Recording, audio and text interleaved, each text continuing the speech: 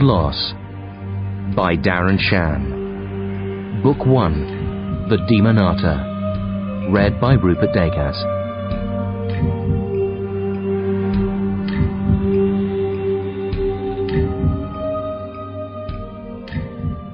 Lord Loss sows all the sorrows of the world. Lord Loss seeds the grief-starched trees. In the center of the web, lowly Lord Loss bows his head. Mangled hands, naked eyes, fanged snakes, his soul line, curled inside like textured sin, bloody, curdled sheets for skin. In the center of the web, vile Lord Loss torments the dead.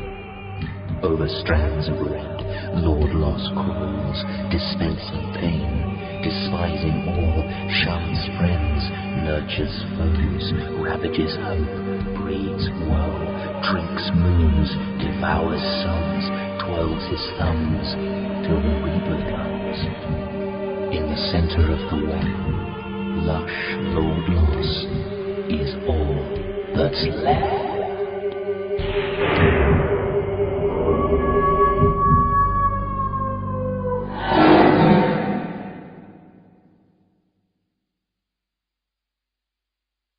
Rat guts.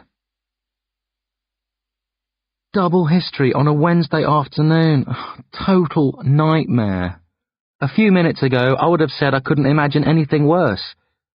But when there's a knock at the door, and it opens, and I spot my mum outside, I realise life can always get worse.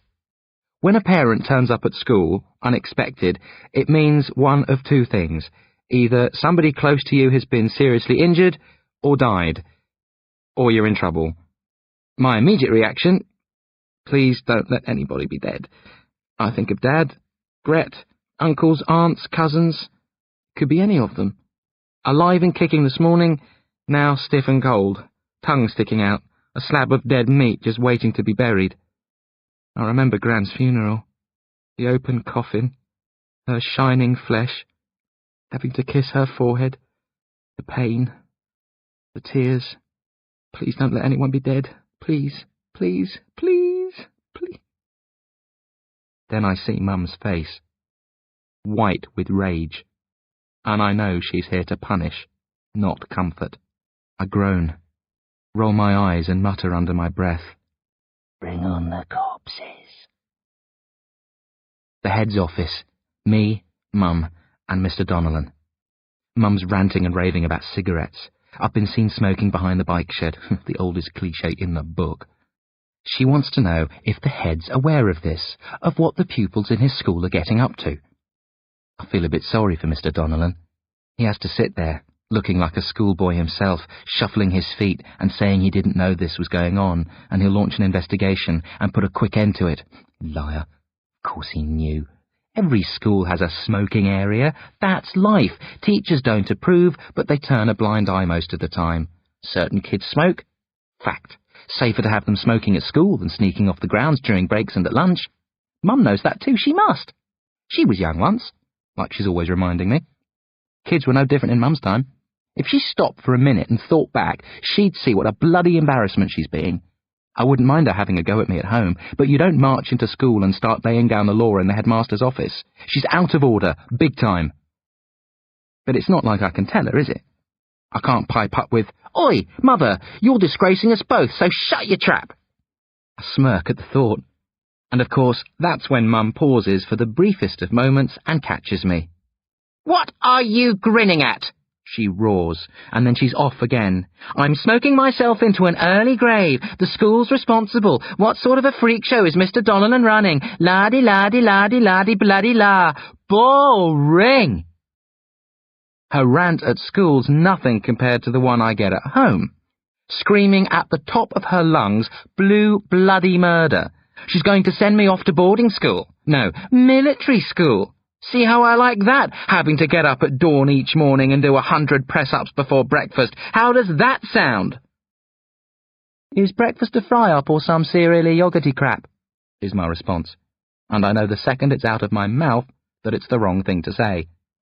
This isn't the time for the famed Grubbs Grady brand of cutting-edge humour. Cue the enraged mum fireworks. Who do I think I am? Do I know how much they spend on me? What if I get kicked out of school? Then the clincher, the one mums all over the world love pulling out of the hat. Just wait till your father gets home. Not as freaked out as Mum, but he's not happy. He tells me how disappointed he is. They've warned me so many times about the dangers of smoking, how it destroys people's lungs and gives them cancer. Smoking's dumb, he says. We're in the kitchen. I haven't been out of it since Mum dragged me home from school early, except to go to the toilet. It's disgusting, antisocial, and lethal. Why do it, Grubbs? I thought you had more sense. I shrug wordlessly. What's there to say? They're being unfair. Of course smoking's dumb. Of course it gives you cancer. Of course I shouldn't be doing it. But my friends smoke. It's cool. You get to hang out with cool people at lunch and talk about cool things, but only if you smoke. You can't be in if you're out. And they know that. Yet here they stand, acting all Gestapo, asking me to account for my actions. How long's he been smoking? That's what I want to know. Mum started referring to me in the third person since Dad arrived. I'm beneath direct mention. Yes, Dad says. How long, Grubbs? I don't know. Weeks? Months? Longer? A few months, maybe, but only a couple a day. If he says a couple, he means at least 5 or 6, Mum snorts. No, I don't, I shout. I mean a couple. Don't raise your voice to me, Mum roars back. Easy, Dad begins, but Mum goes on as if he isn't there. Do you think it's clever, filling your lungs with rubbish, killing yourself? We didn't bring you up to watch you give yourself cancer. We don't need this, certainly not at this time, not when— Enough! Dad shouts, and we both jump. Dad almost never shouts. He usually gets very quiet when he's angry. Now his face is red and he's glaring, but at both of us, not just me. Mum coughs, as if she's embarrassed. She sits, brushes her hair back off her face, and looks at me with wounded eyes. I hate when she pulls her face like this. It's impossible to look at her straight or argue. I want you to stop, Grubbs, Dad says, back in control now. We're not going to punish you. Mum starts to object, but Dad silences her with a curt wave of his hand. But I want your word that you'll stop. I know it won't be easy. I know your friends will give you a hard time, but this is important. Some things matter more than looking cool. Will you promise, Grubbs? He pauses. Of course, that's if you're able to quit. Of course I'm able, I mutter. I'm not addicted or anything. Then will you? For your sake, not ours? I shrug, trying to act like it's no big thing, like I was planning to stop anyway. Sure. If you're going to make that much of a fuss about it, I yawn. Dad smiles, Mum smiles, I smile. Then Gret walks in the back door and she's smiling too, but it's an evil, big sister superior smile. Have we sorted all our little problems out yet? She asks, voice high and fake innocent. And I know instantly, Gret grasped me up to Mum. She found out I was smoking and she told, the cow. As she swishes past, beaming like an angel, I burn fiery holes in the back of her head with my eyes, and a single word echoes through my head like the sound of ungodly thunder. Revenge. I love rubbish dumps. You can find all sorts of disgusting stuff there. The perfect place to go browsing if you want to get even with your annoying traitor of a sister. I climb over mounds of garbage and root through black bags and soggy cardboard boxes. I'm not sure exactly what I'm going to use or in what fashion, so I wait for inspiration to strike. Then, in a small plastic bag, I find 6 dead rats, necks broken, just starting to rot. Excellent! Look out, Gret. Here I come. Eating breakfast at the kitchen table, radio turned down low, listening to the noises upstairs, trying not to giggle, waiting for the outburst. Gret's in her shower. She showers at least twice a day before she goes to school and when she gets back. Sometimes she has one before going to bed, too. I don't know why anybody would bother to keep themselves so clean. I reckon it's a form of madness. Because she's so obsessed with showering, Mum and Dad gave her the ensuite bedroom. They figured I wouldn't mind, and I don't. In fact, it's perfect. I wouldn't have been able to pull my trick if Gret didn't have her own shower, with its very own towel rack. The shower goes off, splatters, then drips, then silence. I tense with excitement. I know Gret's routines inside out. She always pulls her towel down off its rack after she's showered, not before. I can't hear her footsteps, but I imagine her taking the 3 or 4 steps to the towel rack, reaching up, pulling it down, and... on cue, screams galore, a shocked single scream to start, then a volley of them, one running into another. I push my bowl of soggy cornflakes aside and prepare myself for the biggest laugh of the year. Mum and Dad are by the sink, discussing the day ahead. They go stiff when they hear the screams, then dash towards the stairs, which I can see from where I'm sitting. Gret appears before they reach the stairs, crashes out of her room screaming, slapping bloody shreds from our arms, tearing them from her hair. She's covered in red, towel clutched with one hand over her front, even terrified out of her wits. There's no way she's going to come down naked. "What's wrong?" Mum shouts. "What's happening?" "Blood!" Gret screams. "I'm covered in blood! I pulled the towel down! She stops. She spotted me laughing. I'm doubled over. It's the funniest thing I've ever seen. Mum turns and looks at me. Dad does too. They're speechless. Gret picks a sticky pink chunk out of her hair, slowly this time, and studies it. "What did you put on my towel?" she asks quietly.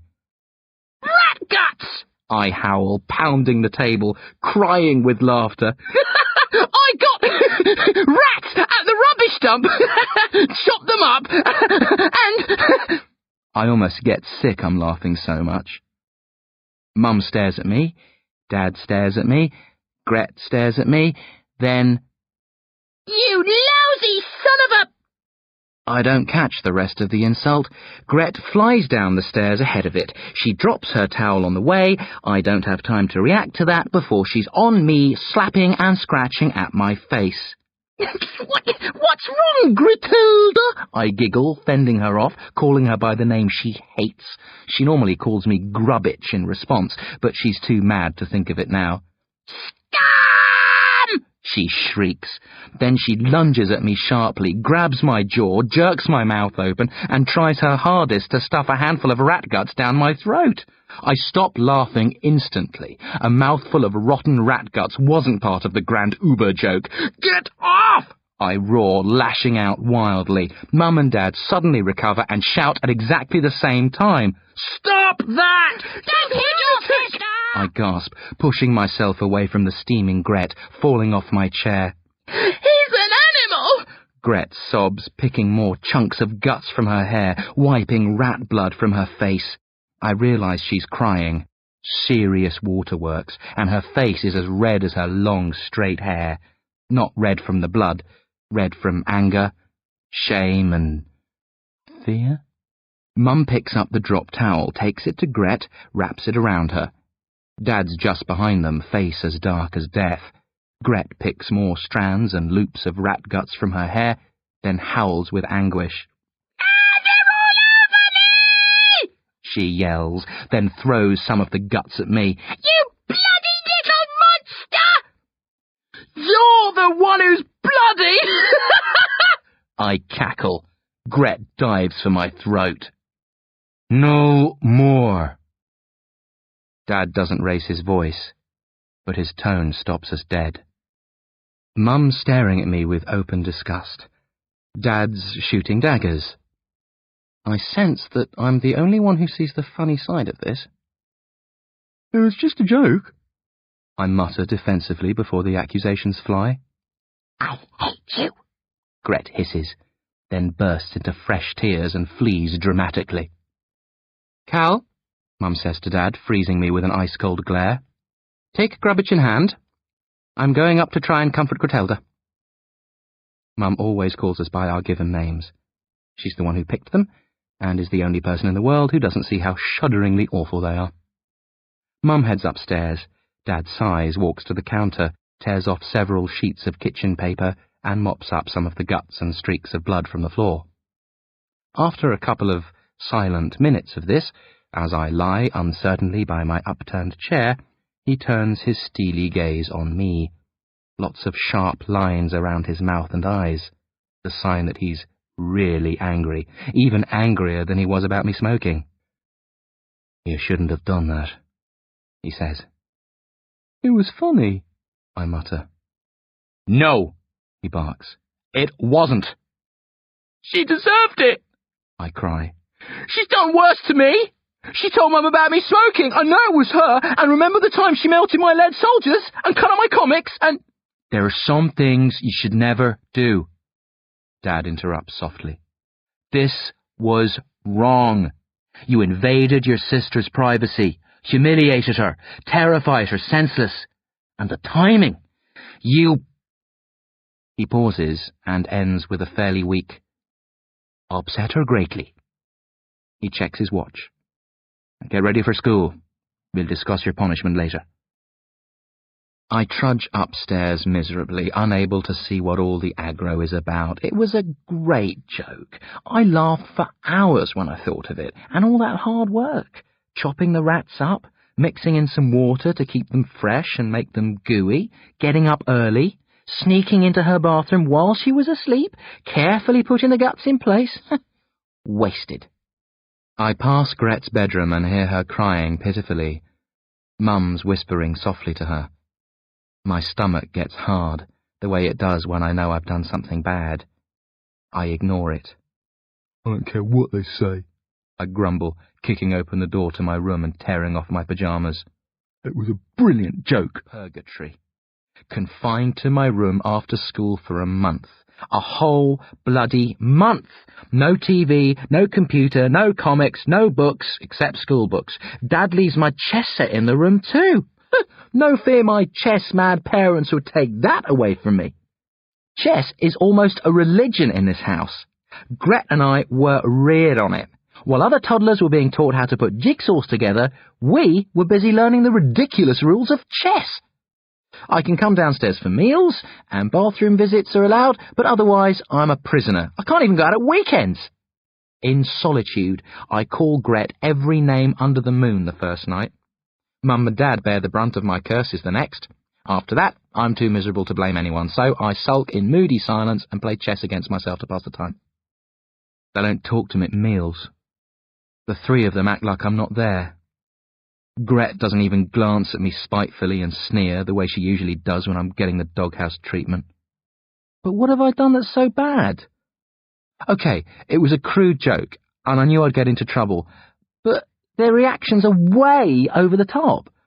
If I'd done something to embarrass Gret in public, fair enough, I'd take what was coming, but this was a private joke just between us. They shouldn't be making such a song and dance about it. Dad's words echo back to me. And the timing. Think about them a lot. And Mum's, when she was having a go at me about smoking, just before Dad cut her short. We don't need this. Certainly not at this time. Not when... What did they mean?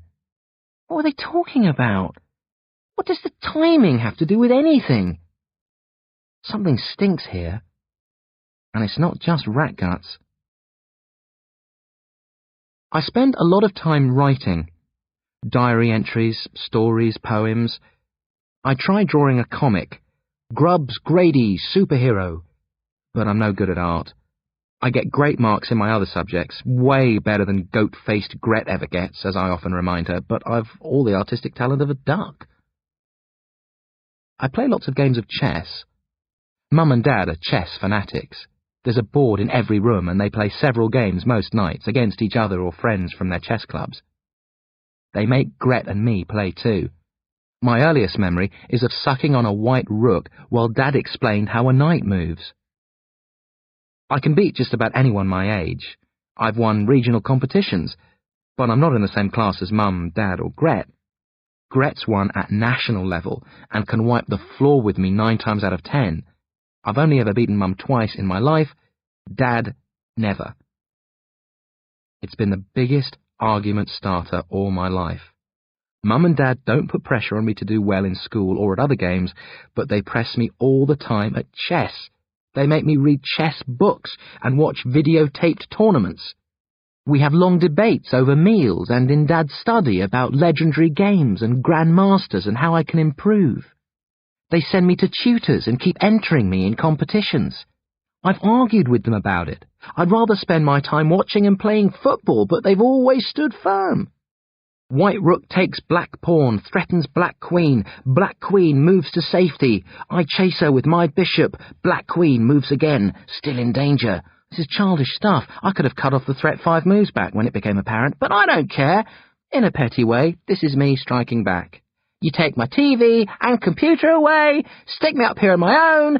Okay, I'm going to learn to play the worst game of chess in the world. See how you like that, Corporal Dad and Commandant Mum. Not exactly Luke Skywalker striking back against the evil Empire by blowing up a Death Star, I know. But hey, we've all got to start somewhere. Stiff, tight, ginger. Dad used to be ginger when he was younger, before the grey set in. Says he was 15 or 16 when he noticed the change. So, if I follow in his footsteps, I've only got a handful or so years of unbroken ginger to look forward to. I like the idea of a few grey hairs. Not a whole head of them like Dad, just a few. And spread out. I don't want a skunk patch. I'm big for my age, taller than most of my friends, and burly. I don't look old, but if I had a few grey hairs, I might be able to pass for an adult in poor light, bluff my way into 18-rated movies. The door opens. Gret, smiling shyly. I'm 19 days into my sentence, full of hate for Gretelda Grotesque. She's the last person I want to see. Get out. I came to make up, she says. Too late. I snarl nastily. I've only got 11 days to go. I'd rather see them out than kiss your... I stop. She's holding out a plastic bag. Something white inside. What's that? I ask, suspiciously. A present to make up for getting you grounded, she says, and lays it on my bed. She glances out the window. The curtains are open. A 3/4 moon lights up the sill. There are some chess pieces on it from when I was playing earlier. Gret shivers, then turns away. Mum and Dad said you can come out. The punishment's over. They've ended it early. She leaves. Bewildered, I tear open the plastic. Inside, a Tottenham Hotspur shirt, shorts and socks. I'm stunned. The Super Spurs are my team, my football champions. Mum used to buy me their latest kit at the start of every season, until I hit puberty and sprouted. She won't buy me any new kits until I stop growing. I outgrew the last one in just a month. This must have cost Gret a fortune. It's the brand new kit, not last season's. This is the first time she's ever given me a present, except at Christmas and birthdays. And Mum and Dad have never cut short a grounding before. They're very strict about making us stick to any punishment they set. What the hell's going on? 3 days after my early release. To say things are strange is the understatement of the decade. The atmosphere's just like it was when Gran died. Mum and Dad wander around like robots, not saying much. Gret mopes in her room or in the kitchen, stuffing herself with sweets and playing chess non-stop. She's like an addict. It's bizarre. I want to ask them about it, but how? Mum, Dad, have aliens taken over your bodies? Is somebody dead and you're too afraid to tell me? Have you all converted to miseryism? Seriously, jokes aside, I'm frightened. They're sharing a secret. Something bad and keeping me out of it. Why? Is it to do with me? Do they know something that I don't? Like maybe... Go on, have the guts, say it. Like maybe... I'm going to die? Stupid? An overreaction? Reading too much into it? Perhaps. But they cut short my punishment. Gret gave me a present. They look like they're about to burst into tears at any given minute. Grubbs Grady? On his way out? A deadly disease I caught on holiday?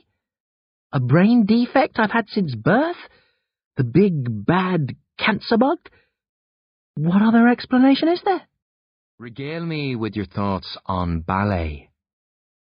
I'm watching football highlights, alone in the TV room with Dad. I cock my ear at the weird, out-of-nowhere question and shrug. Rubbish? I snort. You don't think it's an incredibly beautiful art form? You've never wished to experience it firsthand? You don't want to glide across Swan Lake or get sweet with a nutcracker? I choke on a laugh. Is this a wind-up? Dad smiles. Just wanted to check. I got a great offer on tickets to a performance tomorrow. I bought 3, anticipating your less than enthusiastic reaction, but I could probably get an extra one if you want to tag along. No way! Your loss. Dad clears his throat. The ballet's out of town and finishes quite late. It'll be easier for us to stay in a hotel overnight. Does that mean I'll have the house to myself? I ask excitedly. No such luck, he chuckles. I think you're old enough to guard the fort, but Sharon, Mum, has a different view, and she's the boss. You'll have to stay with Aunt Kate. Oh, not no date, Kate, I groan. Aunt Kate's only a couple of years older than Mum, but lives like a 90-year-old, has a black and white TV, but only turns it on for the news, listens to radio the rest of the time. Couldn't I kill myself instead? I quip. Don't make jokes like that, Dad snaps with unexpected venom. I stare at him, hurt, and he forces a thin smile. Sorry. Hard day at the office. I'll arrange it with Kate then. He stumbles as he exits, as if he's nervous. For a minute there it was like normal, me and Dad messing about, and I forgot all my recent worries. Now they come flooding back. If I'm not for the chop, why was he so upset at my throwaway gag? Curious and afraid, I slink to the door and eavesdrop as he phones Aunt Kate and clears my stay with her. Nothing suspicious in their conversation. He doesn't talk about me as if these are my final days, even hangs up with a cheery toodle pip, a corny phrase he often uses on the phone.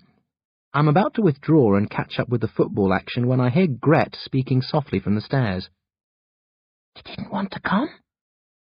No, Dad whispers back. It's all set?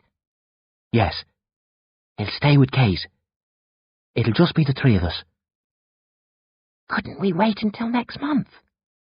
Best to do it now. It's too dangerous to put off. I'm scared, Dad. I know, love. So am I. Silence. Mum drops me off at Aunt Kate's. They exchange some small talk on the doorstep, but Mum's in a rush and cuts the chat short. Says she has to hurry or they'll be late for the ballet. Aunt Kate buys that, but I've cracked their cover story. I don't know what Mum and Co are up to tonight, but they're not going to watch a load of posers in tights jumping around like puppets. Be good for your aunt, Mum says, tweaking the hairs of my fringe. Enjoy the ballet, I reply, smiling hollowly. Mum hugs me, then kisses me. I can't remember the last time she kissed me. There's something desperate about it. I love you, Grabbitch, she croaks, almost sobbing. If I hadn't already known something was very, very wrong, the dread in her voice would have tipped me off. Prepared for it, I'm able to grin and flip back at her Humphrey Bogart style, "Love you too, sweetheart." Mum drives away. I think she's crying. Make yourself comfy in the living room, Aunt Kate simpers. I'll fix a nice pot of tea for us. It's almost time for the news. I make an excuse after the news. Sore stomach, need to rest. Aunt Kate makes me gulp down 2 large spoons of cod liver oil, then sends me up to bed. I wait 5 minutes until I hear Frank Sinatra crooning. No Date Kate loves old Blue Eyes and always manages to find him on the radio. When I hear her singing along to some corny ballad, I slip downstairs and out the front door. I don't know what's going on, but now that I know I'm not set to go toes up, I'm determined to see it through with them. I don't care what sort of mess they're in. I won't let Mum, Dad and Gret freeze me out, no matter how bad it is. We're a family. We should face things together. That's what Mum and Dad always taught me. Padding through the streets, covering the 6 kilometres home as quickly as I can. They could be anywhere, but I'll start with the house. If I don't find them there, I'll look for clues to where they might be. I think of Dad saying he's scared, Mum trembling as she kissed me, Gret's voice when she was on the stairs. My stomach tightens with fear. I ignore it, jog at a steady pace, and try spitting the taste of cod liver oil out of my mouth. Home. I spot a chink of light in Mum and Dad's bedroom, where the curtains just fail to meet. It doesn't mean they're in. Mum always leaves a light on to deter burglars. I slip around the back and peer through the garage window. The car's parked inside. So they're here. This is where it all kicks off, whatever it is. I creep up to the back door. Crouch. Poke the dog flap open. Listen for sounds. None. I was 8 when our last dog died. Mum said she was never allowing another one inside the house. They always got killed on the roads and she was sick of burying them. Every few months, Dad says he must board over the dog flap or get a new door, but he never has. I think he's still secretly hoping she'll change her mind. Dad loves dogs. When I was a baby, I could crawl through the flap. Mum had to keep me tied to the kitchen table to stop me sneaking out of the house when she wasn't looking. Much too big for it now, so I fish under the pyramid-shaped stone to the left of the door and locate the spare key. It shouldn't be.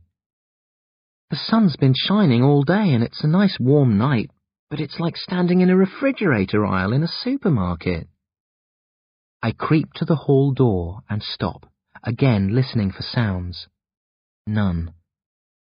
Leaving the kitchen, I check the TV room, Mum's fancily decorated living room, off limits to Gret and me except on special occasions, and Dad's study. Empty. All as cold as the kitchen. Coming out of the study, I notice something strange and do a double-take.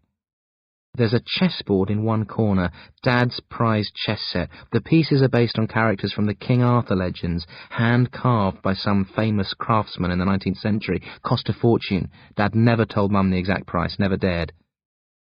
I walk to the board. Carved out of marble, 10 centimetres thick. I played a game with Dad on its smooth surface just a few weeks ago. Now it's scarred by deep, ugly gouges, almost like fingernail scratches, except no human could drag their nails through solid marble. And all the carefully crafted pieces are missing.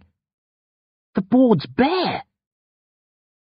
Up the stairs, sweating nervously, fingers clenched tight.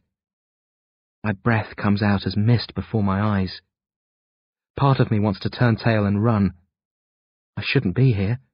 I don't need to be here. Nobody would know if I backed up and...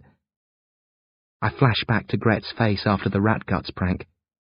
Her tears, her pain, her smile when she gave me the Tottenham kit. We fight all the time, but I love her deep down, and not that deep either. I'm not going to leave her alone with Mum and Dad to face whatever trouble they're in. Like I told myself earlier, we're a family. Dad's always said families should pull together and fight as a team. I want to be part of this, even though I don't know what this is, even though Mum and Dad did all they could to keep me out of this, even though this terrifies me senseless. The landing. Not as cold as downstairs. I try my bedroom. Then Gret's. Empty. Very warm. The chess pieces on Gret's board are also missing. Mine haven't been taken, but they lie scattered on the floor, and my board has been smashed to splinters. I edge closer to Mum and Dad's room. I've known all along that this is where they must be. Delaying the moment of truth. Gret likes to call me a coward when she wants to hurt me. Big as I am, I've always gone out of my way to avoid fights. I used to think, fear, she might be right. Each step I take towards my parents' bedroom proves to my surprise that she was wrong. The door feels red hot, as though a fire is burning behind it. I press an ear to the wood. If I hear the crackle of flames, I'll race straight to the phone and dial 999. But there's no crackle, no smoke. Just deep, heavy breathing. curious dripping sound. My hand's on the doorknob. My fingers won't move. I keep my ear pressed to the wood, waiting, praying. A tear trickles from my left eye. It dries on my cheek from the heat. Inside the room, somebody giggles, low, throaty, sadistic. Not Mum, Dad, or Gret. There's a ripping sound, followed by snaps and crunches. My hand turns. The door opens. Hell is revealed.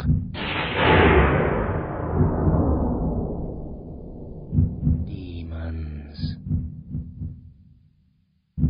Blood everywhere, nightmarish splashes and gory pools, wild streaks across the floor and walls. Except the walls aren't walls. I'm surrounded on all four sides by webs, millions of strands thicker than my arms, some connecting in orderly designs, others running chaotically apart. Many of the strands are stained with blood. Behind the layer of webs, more layers, banks of them stretching back as far as I can see. Infinite. My eyes snap from the walls. I make quick mental thumbnails of other details. Numb, functioning like a machine. The dripping sound. A body hanging upside down from the webby ceiling in the centre of the room. No head. Blood drops to the floor from the gaping red O of the neck. Even without the head, I recognize him. Dad! I scream, and the cry almost rips my vocal cords apart. To my left, an obscene creature spins round and snarls. It has the body of a very large dog, the head of a crocodile. Beneath it, motionless, Mum, or what's left of her. A dreadful howl to my right. Gret! Sitting on the floor, staring at me, weaving sideways, her face white, except where it's smeared with blood. I start to call to her. She half turns, and I realise that she's been split in two. Something's behind her, in the cavity at the back, moving her like a hand puppet. Something pushes Gret away. It's a child, but no child of this world. It has the body of a 3-year-old with a head much larger than any normal person's. Pale green skin, no eyes. A small ball of fire flickers in each of its empty sockets. No hair, yet its head is alive with movement. As the hell child advances, I see that the objects are cockroaches, living, feeding on its rotten flesh. The crocodile dog moves away from Mum and also closes in on me, exchanging glances with the monstrous child who's narrowing the gap. I can't move. Fear has seized me completely. I look from Mum to Dad to Gret, all red, all dead. Impossible. This isn't happening. A bad dream. It must be. But even in my very worst nightmare, I never imagined anything like this. I know that it's real simply because it's too awful not to be.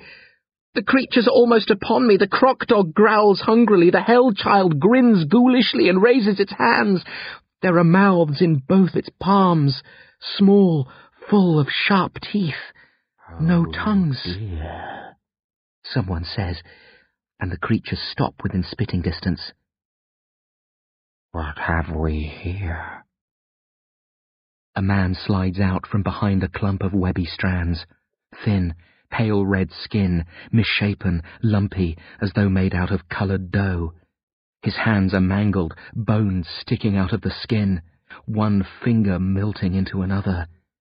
Bald, strange eyes, no white, just a dark red iris and an even darker pupil.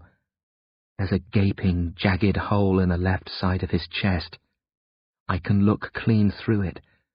Inside the hole, snakes, Dozens of tiny, hissing, coiled serpents with long, curved fangs. The hell child shrieks and reaches towards me. The teeth in its small mouths are eagerly snapping open and shut. "Stop, artery!" The man, the monster, says commandingly and steps towards me. No, he doesn't step, he glides. He has no feet. The lumpy flesh of his lower legs ends in sharp strips which don't touch the floor. He's hovering in the air.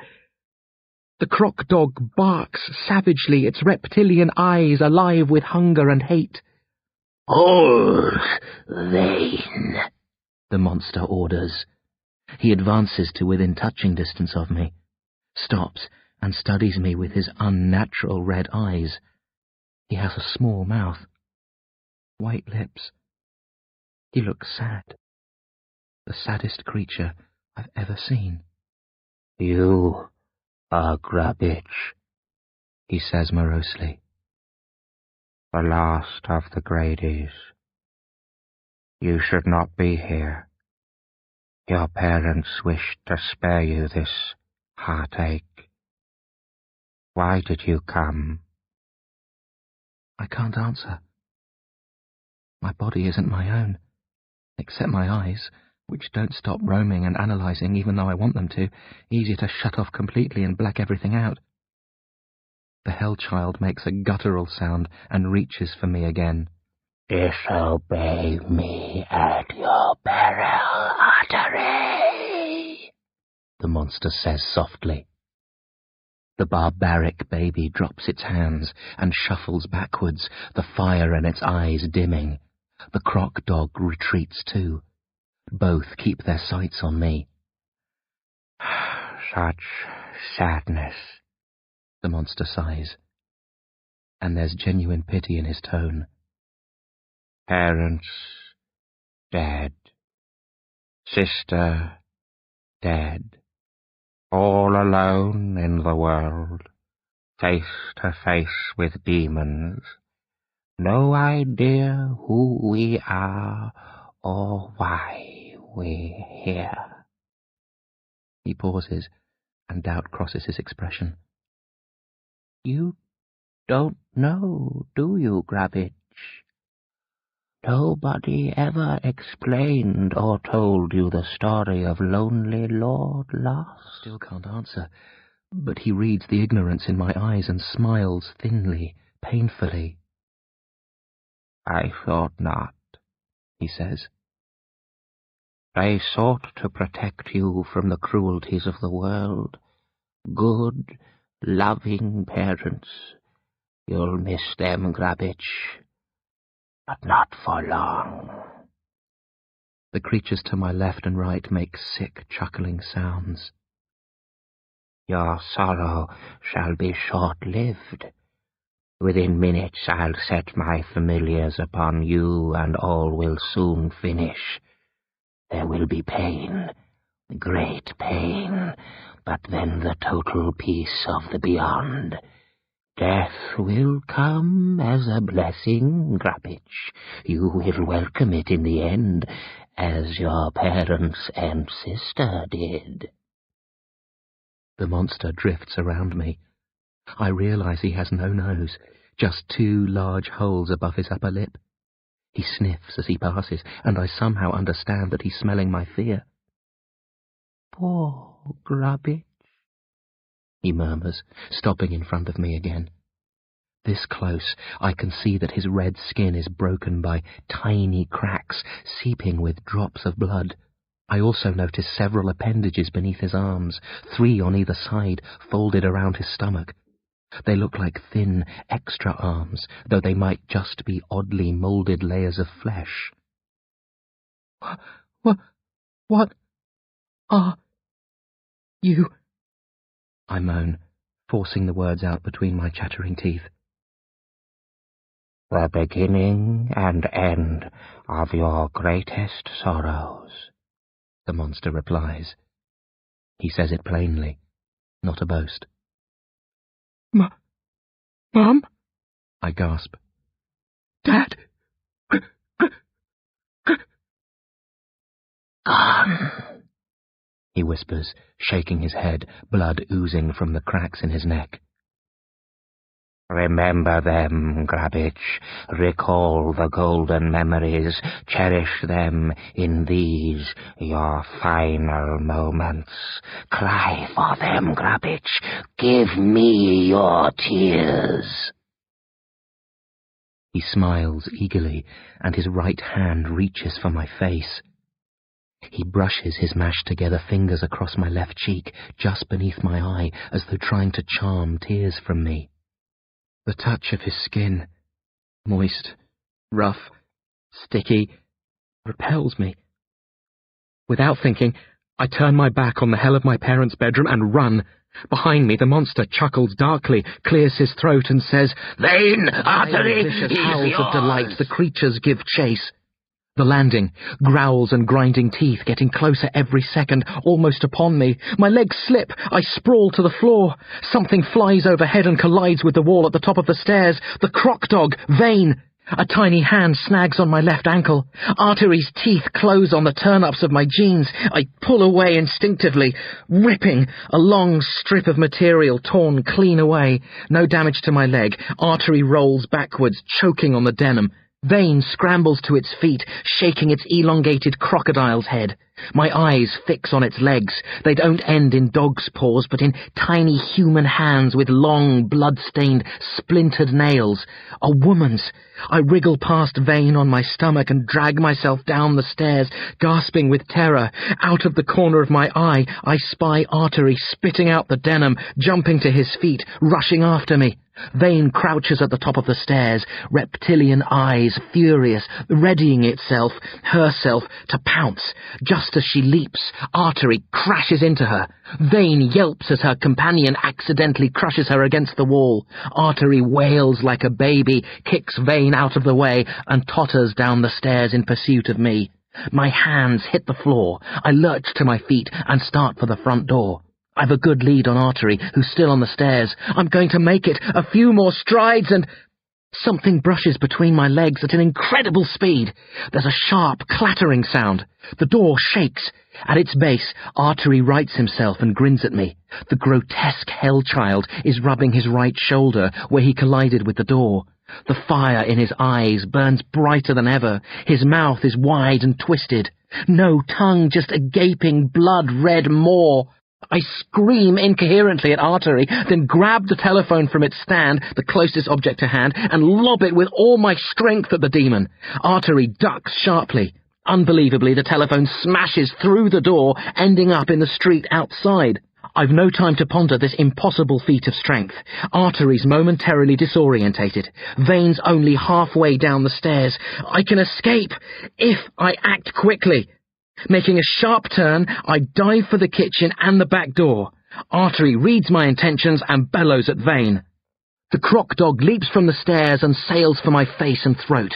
I bring up an arm and swat her away. Vane's nails catch on my arm, rip through the material of my shirt, and make 3 deep gouges in the flesh of my forearm. Yelling with pain, I kick out at the demon's crocodile head. My foot hits it just beneath the tip of its snout. Vane's head snaps back and she tumbles away with a grunt. I don't stop to check on Artery. I burst through to the kitchen and throw myself at the door. My fingers tighten on the handle. I twist. The wrong way! Reverse the movement. A click. The door opens and slams shut again as Artery rams it. The force of the demon banging into the door knocks me aside. I roll out of harm's immediate way. When I sit up, Artery has recovered and is standing in front of the door, legs and arms spread, 3 sets of teeth glinting in the glow of the red light cast by the fire of his eyeless sockets. I back away on my knees from the green-skinned hell-child. Stop! Growling to my rear. A panicked glance. Vane closing in, blocking my retreat. I'm caught between them. Artery's smiling. He knows I'm finished. A cockroach topples from his head, lands on its back, rights itself. It starts to scuttle away. Artery steps on the roach and crushes it, holds his foot up to me so that I can see the insect's smeared remains, laughs evilly. A snapping sound behind me, the stench of blood and decay. Vein almost upon me. Artery hisses. He wants to join in the bloodshed, but he's wary. Won't desert his post. Better to stay and watch Vein kill me than go for the kill himself and leave the door unguarded. I sense the demon's fear of the one upstairs. He called these two his familiars. That means he's their master. Vein butts me in the back with her leathery snout, growls throatily. It's over. I'm finished. Dead. Like Mum and Dad and... No! I roar, startling the demons. My thoughts flash on the telephone, smashing through the sturdy wood of the front door, and Artery and the speed with which he moved. My eyes fix on the dog flap, much too small to fit through, but I don't think of that. I focus only on escape. I bring my legs up, come to a half crouch, propel myself at the dog flap as Vein snaps for me with her teeth. I fly through the air faster than any human should or could. The fire in Artery's sockets flares with alarm. The demon snaps his tiny legs together. Too late! Before they close, I'm through, fingers pushing the dog flap up out of the way, arms, body and legs following, shrieks and howls behind, but they can't harm me now. I'm flying! Outside! Soaring arms spread like wings. Exhilaration. Magic. Momentary delight. I feel invincible, like a... Smash! The backyard fence cuts short my flight. I hit the ground hard, come up groaning and wheezing, right elbow cut where I rocketed off the rough wood of the fence. Woozy, I stagger to my feet, feel sick. I remember the demons. My eyes snap to the dog flap. I turn to run, then stop. No sign of them. Ordinary night silence. They aren't following. I stare at the dog flap. Tiny. Then at my arms and legs. The 3 red ravines gouged out by Vein. My shirt and jeans ripped from where the demon snagged me. My left shoe missing. It must have come off mid-flight. But otherwise, I'm unharmed. No way! Even if the dog flap had been bigger, I couldn't have dived through it at that speed without scraping myself raw. How did... All questions die unvoiced as I recall the horror show of the bedroom. Mum! I sob, staggering towards the back door. I pause with my hand on the handle. Almost turn it. Can't. I get down on my knees, cautiously poke open the dog flap, peer into the kitchen. No demons, but the many bloody prints on the tiles are proof I didn't imagine the chase. On my feet. Again I try to enter. Again I can't bring myself to do it. Memories too terrifying. The demons too threatening. If I could help my family, perhaps it would be different. But they're dead. All of them. And I have too much sense, or not enough courage, to risk my life for a trio of corpses. Stepping back from the door, I stare up at the house. It looks like all the others from the outside. No webs, no blood, normal walls and windows. Gret, I mutter mindlessly. I never said sorry for the rat guts. I think about that for a moment, stunned, sluggish. Then I raise my face, open my mouth, and scream. It's a wordless scream. Pure hatred, pure sorrow. It builds from somewhere deep within me and bursts forth with the same impossible force I summoned when lobbing the telephone at Artery and diving through the dog flap. The glass in the windows shatters and explodes inwards, ripping curtains to shreds, littering floors with jagged, transparent shards. The glass in the houses to either side also explodes, and in the nearby cars and street lamps. I scream as long as I can, perhaps a full minute, without pause. Then lapse into a silence as all-encompassing as the scream. It's an isolated silence, almost solid. No sounds trickle out, and none penetrate. After a while, people emerge from the neighbouring houses, shaken, making their cautious way to the source of the insane howl. I see their mouths moving, but I don't hear their questions or their cries when they enter my house and come racing out shortly after, faces white, eyes filled with terror. I'm in a world of my own, a world of webs and blood, demons and corpses, nightmares and terror. The name of the world from this night on: home.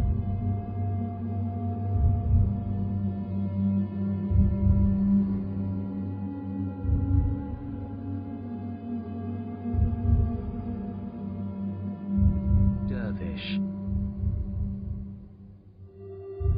Lost, spiralling time, muddled happenings, flitting in and out of reality, momentarily here, then gone, reclaimed by madness and demons.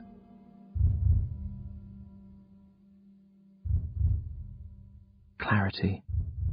A warm room. Police officers. I'm wrapped in blankets. A man with a kind face offers me a mug of hot chocolate. I take it. He's asking questions. His words sail over and through me. Staring into the dark liquid of the mug, I begin to fade out of reality. To avoid the return to nightmares, I lift my head and focus on his moving lips. For a long time, nothing. Then whispers. They grow. Like turning up the volume on the TV. Not all his words make sense. There's a roaring sound inside my head, but I get his general drift. He's asking about the murders. Demons, I mutter. My first utterance since my soul-wrenching cry. His face lights up and he snaps forward. More questions, quicker than before, louder, more urgent. Amidst the babble, I hear him ask, "Did you see them?" "Yes," I croak. "Demons." He frowns. Ask something else. I tune out. The world flames at the edges. A ball of madness condenses around me, trapping me, devouring me, cutting off all but the nightmares. A different room, different officers, more demanding than the last one, not as gentle, asking questions loudly, facing me directly, holding my head up until our eyes meet and they have my attention. One holds up a photograph. Red, a body torn down the middle. "Grit," I moan. "I know it's hard," an officer says, sympathy mixed with impatience. "But did you see who killed her?" "Demons," I sigh. "Demons don't exist, Grubs," the officer growls. "You're old enough to know that. Look, I know it's hard," he repeats himself. "But you have to focus. You have to help us find the people who did this." "You're our only witness, Grubs," his colleague murmurs. "You saw them. Nobody else did. We know you don't want to think about it right now, but you have to for your parents. For Gret." The other cop waves the photo in my face again. "Give us something. Anything," he pleads. "How many were there? Did you see their faces, or were they wearing masks? How much of it did you witness? Can you—" Fading. Bye-bye, officers. Hello, horror. Screaming. Deafening cries. Looking around, wondering who's making such a racket and why they aren't being silenced. Then I realize it's me screaming. In a white room, hands bound by a tight white jacket. I've never seen a real one before, but I know what it is. A straitjacket. I focus on making the screams stop, and they slowly die away to a whimper. I don't know how long I've been roaring, but my throat's dry and painful as though I've been testing its limits for weeks without pause. There's a hard plastic mug set in a holder on a small table to my left. A straw sticks out of it. I ease my lips around the head of the straw and swallow. Flat Coke. It hurts going down, but after a couple of mouthfuls, it's wonderful. I study my cell. Padded walls. Dim lights. A steel door with a strong plastic panel in the upper half instead of glass. I stumble to the panel and stare out. Can't see much. The area beyond is dark, so the plastic's mostly reflective. I study my face in the makeshift mirror. My eyes aren't my own. Bloodshot, wild, rimmed with black circles, lips bitten to tatters, scratches on my face, self-inflicted, hair cut short, tighter than I'd like, a large purple bruise on my forehead. A face pops up close on the other side of the glass. I fall backwards with fright. The door opens and a large, smiling woman enters. "It's okay," she says softly. "My name's Leah. I've been looking after you." Where am I? I gasp. "Someplace safe," she replies. She bends and touches the bruise on my forehead with two soft, gentle fingers. "You've been through hell, but you're okay now. It's all uphill from here. Now that you've snapped out of your delirium, we can work on—" I lose track of what Leah's saying. Behind her in the doorway I imagine a pair of demons, vein and artery. The sane part of me knows they aren't real, just visions, but that part of me has no control over my senses anymore. Backing up against one of the padded walls, I stare blankly at the make-believe demons as they dance around my cell, making crude gestures and mimed threats. Leah goes on talking. The imaginary vein and artery go on dancing. I slip back into the shell of my nightmares, almost gratefully. In and out. Quiet moments of reality. Sudden flashes of insanity and terror. I'm being held in an institute for people with problems. That's all any of my nurses will tell me. No names. No mingling with the other patients. White rooms. Nurses. Leah, Kelly, Tim, Alita, Amelia, and others, all nice, all concerned, all unable to coax me back from my nightmares when they strike. Doctors with names which I don't bother memorizing. They examine me at regular intervals, make notes, ask questions. What did you see? What do the killers look like? Why do you insist on calling them demons? You know demons aren't real. Who are the real killers? One of them asks if I committed the murders. She's a grey-haired, sharp-eyed woman, not as kindly as the rest. The bad doctor to their good doctors. She presses me harder as the days slip by, challenges me, shows me photos which make me cry. I start calling her Dr. Slaughter, but only to myself, not out loud. When she comes with her questions and cold eyes, I open myself to the nightmares, always hovering on the edges, eager to embrace me, and lose myself to the real world. After a few of these intentional fade-outs, they obviously decide to abandon the shock tactics, and that's the last I see of Dr. Slaughter, or disappearing into nightmares. No ordinary time, no lazy afternoons or quiet mornings. The murders impossible to forget, grief and fear tainting my every waking and sleeping moment. Routines are important according to my doctors and nurses who wish to put a stop to my nightmarish withdrawals. They're trying to get me back to real time. They surround me with clocks, make me wear 2 watches, stress the times at which I'm to eat and bathe, exercise and sleep. Lots of pills and injections. Leah says it's only temporary to calm me down. Says they don't like dosing patients here. They prefer to talk us through our problems, not make us forget them. The drugs numb me to the nightmares, but also to everything else. Impossible to feel interest or boredom, excitement or despair. I wander around the hospital. I have a free run now that I'm no longer violent. In a daze, zombified, staring at clock faces, counting the seconds until my next pill. Off the pills, coming down hard, screaming fits, fighting the nurses, craving numbness, needing pills. They ignore my screams and pleas. Leah explains what's happening. I'm on a long-term treatment plan. The drugs put a stop to the nightmares and anchored me in the real world. Step 1. Now I have to learn to function in it as a normal person, free of medicinal depressants. Step 2. I try explaining my situation to her. My nightmares won't ever go away because the demons I saw were real, but she refuses to listen. Nobody believes me when I talk about the demons.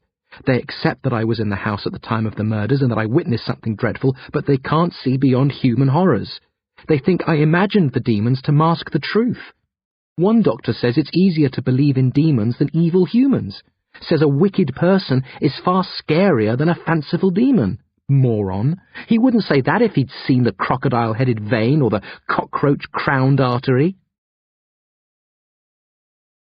Gradual improvement. I lose my craving for drugs and no longer throw fits, but I don't progress as quickly as my doctors anticipated.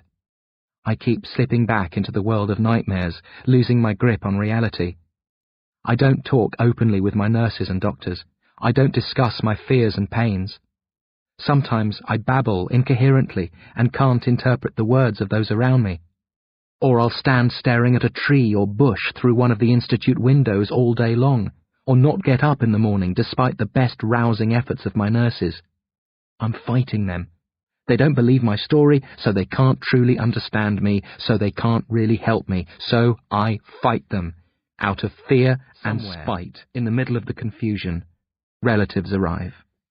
The doctors want me to focus on the world outside this institute. They think the way to do that is to reintroduce me to my family, break down my sense of overwhelming isolation. I think the plan is for the visitors to fuss over me so that I want to be with them, so I'll then play ball with the doctors when they start in with their questions. Aunt Kate's the first. She clutches me tight and weeps, talks about Mum, Dad, and Gret non-stop, recalling all the good times that she can remember, begs me to let the doctors help me, to talk with them so I can get better and go home and live with her. I say nothing, just stare off into space and think about Dad hanging upside down. Aunt Kate leaves less than an hour later, still sobbing. More relatives drop in during the following days and weeks, rounded up by the doctors. Aunts, uncles, cousins, both sides of the family tree. Some are old acquaintances. Some I've never seen before. I don't respond to any of them. I can tell they're just like the doctors. They don't believe me. Lots of questions from my carers. Why don't I talk to my relatives? Do I like them? Are there others I prefer? Am I afraid of people? How would I feel about leaving here and staying with one of the well-wishers for a while? They're trying to ship me out. It's not that they're sick of me, just step 3 on my path to recovery. Since I won't rally to their calls in here, they hope that a taste of the real world will make me more receptive. I haven't developed any great insights into the human way of thinking. I know all this because Leah and the other nurses tell me. They say it's good for me to know what they're thinking, what their plans are. I do my best to give them what they want. I'd love if they could cure me, but it's difficult. The relatives remind me of what happened. They can't act naturally around me. They look at me with pitying, sometimes fearful expressions, but I try. I listen. I respond. After much preparation and discussion, I spend a weekend with Uncle Mike and his family. Mike is Mum's younger brother. He has a pretty wife, Rosetta, and 3 children, 2 girls and a boy. Gret and I stayed with them a few times in the past when Mum and Dad were away on holidays. They try hard to make me feel welcome. Connor, Mike's son, is 10 years old. He shows me his toys and plays computer games with me. He's bright and friendly, talks me through his comics collection and tells me I can pick out any 3 issues I like and keep them. The girls, Lisa and Laura, are 7 and 6. Gigglish. Not sure why I'm here or aware of what happened to me, but they're nice. They tell me about school and their friends. They want to know if I have a girlfriend. Saturday goes well. I feel Mike's optimism. He thinks this will work, that I'll return to my senses and pick up my life as normal. I try to believe salvation can come that simply, but inside I know I'm deluding myself. Sunday. A stroll in the park. Playing with Lisa and Laura on the swings, pushing them high. Rosetta close by, keeping a watchful eye on me. Mike on the roundabout with Connor. Once off! Laura shouts. I stop her, and she hops to the ground. Look what I saw! She yells gleefully and rushes over to a bush at the side of the swings. I follow. She points to a dead bird, small, young, its body ripped apart, probably by a cat. Cool! Lisa gasps, coming up behind. No, it's not, Rosetta says, wandering over. It's sad. Can we take it home and bury it? Lisa asks. I don't know, Rosetta frowns. It looks like it's been... Demons killed my parents and sister, I interrupt calmly. The girls stare at me with round, wide eyes. One of them ripped my dad's head clean off. Blood was pouring out like from a tap. Grubbitch, I don't think... Rosetta says. One of the demons had the body of a child, I continue, unable to stop. It had green skin and no eyes. Instead of hair, its head was covered with cockroaches. That's enough, Rosetta snaps. You're terrifying the girls. I won't... The cockroaches were alive. They were eating the demon's flesh. If I'd looked closely enough, I'm sure I'd have seen its brains. Rosetta storms off, Lisa and Laura in tow. Laura's crying. I gaze sadly at the dead bird. Nightmares gather around me. Imagined demonic chuckles. The last thing I see in the real world. Mike marching towards me, torn between concern and fury. The Institute. Days, weeks, months, later. Lots of questions. Why did you say that to the girls? Do you want to hurt other people? Are you angry, sad, scared? Would you like to visit somebody else? I don't answer, or else I grunt in response.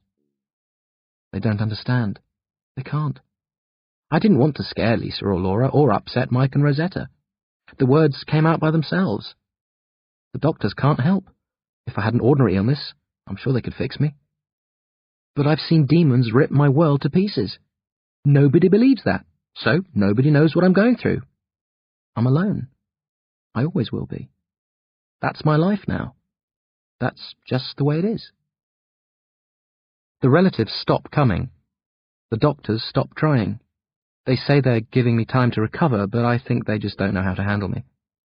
Long periods by myself, walking, reading, thinking. Tired most of the time, headaches. Imaginary demons everywhere I look. Hard to keep food down. Growing thin.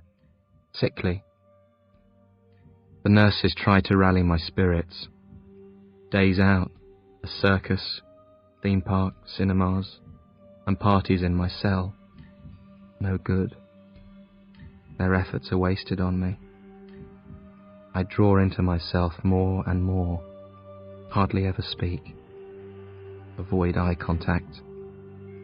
Fingers twitch, and head twists with fear at the slightest alien sound. Getting worse. Going downhill. There's talk of new pills.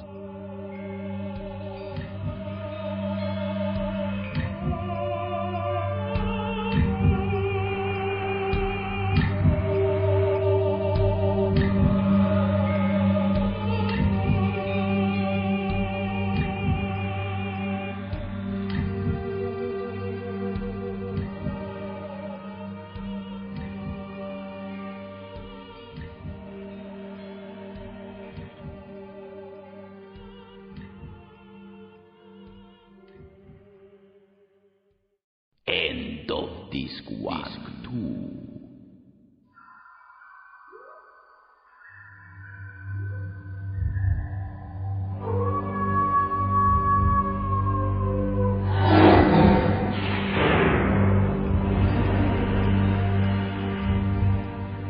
A visitor.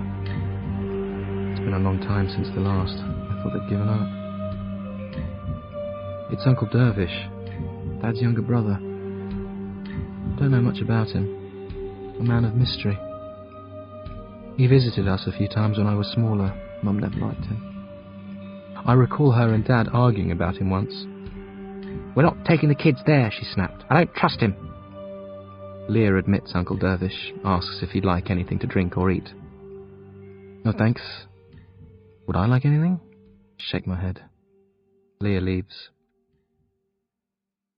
Dervish Grady is a thin, lanky man, bald on top, grey hair at the sides, a tight grey beard, pale blue eyes.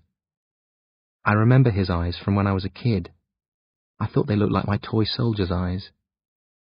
I asked him if he was in the army. He laughed. He's dressed completely in denim, jeans, shirt, jacket. He looks ridiculous. Gret used to say Denham looks naff on anyone over the age of 30. She was right.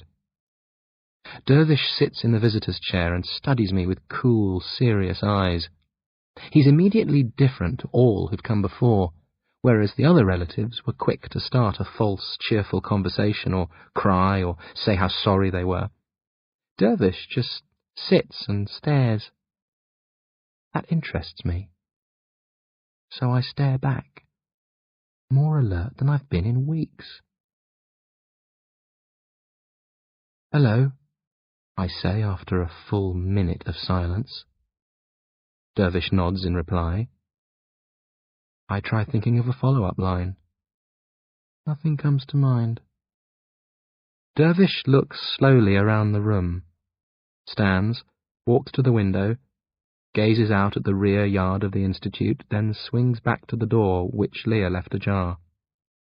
He pokes his head out, looks left and right, closes the door, returns to the chair and sits, unbuttons the top of his denim jacket, slides out 3 sheets of paper, holds them face down. I sit upright, intrigued but suspicious. Is this some new ploy of the doctors? Have they fed Dervish a fresh set of lines and actions in an attempt to spark my revival? I hope this isn't a Rorschach test. I grin weakly. I've enough ink blots to last me. Dervish turns a sheet over and I stop dead. It's a black and white drawing of a large dog with a crocodile's head and human hands.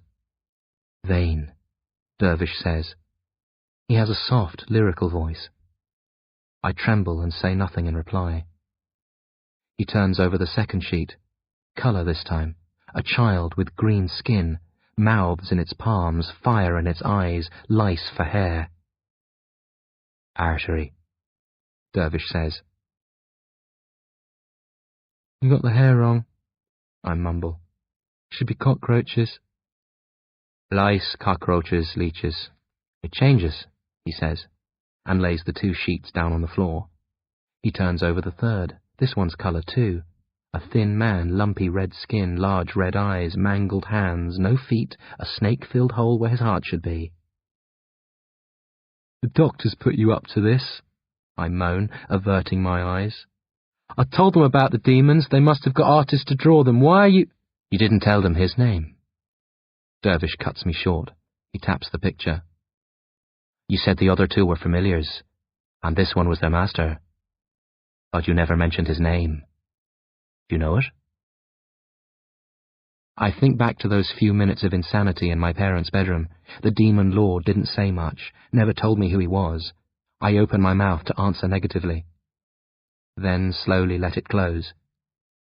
No, he did reveal his identity. I can't remember when exactly, but somewhere in amongst the madness there was mention of it. I cast my thoughts back, zone in on the moment. It was when he asked if I knew why this was happening, if my parents had ever told me the story of... Lord Loss, Dervish says, a split second before I blurt it out. I stare at him, uncertain, terrified. I know the somehow demons were excited, real, Dervish murmurs, picking up the pictures and placing them back inside his jacket, doing up his buttons. He stands. If you want to come live with me, you can, but you'll have to sort out the mess you're in first. The doctors say you won't respond to the questions. They say they know how to help you, but that you won't let them. They don't believe me, I cry. How can they cure me when they think I'm lying about the demons? The world's a confusing place, Dervish says. I'm sure your parents told you always to tell the truth. And most of the time that's good advice, but sometimes you have to lie. He comes over and bends so his face is in mine. These people want to help you, Grubbage. And I believe they can. But you're going to have to help them. You'll have to lie. Pretend demons don't exist. Tell them what they want to hear. You have to give a little to get a little. Once you remove that barrier, they can go to work on fixing your brain, on helping you deal with the grief. Then, when they've done all they can, you can come to me, if that's what you want, and I'll help you with the rest.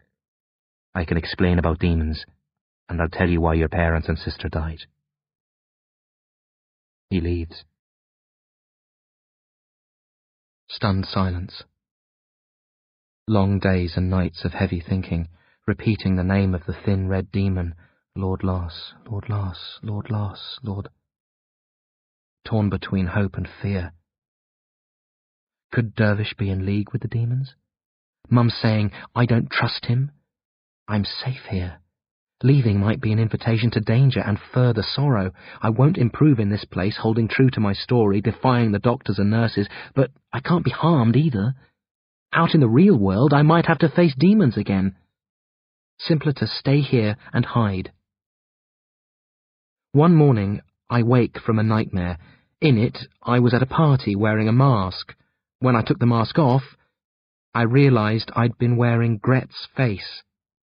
Sitting up in bed, shaking, crying, I stare out the window at the world beyond.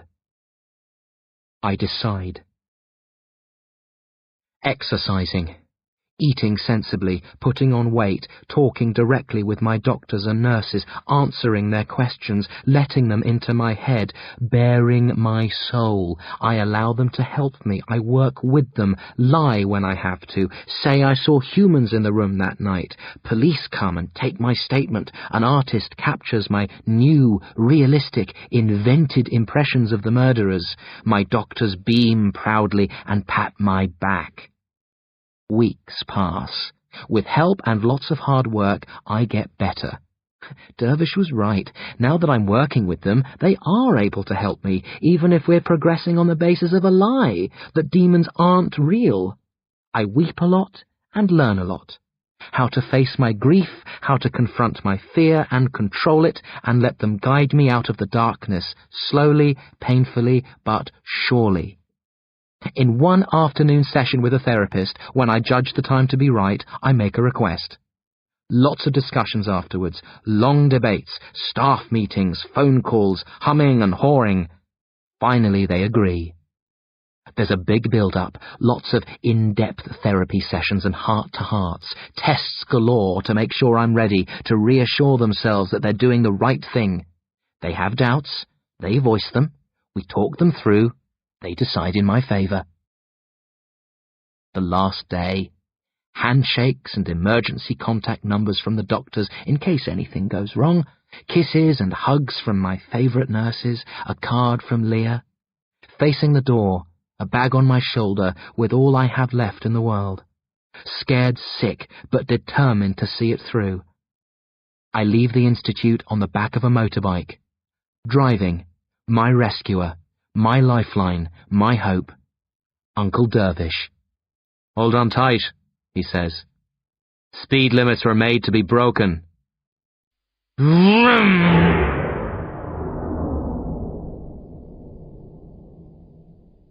Grand Tour. Dervish drives like a madman, 100 miles an hour, howling wind, blurred countryside, no chance to talk or study the scenery. I spend the journey with my face pressed between my uncle's shoulder blades, clinging on for dear life.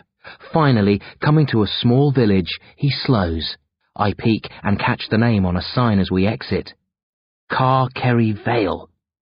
Carkerry Vale, I murmur. It's pronounced Car Sherry, Dervish grunts.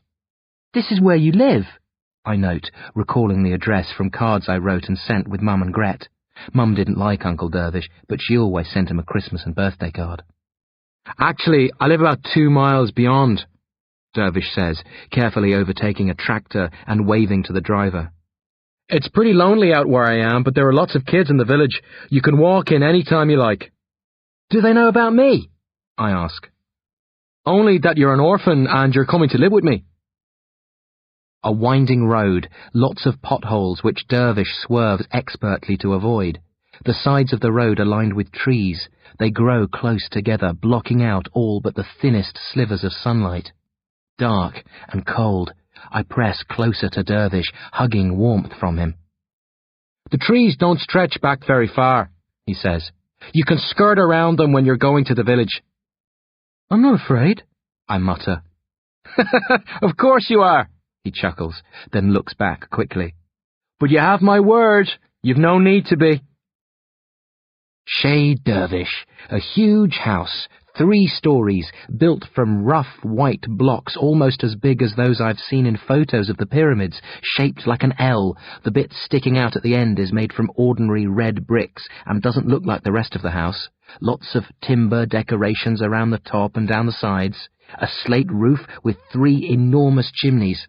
The roof on the brick section is flat and the chimneys tiny in comparison with the others. The windows on the lower floor run from the ground to the ceiling. The windows on the upper floors are smaller, round, and feature stained glass designs. On the brick section, they're very ordinary. "It's not much," Dervish says wryly, "but it's home." "This place must have cost a fortune," I gasp, standing close to the motorbike, staring at the house, almost afraid to venture any nearer. "Not really," Dervish says. "It was a wreck when I bought it. No roof or windows. The interior destroyed by exposure to the elements. The lower floor was used by a local farmer to house pigs.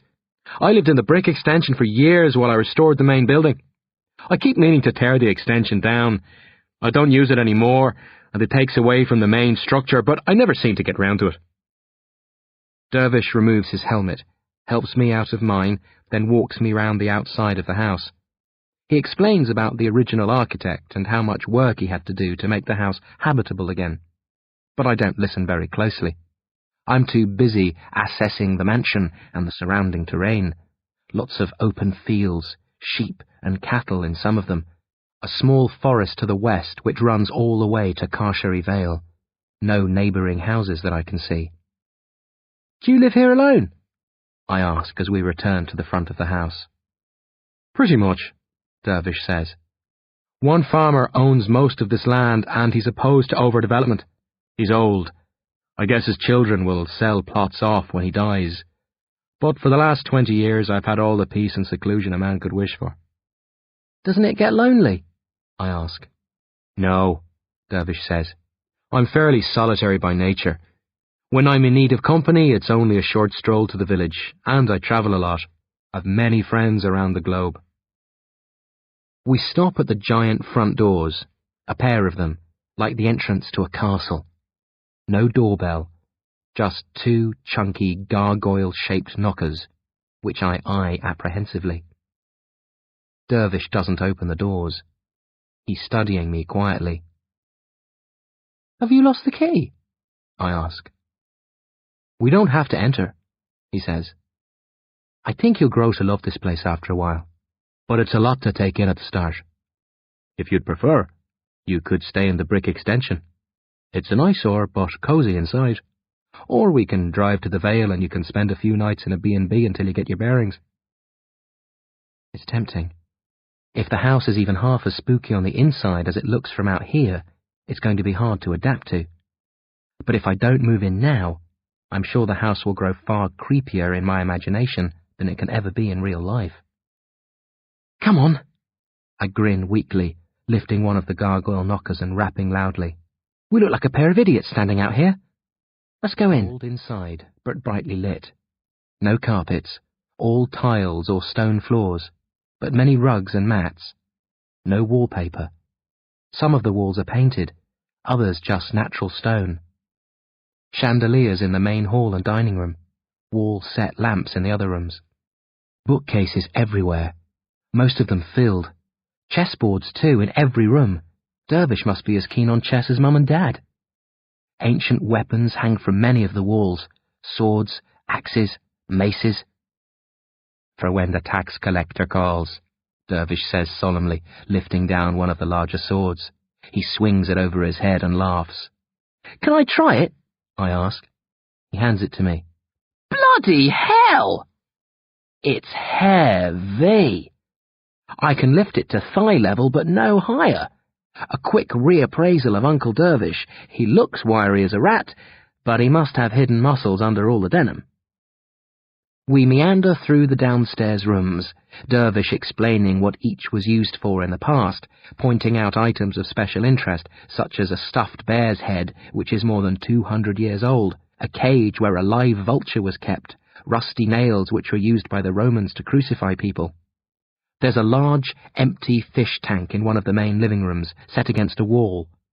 Dervish pauses at it and taps the frame with his fingernails.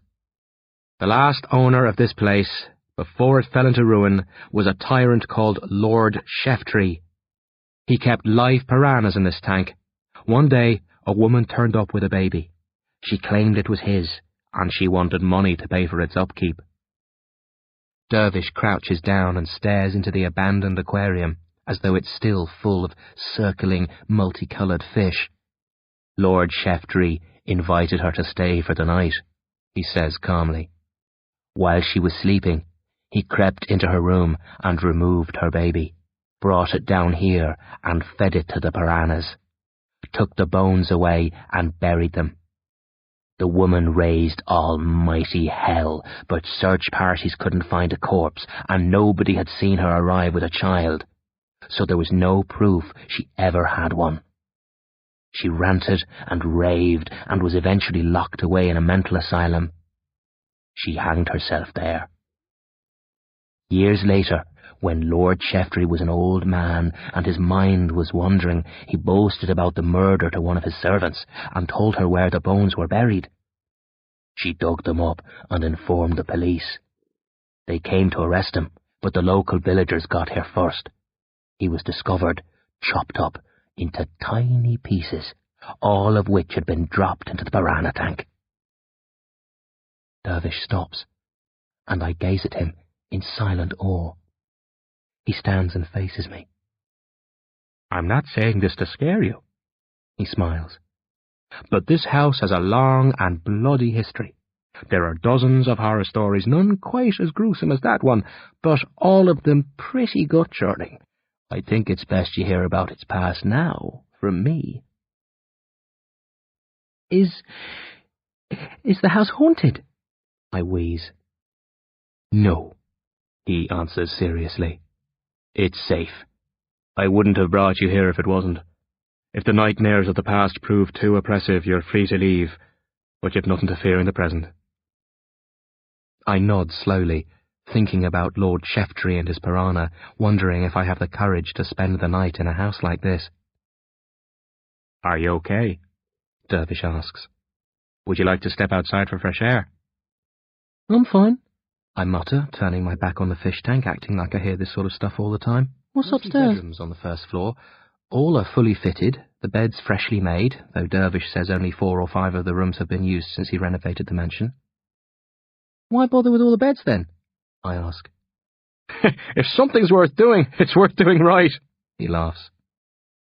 Some of the beds are 4-posters, imported from foreign countries, with histories as old and macabre as the house.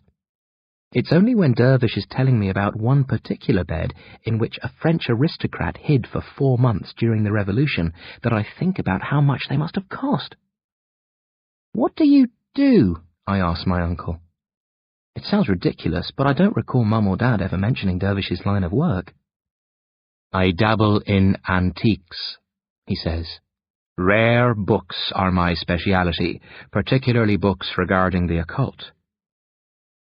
Dervish looks at me questioningly.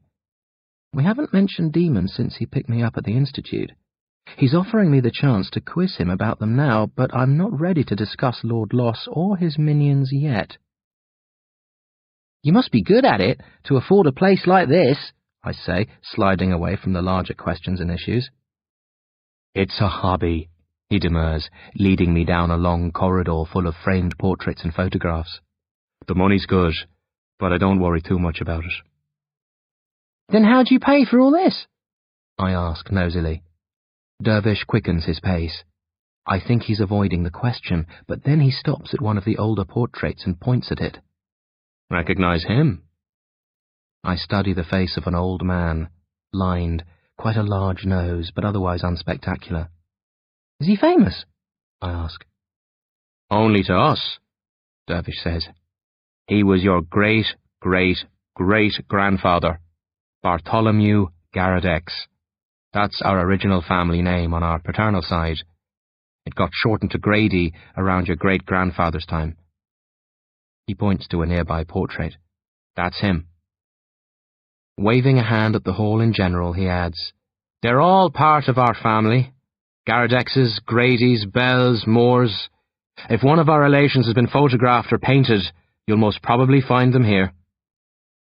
Returning to the portrait of my great-great-great-grandfather, he says, "Bartholomew was a sublimely clever man. He started with nothing but had amassed a fortune by the time of his death. We're still living off it. At least, I am. Cal preferred to make his own way in the world, and only dipped into the family coffers in emergencies." "How much is left?" I inquire. "Quite a lot," Dervish says vaguely. "Your great-great-grandfather, one of old Bart's boys, wasted most of it. Then his son, the one who changed the family name, restored it. It's been fairly constant since, much of it tied up in bonds and properties which yield steady profits." "Who does it go to when—" I stop and blush. "I mean, who's your heir?" Dervish doesn't answer immediately. He gazes at the face in the portrait as though seeing it for the first time. Then he looks away and says quietly, "I have no children. I've willed portions of the estate to various friends and causes. I always meant for the majority of my assets to go to Cal and his kids. Since you're the only survivor..." My stomach tightens. Dervish sounds as if he's accusing me of caring more about money than my family. "I'd swap any amount of a fortune if I could bring Mum and Dad and Gret back," I snarl. "Of course you would." Dervish frowns, glancing at me oddly, and I realise I was only imagining the accusation. "Let's go," Dervish says. "There's another floor to explore, and a cellar." "A cellar?" I ask nervously. "Yes," he says. "That's where I bury the bodies." I freeze, and he has to stop and wink broadly before I catch the joke. Lots of storage space on the second floor, rooms packed with crates, statues and boxes of books. There are a couple of small bedrooms, including Dervish's, and the centrepiece, his study. Unlike every other room in the mansion, Dervish's study is carpeted and the walls are covered with leather panels. It's a colossal room, the size of 7 or 8 of the bedrooms, with 2 desks larger than most of the beds I've seen. There are bookcases on which small numbers of books are carefully arranged. He has a PC, a laptop, a typewriter, several writing pads, and a multitude of pens. There are 5 chess sets in the room, each different, one made entirely of crystal, another with solid gold pieces. A sword and axe hangs from each wall, their handles encrusted with precious jewels, their blades gleaming brightly. "This is wild!" I grin, circling the study, checking out some of the book titles. All to do with ghosts, werewolves, magic, and other occult-related items. "Some of my rarer finds," Dervish says, picking up a book and smiling as he flicks through it. "The great thing about having loads of money is not having to sell to survive." "Aren't you afraid of burglars?" I ask. "Wouldn't this stuff be safer in a museum?" "The contents of this room are protected," he says. "Anyone breaking in is free to plunder the rest of the house as they please, but they won't take anything from here." "What sort of security system do you use?" I ask. "Lasers? Heat sensors?" "Magic." I start to smirk, thinking this is another of his jokes, but his grim expression unnerves me. "I've cast some of my strongest spells on this room," he says. "Anybody who enters without my permission will run into serious obstacles, and I don't use that phrase lightly." Dervish sits in the large leather chair behind one of the desks and rocks lightly to the left and right as he addresses me. "I know there's nothing as tempting as forbidden fruit, Grubbage, but I've got to ask you not to come into this room when I'm not here. There are spells I can cast to protect you, and spells I can teach you when you're ready to learn, but it's safest not to tempt fate." "Are you—" I have to wet my lips to continue. "Are you a magician?" "No," he chuckles, "but I know many of the ways of magic. Bartholomew Gardex was a magician, among other things, but there hasn't been one in the family since. Real magicians are rare. You can't become one, you have to be born to it. Ordinary people like you and me can study magic and make it work to an extent, but true magicians have the natural power to change the shape of the world with a click of their fingers. It wouldn't do to have too many people with that kind of power walking around. Nature limits us to 1 or 2 per century. I hate to say his name out loud, but I must. Is Lord Loss a magician? Dervish's eyes are dark. No. He's a demon master. He's as far advanced of magicians as magicians are of the rest of us. When I was escaping, I used magic. To fit through the dog flap, he nods. Many of us have magical potential. It usually lies dormant, but the presence of the demons enabled you to tap into yours. The magic within you reacted to theirs. Without it, you would have died, along with the others. I stare wordlessly at Uncle Dervish. He speaks so honestly, so matter-of-factly, that he could be explaining a maths problem. There's so much I want to ask, so many questions. But this isn't the time. I'm not ready. I scratch my head and pluck a long ginger hair from behind my left ear. I rub it between my fingers until it falls, then face Dervish and grin shakily. I'll agree to stay out of your study if you'll do something for me in return. What? He asks, and I can tell he's expecting an overbearing request. Will you call me Grubbs? I can't stand Grubbage. The cellar's full of wine racks and dusty bottles. My other great love, apart from books, Dervish purrs, wiping clean the label of a large green bottle. He advances, lights flicking on ahead of him as he walks. I wonder if it's magic, until I spot motion detection sensors overhead. Do you drink wine? He asks, leading me down one of the many rack-lined aisles of the cellar. Mum and Dad let us have a glass with dinner sometimes, but I don't really like it, I answer. Shocking, he tuts. I'll have to educate your palate. Wine is as varied and unpredictable as people. There are some vintages you just won't get on with, no matter how famous or popular they are, but you'll always find something you like, if you search hard enough. He stops, picks out another bottle, appraises and replaces it. I roam around for hours down here some days, he sighs. Half the pleasure of having such a fine collection is forgetting what's here and rediscovering it by accident years later. The choosing of a bottle can be almost as much fun as the drinking of it. He snorts. Almost. We return to the steps leading up to the kitchen, and he pauses. I have to ask you not to come down here either, he says. But this has nothing to do with spells or magic. The temperature and humidity have to be maintained just so. He pinches his left thumb and index finger together. I'm fairly easygoing when it comes to material possessions, but where my wine's concerned, I'm unbelievably cranky. If you caused an accident... He shook his head glumly. I wouldn't say much, but I'd silently despise you forever. I'll steer clear, I laugh. The off-licence will do for me if I want to go boozing. Dervish smiles and leads the way up. The lights switch off automatically behind us, plunging the cellar into cool, precision gloom. And that's it. Back where we started, the main hall, beneath the giant chandelier, Dervish checks his watch. I usually have dinner anywhere between 5 and 7. You can eat with me. I'm a nifty little chef, if I do say so myself, or do your own cooking and feed whenever you like. The freezer's stocked with pizzas and microwave dinners. I'll eat with you, I tell him. Then I'll shout when it's ready. In the meantime, feel free to explore, either inside or out, and remember, you can't come to any harm here. He heads for the wide set of marble stairs leading to the first and second floors. Wait! I stop him. You never showed me my room. Dervish slaps his forehead playfully. You'll get used to that, he chuckles. I'm forever overlooking the obvious. Well, there are 14 bedrooms to choose from. Any except mine is yours for the taking. You don't have a room set aside for me? I ask, surprised. I thought about it, he replies. But I decided to let you choose for yourself.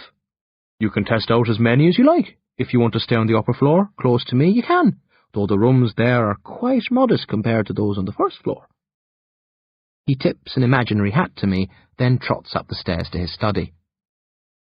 Standing alone in the vast hall, the house creaks around me. I shiver, then recall Uncle Dervish's promise. I can't come to any harm here. I shake off the creeps before they have a chance to take hold. Picking up my bag, which I dropped by the front doors when we came in, I climb the ornate stairs and go searching among the beautifully kept, expansive array of rooms for one that I can dump my gear in and call my own.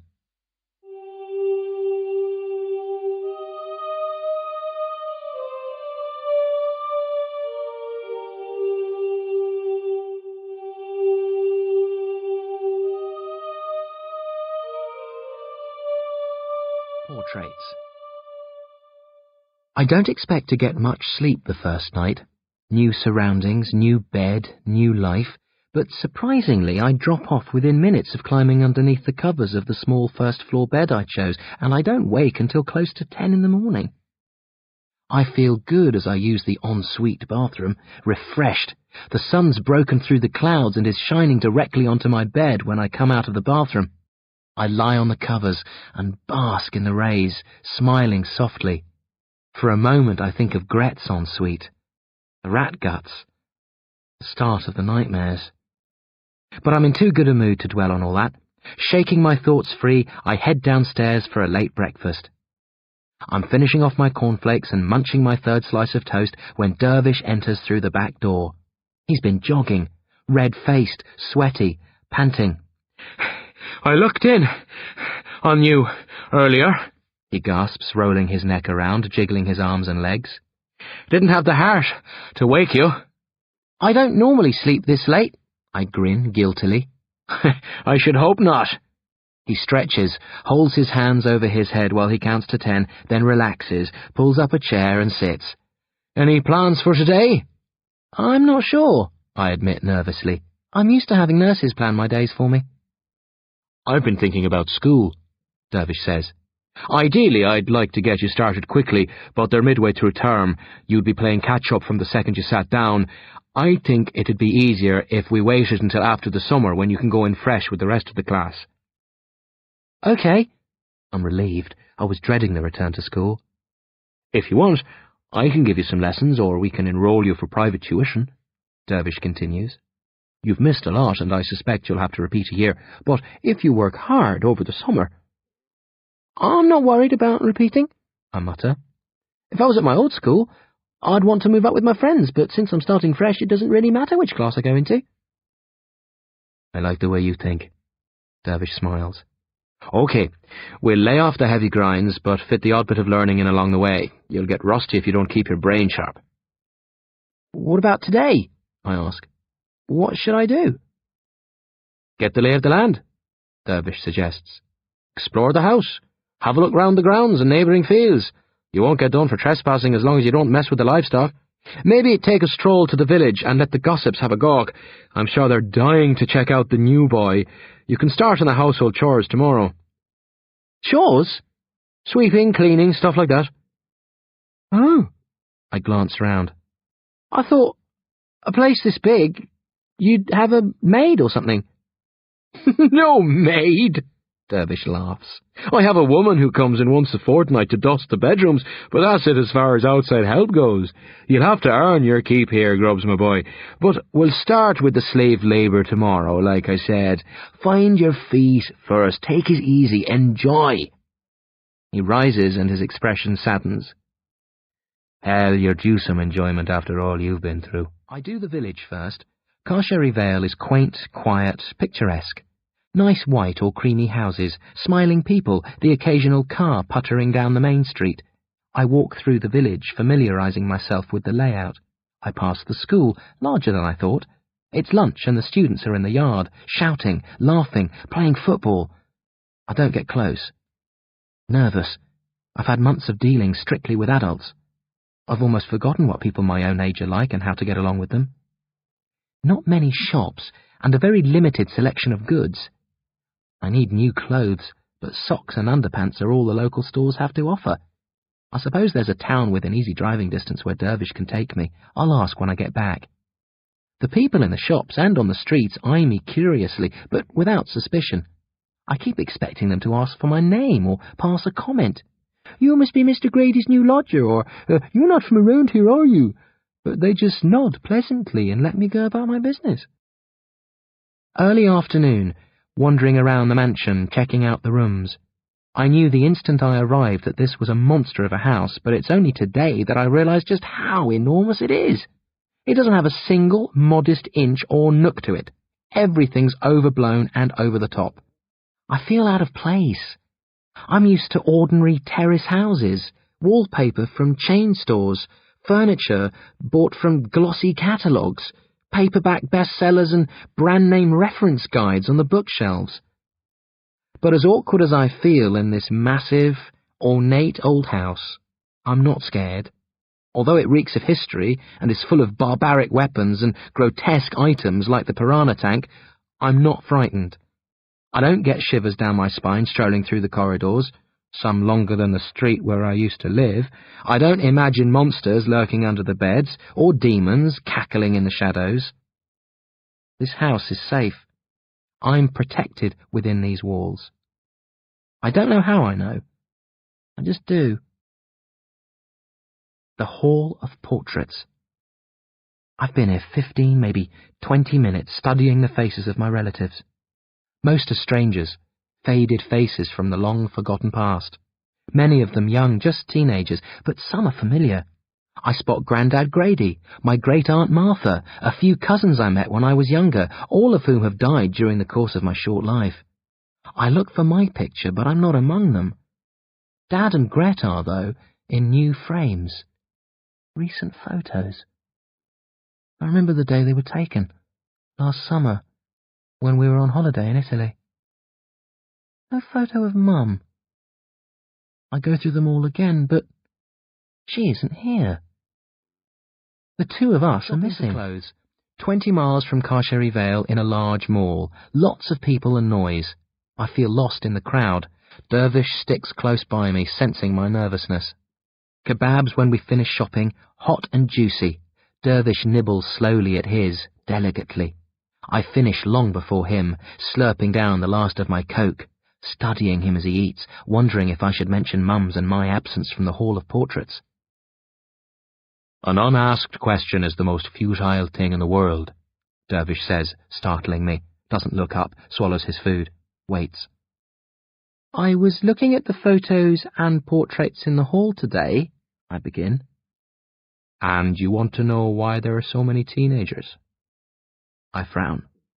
No, I mean, I noticed that, but it was Mum and me I was curious about. You have photos of Dad and Gret, but not us. Oh, he grimaces. My faux pas. Most people ask about the teens. The photos and portraits are all of dead family members. I like to frame them as they looked at the end of their lives, so most of the photos were taken shortly before the subject's death. We have a tragic family history. Lots of us have been killed young, which is why there are so many pubescents up there. He wipes round his mouth with a napkin, carefully balls it up, and lays it aside. As for why Sharon hasn't been included, it's simple. No in-laws. Everybody on those walls is a blood relative. It's a family tradition. But I've lots of photos of her, as well as Cal and Gret in albums that you're free to browse through. Maybe later, I smile. I just wanted to make sure you didn't have any underhand reasons for not including us with the others. Everything's above board with me, Grubbs, Dervish says, then sups from his mug of coffee without taking his eyes off me. Well, almost everything. Late. Close to midnight, in my pyjamas, no slippers. I left my old pair at the hospital, and I forgot to buy new ones today. The stone floor's cold. I have to keep moving my toes to keep them warm. I'm drawn back to the Hall of Portraits. Studying them in moonlight, the faces mostly concealed by shadows. Focusing on the teenagers. Dozens of them. All my age or slightly older. Wondering why the faces of the dead teens fascinate me. And why I feel uneasy.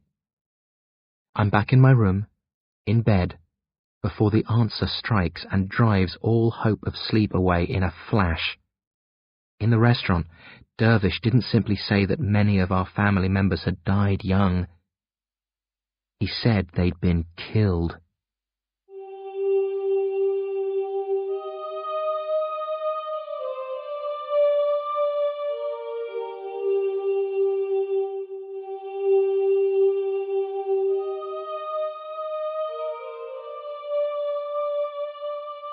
Spleen. Settling in. Daily chores. Washing up after meals, sweeping a different couple of floors each day, polishing the furniture in one of the large halls or rooms, lots of other less regular jobs, taking out the garbage, cleaning windows, running errands in the village. I enjoy the work. It keeps me busy. Not much else to do here apart from play chess with Dervish, watch TV. Dervish has a massive 55-inch widescreen set, which he hardly ever uses. And read. Chess doesn't thrill me. Dervish is like Mum and Dad, a chess fanatic, and beats me easily each time we play. I'd as soon not play at all, but he gently presses me to work on my game. I don't get my family's obsession with chess, but I guess I'll just have to bear it here like I did at home. I read more than I normally do. I'm not big on literature, but Dervish doesn't have a great collection of modern fiction. I pick up a few new books in the Vale and order some more over the internet, but I'm not spoilt for choice. I try some of the thousands of occult books littering the shelves, figuring they've got to be better than watching the moon all night, but they're too complicated or densely written to be of interest. So that leaves me with the TV, an endless stream of soap operas, chat shows, movies, sitcoms, sports programs. And while I never thought I'd admit such a thing, TV does get a bit boring after a while if it's all you have to keep yourself amused. But hey, it's a million times better than the Institute. A week passes, at ease with the house, getting to know Dervish, though he's a hard one to figure, kind, thoughtful, caring, but aloof, with a warped sense of humour. He came in one day while I was watching the news, caught a report about a serial killer who'd chopped off and collected his victims' heads, commented dryly, "There's a man determined to get ahead in life." Spent the next 5 minutes doubled over with laughter, while I gazed at him, astonished, and the TV broadcast pictures of bloodbaths and weeping relatives. His thirst for chess is at least equal to that of Dad and Mum, if not more so. He went easy on me to begin with, gently encouraging me to play, treating the games as fun. Now he's showing his true colours, insists that I play with him every night and gets irritated when I play badly. "You've got to love the game," he told me last night, tossing a captured rook at me with unexpected force. "Chess is life. You have to love it as you love living. If you don't—" He said no more, just stormed out of the room, leaving me at a loss for words, rubbing my cheek where the rook struck. Later, when I'd recovered and was passing him in the hall on my way to bed, I muttered, "Get a life, you freak." The perfect comeback. Just an hour too late. He's got no time for music. I find a grand total of 3 CDs in the house, all old albums by some group called Led Zeppelin. Doesn't read fiction, watches only the occasional documentary on TV, spends a lot of time on the web, from what I've seen when I visited him in his study, but he doesn't seem to surf or play games. He mostly exchanges emails with contacts around the globe or visits dull-looking encyclopedic sites. Apart from his books and antiques, chess and jogging, and his email mates, he doesn't seem to have any hobbies or any apparent interest in the world beyond this house, long abandoned behind the mansion. I'm exploring one of them, idly toeing through the old nails and horseshoes on the ground in search of some interesting nugget, when somebody raps on the rotten door and startles me out of my skin. "Peace, hombre!" The stranger chuckles as I duck and grab a horseshoe for protection. "I come to greet you, not to eat you," as the cannibal said to the missionary. A boy a year or so younger than me enters and sticks out his hand. I stare at it a moment, then shake it. He's a lot shorter than me, chubby, with black hair and a lazy left eye which hangs half closed, wearing a faded pair of jeans and an old Simpsons t-shirt. "Bill Spleen," he says, pumping my hand. "And your grubs don't call me Grubbage Grady, right?" "Right," I grin thinly, then repeat his name. "Billy Spleen?" "Bill E," he corrects me and spells it out. "Actually, it's really Billy," he confesses, "but I changed it. I haven't been able to do it by deed poll yet, but I will when I'm older. There's nothing wrong with Billy. It's a hell of a lot better than Grabbitch or Grubs, but Bill E sounds cooler, like a rap star. He talks quick and sharp, fingers dancing in the air to accent his words. Are you from the village? I ask politely. Yup, I'm a Vela. He yawns as though it's the dullest thing in the world. I used to live a few miles over, in a cottage smaller than this stable, until Mum died. Then I moved in with my grandparents, the original spleens, as Mum used to call them. They're okay, just a bit old-fashioned and straight-laced. Bill E studies the disturbed nails and horseshoes on the ground and grins. You won't find any gold here, he chortles. I've been through these sheds more times than I can count, looking for old Lord Sheftree's treasure. Treasure? Bill E's a little too chummy for my liking. I've never been fond of people who come along and immediately start acting as though you're old friends, but I don't want to say anything to insult him, at least not until I know a bit more about him. You don't know about the treasure? He hoots as though I've admitted I didn't know the world was round. Lord Sheftree, he owned this place years ago, is supposed to have hidden cases full of treasure somewhere on these grounds, his getaway stash, in case he ever had to make a quick exit and needed some ready cash. He was a real swindler. He used to keep a fish tank full of... Piranha, I interrupt. And he fed a baby to them, I know. Dervish told you? Billy looks disappointed. I love telling that story. Just about everyone in Coshery Vale knows it, so it's not often that I have the chance to break it to someone new. I'll kick Dervish's ass for spoiling it for me. Excuse me, I mutter, exasperated, but who the hell are you, and what are you doing here? Bill E blinks. No need to speak to me like that, he sniffs. I'm only trying to be friendly. And I just want to know who you are, I respond coolly. You come in here telling me your name and that you know all about me, but I've never heard of you before. Are you a relative of Dervish's? A paperboy? What? Paperboy? He snorts. I don't think Dervish ever bought a paper in his life. If it doesn't come bound in leather or bat's wings, packed full of spells and dark incantations, he isn't interested. Into the light shining through a hole in the roof. I'm no relative, he says. Just a friend. I hang out with Dervish, play chess with him, do some odd jobs. He takes me for rides on his bike in return and teaches me some spells. Has he taught you any spells yet? I shake my head. They're cool, he grins. I don't know if most of them really work, but the words you use are wicked. I feel like a real magician when I'm casting them. Could you teach me some? I ask. No, Bill E answers promptly. That's the first thing Dervish taught me. Only a teacher is allowed to teach. He says if he ever catches me passing on my spells to anybody, he'll can the lessons and ban me from coming here. And he means it. Dervish isn't the sort to yank your chain about stuff like that. I'm warming to Billy Spleen. I like the way he talks about Dervish, but it's been a while since I made a new friend, so instead of saying something simple, I find myself asking cynically, Did Dervish tell you to come chat to me? Are you supposed to be my new best friend? Billy sneers. My friendship can't be bought or bartered. I usually come over a few evenings every week and at weekends. Dervish asked me to stay away this week to give you a chance to settle in. I was looking forward to checking you out and showing you around the Vale as a fellow orphan. I thought we might have stuff in common, but now I don't think I'll bother. You're a bit too up your own arse for my liking. I'll just go see Dervish and leave you to scurry round out here on your own. Billy turns to leave in a huff. When did your mum die? I ask quietly. He stops and squints at me.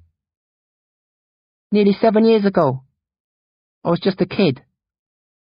And your dad? He smiles crookedly. I never knew him. Don't even know he was. He's still alive, I think. So I'm not an official orphan, but I felt like one since Mum died. My folks only died a few months ago, I say. It still hurts. A lot. So if I act like a spaz, sorry, but that's just the way I feel right now. Bill E's features soften. When my mum died, I didn't speak to anyone except Gran and Grandad for almost a year. If other kids came near, I'd scream and attack them. Their parents stopped them hitting back. One day in a shop, I tried it on a kid when there was nobody around. He knocked the crap out of me. I was fine after that. I offer my chin. Take a pop if you want. Bill E. pads over, makes a fist, and taps my chin lightly. Come on, He laughs. let's go see what whirling dervish is up to. Study. Dervish and Bill E. catching up, lots of names I don't recognise. Bill E. talking about school, looking forward to the summer break, Dervish telling him about a new book on Bavarian sorcerers which he bought off the web. What about the eye spell? Bill E. asks. He looks at me and points to his lazy left eye. I'm supposed to have this operated on in a few years, but I'm sure Dervish can conjure up a spell to spare me the hassle. I've asked around, Dervish laughs, but the great magicians of yore didn't bother much with drooping eyelids. Besides, magic shouldn't be used for personal gain, Billy. Dervish always refers to Bill E. as Billy. I guess he's known him so long he finds it hard to change. Tell that to great what's-its Garadex, Billy snorts. He used his magic to make millions, didn't he? Bartholomew Garadex was an exception, Dervish says. Bill E. treats the study as though it's his own, pulls books out and only half pushes them back, shoves Dervish out of the way to go surfing on the web, opens a drawer in a desk to show me the skull of a genuine witch, burned at the stake for casting lascivious spells on the virile young men of the community, he informs me, waving it around in front of his face, poking his fingers into its empty sockets. Dervish lets Bill E. do as he pleases, sits back and smiles patiently. He's not normally this wound up, Dervish remarks when Bill E. goes to the toilet. Your arrival upset him. He's used to having the run of the house. I think he's worried that things are going to change now that you've moved in. Why does he come here? I ask. His mother and I were friends, Dervish says. She dies in a boating accident, leaving Billy in the care of his grandparents. He pulls a face. All I'll say about that pair is they're aptly named. Spleen. A more cantankerous old couple you couldn't imagine. I felt sorry for Billy, so I started visiting and taking him out on my bike. Ma and Pa Spleen weren't too keen. They still do everything they can to stop him coming over here, but persistence is something I'm good at. I tend to get my own way when I really want to. The odd persuasion spell helps. He winks. I can't tell if he's serious or joking. Bill E. returns, shaking water from his hands. No towels, Derv, he grumbles. Dervish raises an eyebrow at me. Fresh towels are your department, aren't they, Master Grubbs? Sorry, I grimace. I forgot. If I was you, Mr. Grady, sir, I'd sack him, Billy says with relish, then laughs and asks Dervish to teach him a new spell. Will I make the two of you disappear? Dervish asks innocently. Yeah! Billy gasps, face lighting up, then curses as Dervish shoos us out of the room and slams the door shut behind us. Of portraits. Bill E. knows the faces and names off by heart, giving me a lecture, filling me in on my family background. I listen with pretend politeness, only paying attention to the occasional juicy snippet. Ursula Garadex, pirate, Bill E. intones, tapping the frame of a large canvas portrait. The woman in the picture only has one eye, and 3 of her fingers are missing, 2 on her left hand, 1 on her right. A cutthroat, utterly merciless. Augustine Grady, servant to some prince or other, cause of death, he got kicked in the head by a horse.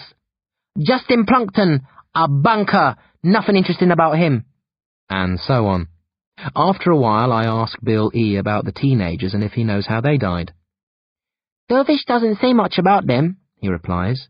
I think it's some ancient family curse. You'll probably go toes up any day now. I'll try hard to take you with me, I retort. We come to Dad and Gret. Bill E. pauses curiously. These are new. I don't know who. My dad and sister, I inform him quietly. He winces. I should have guessed, sorry. He looks at me questioningly, licks his lips, stares back at the photos. An unasked question is the most futile thing in the world, I prod him. That's one of Dervish's sayings, he notes, licks his lips again. Do you want to tell me how they died, or is it a secret? I asked Dervish, but he won't say, and Gran and Grandad don't know. Nobody in the village does. My stomach tightens. Flashes of a crocodile-headed dog, a hell child, their eerie master. They were murdered. Bill E's eyes widen. His lazy left eyelid snaps up as though on elastic bands. No bull! He gasps. My expression's dark. No bull. Do you know who did it? I was there. Bill E gulps deeply. When they were being killed? Yes. How'd you get away? I consider how much I should tell him. Decide to try him with the truth. They were murdered by demons. I escape using magic. He frowns. If this is a joke... Stops when he sees my face. Does Dervish know? Yes. He believes you? Yes, but he's the only one. Everybody else thinks I'm making it up. Bill E grunts dismissively. If Dervish believes you, so do I. He turns from the photos and does an odd little shuffling dance, mumbling weird words. What was that for? I ask, bemused. One of Dervish's spells, he says. It makes the dead smile. Dervish says it's important to keep the dead happy. The reason this house isn't haunted is that Dervish keeps its ghost laughing. Rot, I bellow. Maybe, Bill E grins. But I've been dancing for years. I've never been bothered by ghosts. Why stop now and run the risk? TV on the 55-inch widescreen TV, munching popcorn, drinking Coke from tall paper cups, just like in the cinema. The TV was my idea, Bill E brags, the remote control balanced on his left knee. Dervish resisted to begin with, but I kept on at him, and eventually he bought one. Does he always cave into your demands? I ask. No, Bill E sighs. I can wrap Gran and Grandad round my little finger, but Dervish doesn't crumple. He got the TV because I convinced him it was a good idea. His guests would get good use out of it, even if he didn't. You and Dervish are close, aren't you? I note. Step aside, Sherlock Holmes. There's a new kid in town. Bill E chuckles, rolling his eyes. I don't want to, get between you or anything, I mumble awkwardly. You couldn't if you tried, he responds smugly. I could, I bristle. He's my uncle. So? Bill E laughs. He's my father? I stare at him, stunned. Bill E looks sheepish. I shouldn't have said that, he mutters. You won't tell him, will you? No, but, I catch my breath. You said you didn't know your father. I don't, he says. Not officially, but it hardly takes a genius to work it out. He wouldn't invite me over and make such a fuss of me if we weren't related, and Gran and Grandad's spleen wouldn't tolerate his involvement unless they had to, no matter how close a friend of Mum's he was. Dervish has to be my dad. It's logic. Have you ever asked him? Billy shakes his head instantly. Why spoil it? We get along great the way we are. If the truth ever came out in the open, he might decide to sue for custody. Wouldn't you like that? I ask. He shrugs. I wouldn't miss Gran and Grandad that much if I moved in with Dervish, he admits. I could still go and see them all the time, but if he lost, they might take out a court order to stop him seeing me. I reckon they struck a deal with him when Mum died. He could carry on visiting or having me over to visit, as long as he never told me who he really was. If I go messing about, it might screw up everything. I scratch my head thinking that over. It all seems a bit complicated to me. Dervish doesn't strike me as the sort to go in for such subterfuge. But I'm new on the scene. Billy has spent most of his life around my uncle. I guess he knows what he's talking about. This makes us cousins. If it's true, I note. Yeah! Bill E giggles, then pokes me in the chest. It also makes me his son and rightful heir, so don't go getting too attached to this place, Grady, because as soon as the old man kicks it, you're out of here. Charming, I laugh and dump the last of my popcorn over Bill E's head. Hey! Bill E shouts, shaking kernels from his head all over the couch and floor. Clean that up! You clean it! I grin wickedly. It's your house! Both of us laughing, he chases me up the stairs to my room, lobbing fistfuls of popcorn at my head all the way.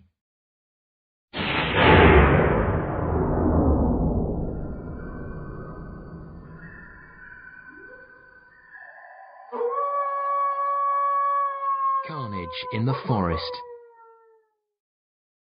Routines.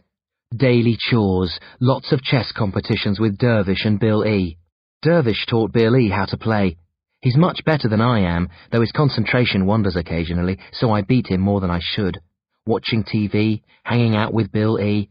We play football and explore the countryside when we're not stuck in front of the massive screen or locking horns in chess tournaments. I'm recognised in Carcherry Vale now. Bill E introduced me to the shopkeepers and gossips. They accept me the same as any other kid, pass the time of day with me when I come in to pick up shopping, ask about Dervish and what I think of the mansion, tell me tales from its gory past, trying to spook me. Bill E also takes me to visit Gran and Grandad's spleen, a couple of battle-axes, narrow-eyed, sharp-tongued, drably dressed, their house in a state of perpetual gloominess. Grandad's spleen rambles on about the old days and how Carcherry Vale has gone to the dogs. Grandma's spleen hovers in the background, serving tea and biscuits, eyes daring me to spill crumbs on her carpet. Both have lots to say about Dervish, none of it good. Not right living out there on his own. A house like that's too big for one man. He should be married, but no one will have him. If he does anything out of order, you let us know. Bill E smiles apologetically when we leave. I love my grandparents, but I know what they're like. I won't take you there too often. I shrug as if it's no big deal, but offer up silent thanks. I don't know how he sticks them. I'd have run away from home years ago if I was caged in with a crabby old pair like that.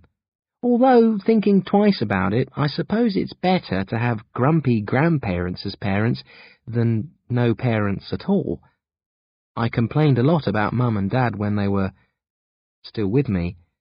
They had their faults, I think everybody does, but I wouldn't complain if they were with me alive now. The murders are never far from my thoughts. The memories of Vane, Artery, and Lord Loss haunt me. Many nights I wake screaming, arms thrashing, eyes wild, imagining demons in the room with me, under the bed, in the wardrobe, scratching at the door. Dervish is always there when I wake from my nightmares, sitting by the bottom of my bed, passing me a mug of hot chocolate or a towel to wipe the sweat from my face. He never says much, or asks what I was dreaming about. Leaves as soon as I've settled down. We haven't discussed the demons. I think Dervish wants to, but I'm reluctant to step back into that world of darkness. He leaves books in my room, or open on the tables downstairs, about monsters, demons, magic. I avoid them at first. Later, I read certain passages and study pictures, attracted to the mystery of this other realm despite my fear of it. No pictures of my demons in the books. I glance through some of the many encyclopedias in the mansion, but there's no mention of a Lord Loss or his familiars in any of them. Listening to CDs I bought in the Vale, a roaring outside of a motorbike approaching. But it isn't Dervish, he's up in his study. I creep to the window and secretly watch the cyclist dismounting. A woman dressed in black leather, long blonde hair tumbles down over her shoulders when she removes her helmet. She stretches, hands going high above her head. Ay caramba! I'm down the stairs in a flash, but not as fast as Dervish. He's already opening the front doors. I catch a glimpse of a big smile. Then he's shouting, "Nearer! I wasn't expecting you for another few days. Why didn't you phone?" You never answer, the woman says, meeting Dervish in the doorway, hugging him hard. She pushes him away and studies his face. How's it going, hon? Not bad, Dervish chuckles. How's the lodger? She spots me over Dervish's shoulder. Oh, never mind, I'll ask him myself. She strides over and offers her hand, I shake it politely. Mirror Flame. She introduces herself. She smiles. Dazzling. And if I know Dervish, he hasn't told you a thing about me, right? I nod dumbly. I think I'm in love. Grob's Grady? Mirror Flame, Dervish says. Mira's a close friend of mine. She comes to stay quite regularly. I meant to tell you she was on her way, but I forgot. He's useless, isn't he? Mira laughs. At some things, I mutter, finding my voice at last. Mira unzips the front of her leather jacket, revealing a T-shirt with an anti-war slogan. She slides out of the coat, then sits on the stairs and peels off her boots and trousers. She's wearing shorts underneath. Make yourself at home, Dervish says wryly. Don't I always? Mira replies. She catches me ogling her and winks. Got a girlfriend, Grubs? If not, watch out. I like younger men. I blush like a fire engine. Mira slips through to the kitchen for a drink. Dervish laughs. You look like a kettle. I frown. What do you mean? There's steam coming out your ears. Before I can think of a comeback, Mira calls from the kitchen. Whoops! I've spilt milk all over my T-shirt. Can you come and help me out of it, Grubsy? I think life's about to get very interesting. Ah, says Bill E. with a cheetah's smile. the mysterious Mirror Flame. She's hot, isn't she? And doesn't she know it? I huff. She hasn't stopped flirting with me since she arrived. My cheeks feel like they've been slapped a dozen times today. We're in the kitchen, guzzling milkshakes. Dervish and Mira have gone out for dinner. Don't worry about that, Billy says. She does it with me too. She likes making men and boys blush. She's doing a good job of it, I mutter, then cough. Her and Dervish, are they... Nah, Billy says. just friends.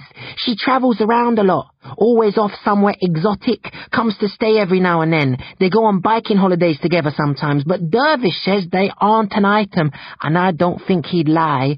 Who could keep quiet if they had a girlfriend like that? Mira woke me up this morning for breakfast in bed.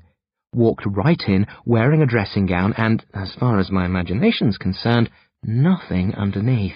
Sat chatting with me while I ate, asking about life with Dervish and what I thought of Carcherry Vale. Boring as hell, isn't it? And just being all round beautiful. I had a hard time keeping my eyes on my toast and fried eggs. Bill E. came early to see Mira. She fussed over him like a mother hen. You've grown. You're filling out, becoming a man. When are you going to sweep me off my feet and take me away from all this? Dervish and Mira made for his study after a while, so Bill E. and I headed out to explore the nearby forest, searching for Lord Sheftree's buried treasure. If we find it, we don't tell anyone, Bill E. says, poking through the roots of an old dead oak. We wait until we're older and know more about these things. Then we sell it on the quiet and split the profits 50-50, agreed? Maybe I'll bump you off and take it all for myself. I smirk. Won't work, he says seriously. I keep a diary. If I die, Gran and Grandad Spleen will find it, read about us digging for the treasure, and put 2 and 2 together. You think of everything, don't you? I laugh. I try to, he says, immodestly. I get it from Dervish and our chess games. He's always nagging me to maximize my potential and use my brain more. What is it with him and chess? I ask. My mum and dad were the same, like it was the most important thing in the world. I don't know about your mum, Billy says, but it's a family tradition on your dad's side. 7 or 8 of the clan have been Grand Masters. When Dervish talks about his ancestors, he often makes mention of the great chess players. He even judges people by their ability on the board. I asked him about one of his relatives once, a girl who died about 30 years ago. She looked interesting in her photo, and I wanted to know what she was like. He just grunted and said she wasn't very good at chess. That's all he had to say about her. Billy decides the treasure isn't buried under the tree. Picking up our tools, an axe and a spade, we go in search of other likely spots.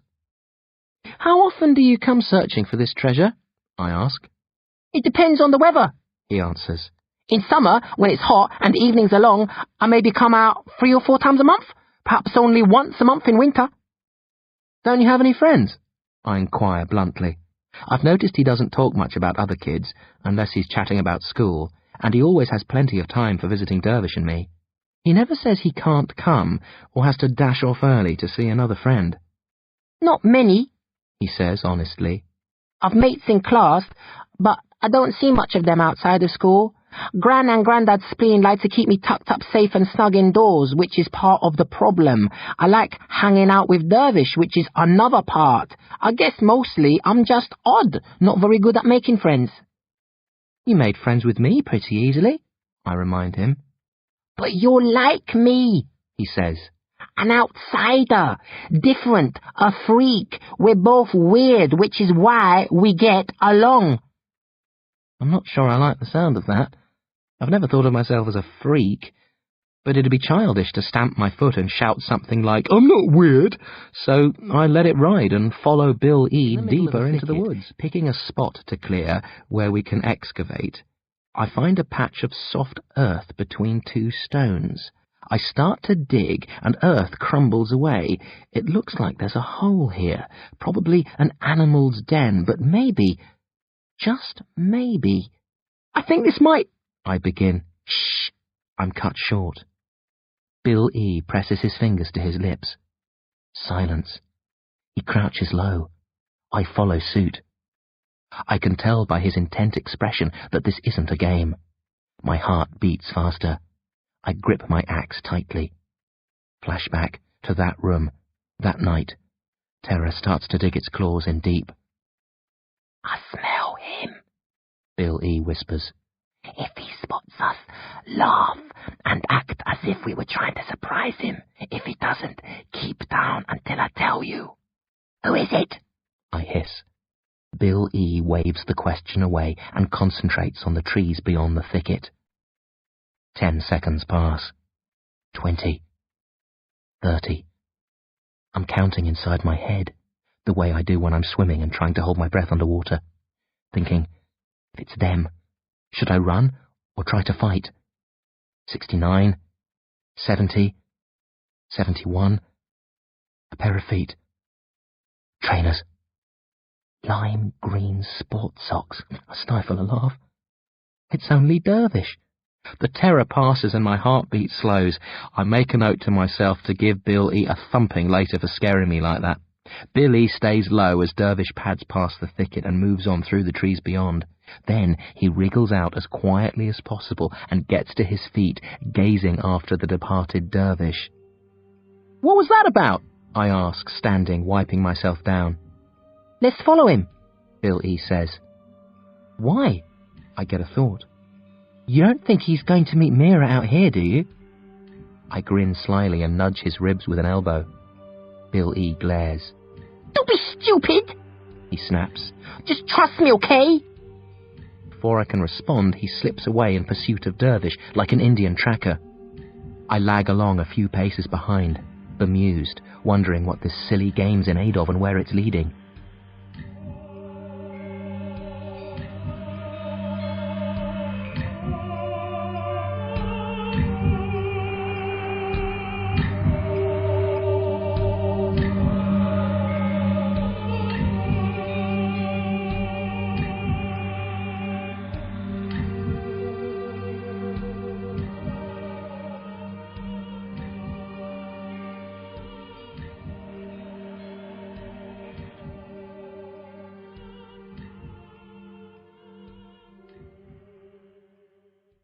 End of Disc 2. Disc 3.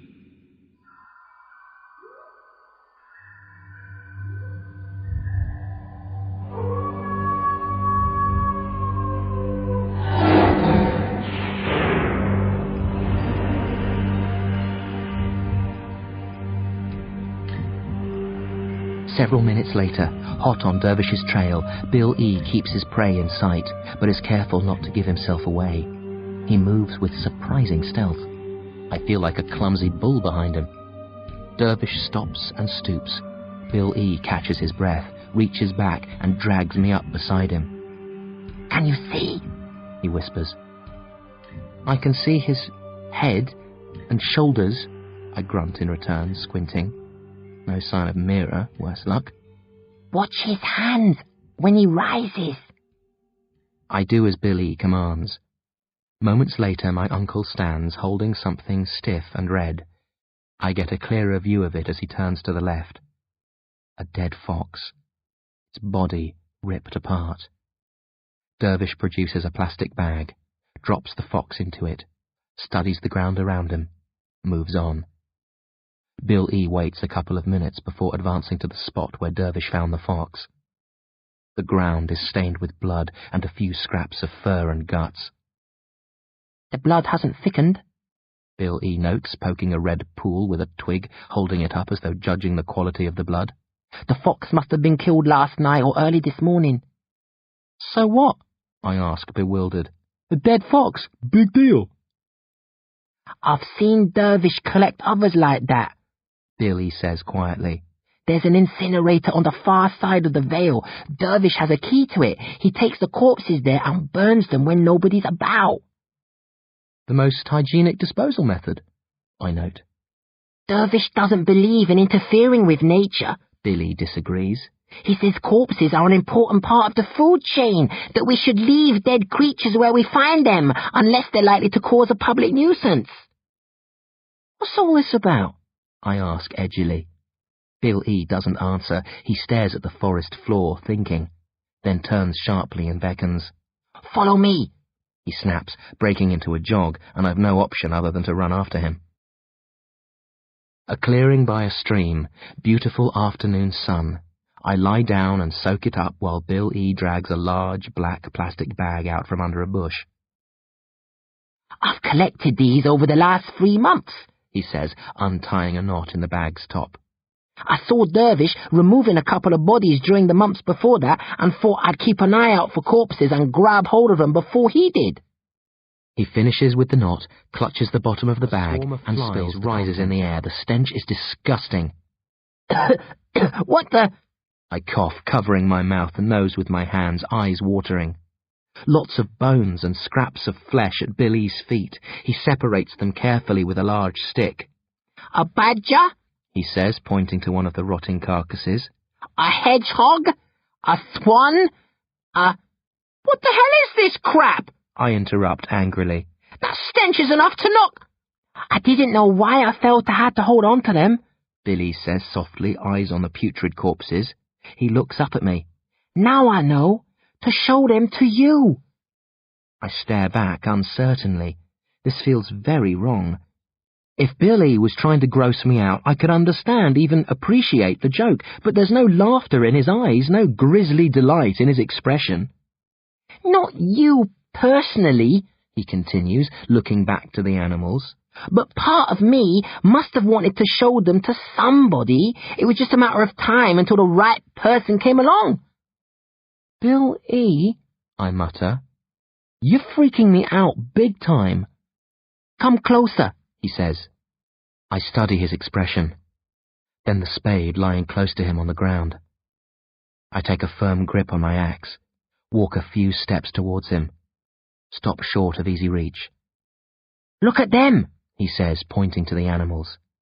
Like the fox Dervish found, their bodies have been ripped open. Heads and limbs are missing or chewed to pieces. I flash back to images of Dad hanging from the ceiling. "I'm going to be sick," I moan, turning aside. "These haven't been killed by animals," Billy says. I pause. "Look at the way their stomachs have been ripped apart, jaggedly but up the middle, and the bite marks don't correspond to any predators I know of. If this was the work of a wolf or bear, the marks would be wider spaced and larger because of the size of their jaws."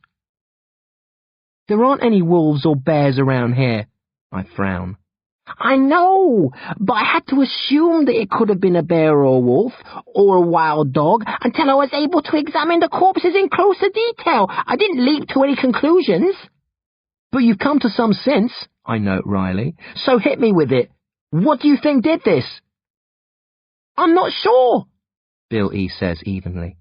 But I've checked out the teeth marks in the best biology books and websites I could find. As near as I could match them, they seem to belong to an ape. You're not telling me it's King Kong? I whoop. Or a human, Bill E. finishes. Cold, eerie silence. Dervish's study. Bill E. leads me in. I'm not sure where Dervish is, but his bike isn't outside, so he's not home. Mira's bike is gone too. We shouldn't be here, I whisper anxiously. Dervish said this room is magically protected. I know, Billy replies. He steps in front of me, spreads his arms and chants. I don't know what language he's using, but the words are long and lyrical. He turns as he chants, eyes closed, concentrating. Bill E. stops and opens his eyes. Safe, he grunts. You sure? Dervish taught me that spell years ago. He updates it every so often when he alters the protective spells of the house. It'll probably be one of the first spells he teaches you when he decides you're ready to learn.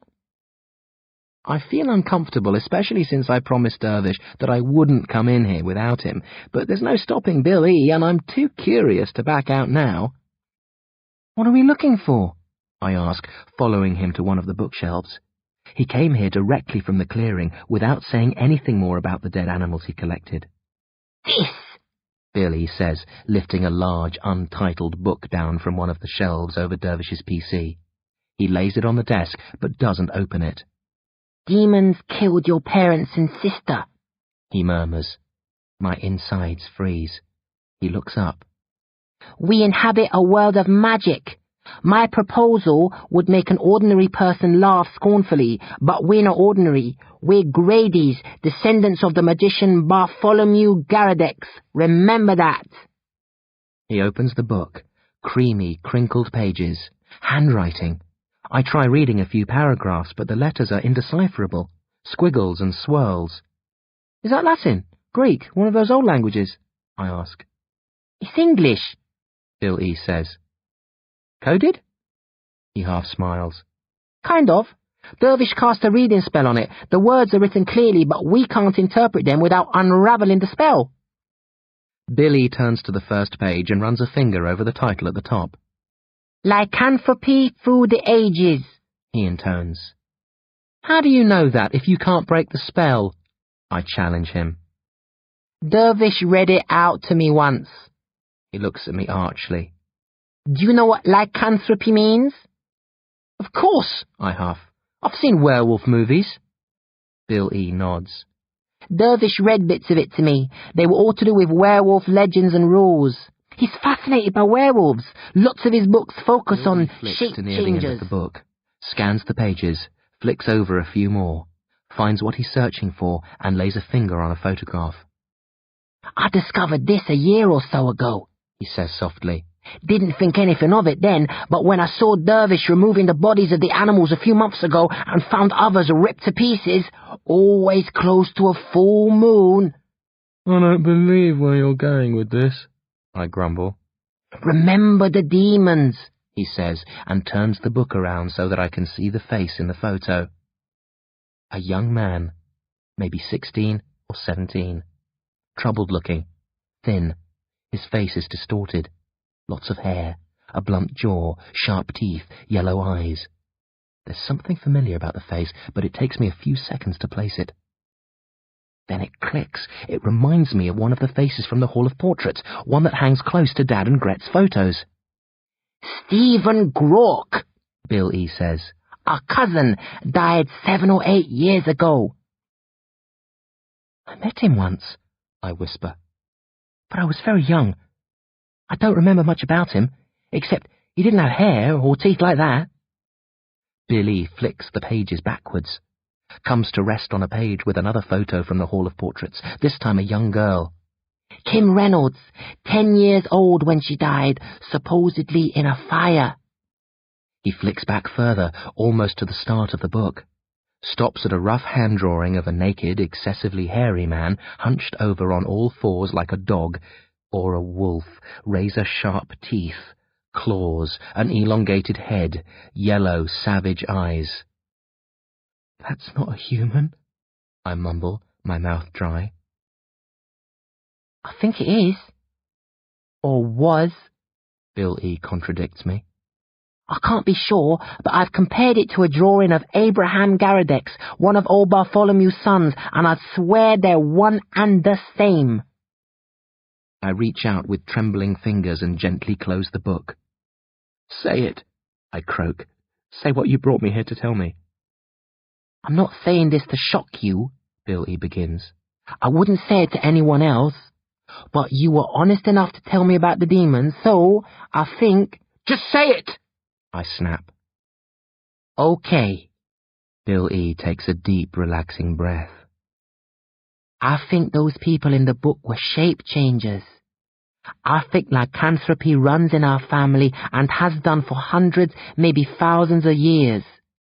I think your uncle, my father, has it. I think Dervish is a werewolf.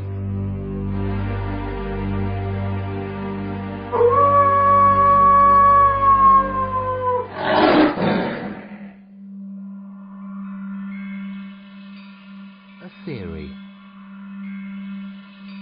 You're crazy! Storming down the stairs to the main hall, Bill E. hurrying to catch up. It makes sense, he insists, darting ahead of me, blocking my path. The bite marks, the way the animals were ripped up the middle, why he collects the carcasses and incinerates them, getting rid of evidence. Crazy! I snort again and shove past him. A while ago you told me Dervish was your father, now you reckon he's a werewolf! What's one got to do with the other? Billy says. Werewolves are normal people except around the time of a full moon. You're barking mad! I shout, throwing open the front doors, stepping out into welcome sunlight. This is the 21st century. The police have cameras everywhere, DNA testing, all the rest. A werewolf wouldn't last a week in today's world. It would if it had human cunning. Bill E. disagrees. Hear me out, will you? I've been working this through in my head for the last few months. I've got most of it figured. I stop reluctantly. A large part of me wants to keep on walking and not listen to another word of Bill E.'s madness, but a small part is fascinated and wants to hear more. Go on, I grunt. But if you start on about silver bullets or... You think I want to kill him? Billy snaps. He's my father! Billy strolls as he outlines his theory. I wander along beside him. In movies, you become a werewolf if another werewolf bites you, but I don't think dozens of people from one family would get bitten one after another over so many centuries. It must be passed on by genes, from parents to children. The unlucky ones are born to become werewolves, so I imagine they start to change pretty early, when they're kids or teenagers. Dervish is in his 40s. If he is a werewolf, I think he's been living with this for decades. Werewolves can't be wild killers, he continues. If they were, Dervish would have killed loads of people here. I've checked old newspapers in the library. Nobody nearby has been killed by a savage beast any time recently. Maybe he roams further afield to do his killing, I insert wryly. I thought of that, Billy says earnestly. But I've kept a close eye on him these past few months, and I haven't seen him spending nights away around full moon time. Besides, we've seen some of his local kills, the butchered animals. If he hunts and kills animals this close to home, there's no reason he shouldn't hunt and kill humans here too. But Dervish isn't a killer. If I thought there was even a slim chance that he was, I wouldn't be talking to you. I'd be telling the police. You turn in your own father, I sneer. I'd have to, if he was killing, Billy says softly. Murderers can't be allowed to roam freely. We're getting near to the sheds. A large sheet of corrugated iron lies on the ground between the sheds and the mansion. We head for it simply because there's nowhere better to go. This used to be a small orchard. There are several smooth tree stumps close by. Bill E. sits on one and I sit on another. I tap the corrugated iron with my foot, considering the evidence. So, you think Dervish is a werewolf with a conscience? He kills animals but not people? Is that so hard to believe? Bill E. asks. You accept demons are real, why not werewolves? I accept demons because I've seen them, I answer stiffly. And I'm sure they're demons 24 hours a day, corrupt and evil all the time. If you ask me to believe that people can turn into savage beasts, physically transform into wolf-like creatures, maybe I could, but I don't believe an ordinary human can change into a hairy, yellow-eyed, fanged werewolf overnight, then resume his ordinary shape the next day. I never said he transformed, Billy notes swiftly. I think it's more a mental condition than a physical one. What about those creatures in the book? Maybe it works different ways in different people, he suggests. Some get it bad and change completely. Others, like Dervish, are able to control it. Degrees of werewolfism, I chortle. This gets crazier every time you open your mouth. Okay, Bill E. huffs, getting up, shoulders slumping. Have it your own way. I thought I was doing you a favour, but if you're going to mock me, I'll just... How do you reckon you were doing me a favour? I interrupt. I don't live here, Billy says, turning to depart. Come the next full moon, I'll be tucked up in bed in the Vale, safe with Gran and Grandad. You'll be out here by yourself, alone in the house with Dervish. Hours later, trying to laugh it off. Craziness, utter lunacy. I shouldn't even be considering it. And yet... In a world beset by demons, why shouldn't werewolves exist too? And I can't think why Dervish should be searching the forest for dead animals and burning them secretly, and some of the faces in the book definitely match those in the Hall of Portraits. Then again, I've only Bill E.'s word that the book is about werewolves. Dervish has a weird sense of humour. He might have been kidding Bill E. about the book. Maybe he even stuck in the photos and drawings himself. That makes more sense than Bill E.'s werewolf theories. Much more logical. And yet... Dervish arrives back just before sunset. I greet him as he enters. Going anywhere special?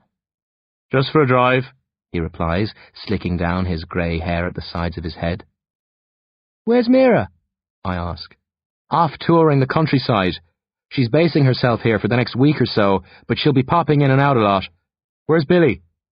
He went home. Oh? Dervish pauses on his way to the bathroom. I thought he was going to watch TV. He had other things to do. I lie. Dervish continues on to the bathroom. My eyes follow him automatically, studying his face, the set of his jaw, the crown of his head, searching for abnormalities. Night. Heavy clouds. Only brief glimpses of the 3/4 full moon. Watching TV with Dervish. A documentary about some Indian woman that he knows. All about using people's natural body energies to cure diseases. Yawn. A game of chess afterwards. Dervish appears distracted, or am I imagining it? Plays loosely, less aggressive than usual. He beats me, but I take a couple of his major pieces and make him work hard for his victory. Dervish stretches, groans, checks his watch. I'm exhausted. Going to tuck in early. You staying up late tonight? I keep my head down. No, I'm pretty tired too. I'll follow you up soon. Slyly watching him trot up the stairs. Not the pace of a sleepy man heading for bed. Lining up the chess pieces on the board, idly playing against myself. Quiet. The house creaking around me. A wind blowing lightly outside. I abandon the game halfway through. Go up to my room. Pause at the door. This is stupid. If I leave it like this, I'll be imagining danger everywhere I look. I've got to share this house, my life, with Dervish. I can't let something this ridiculous come between us. Retreating, I carry on up the staircase to the top floor. Dervish's room. I stand outside a moment, getting my story straight, deciding to tell him everything Bill E. said. I grin as I picture his incredulous response. Then I rap twice with my knuckles and enter. Sorry to interrupt, but I've got to... I grind to a halt. The room is empty. I've explored the entire house, his study, the bathrooms and toilets, the other bedrooms, downstairs, even the cellar in case he's scouring the racks, admiring his wine collection. He isn't here. Sitting up in bed, listening to the wind, thinking about dead animals and old werewolf films, afraid to sleep. My eyes snap open. Early morning.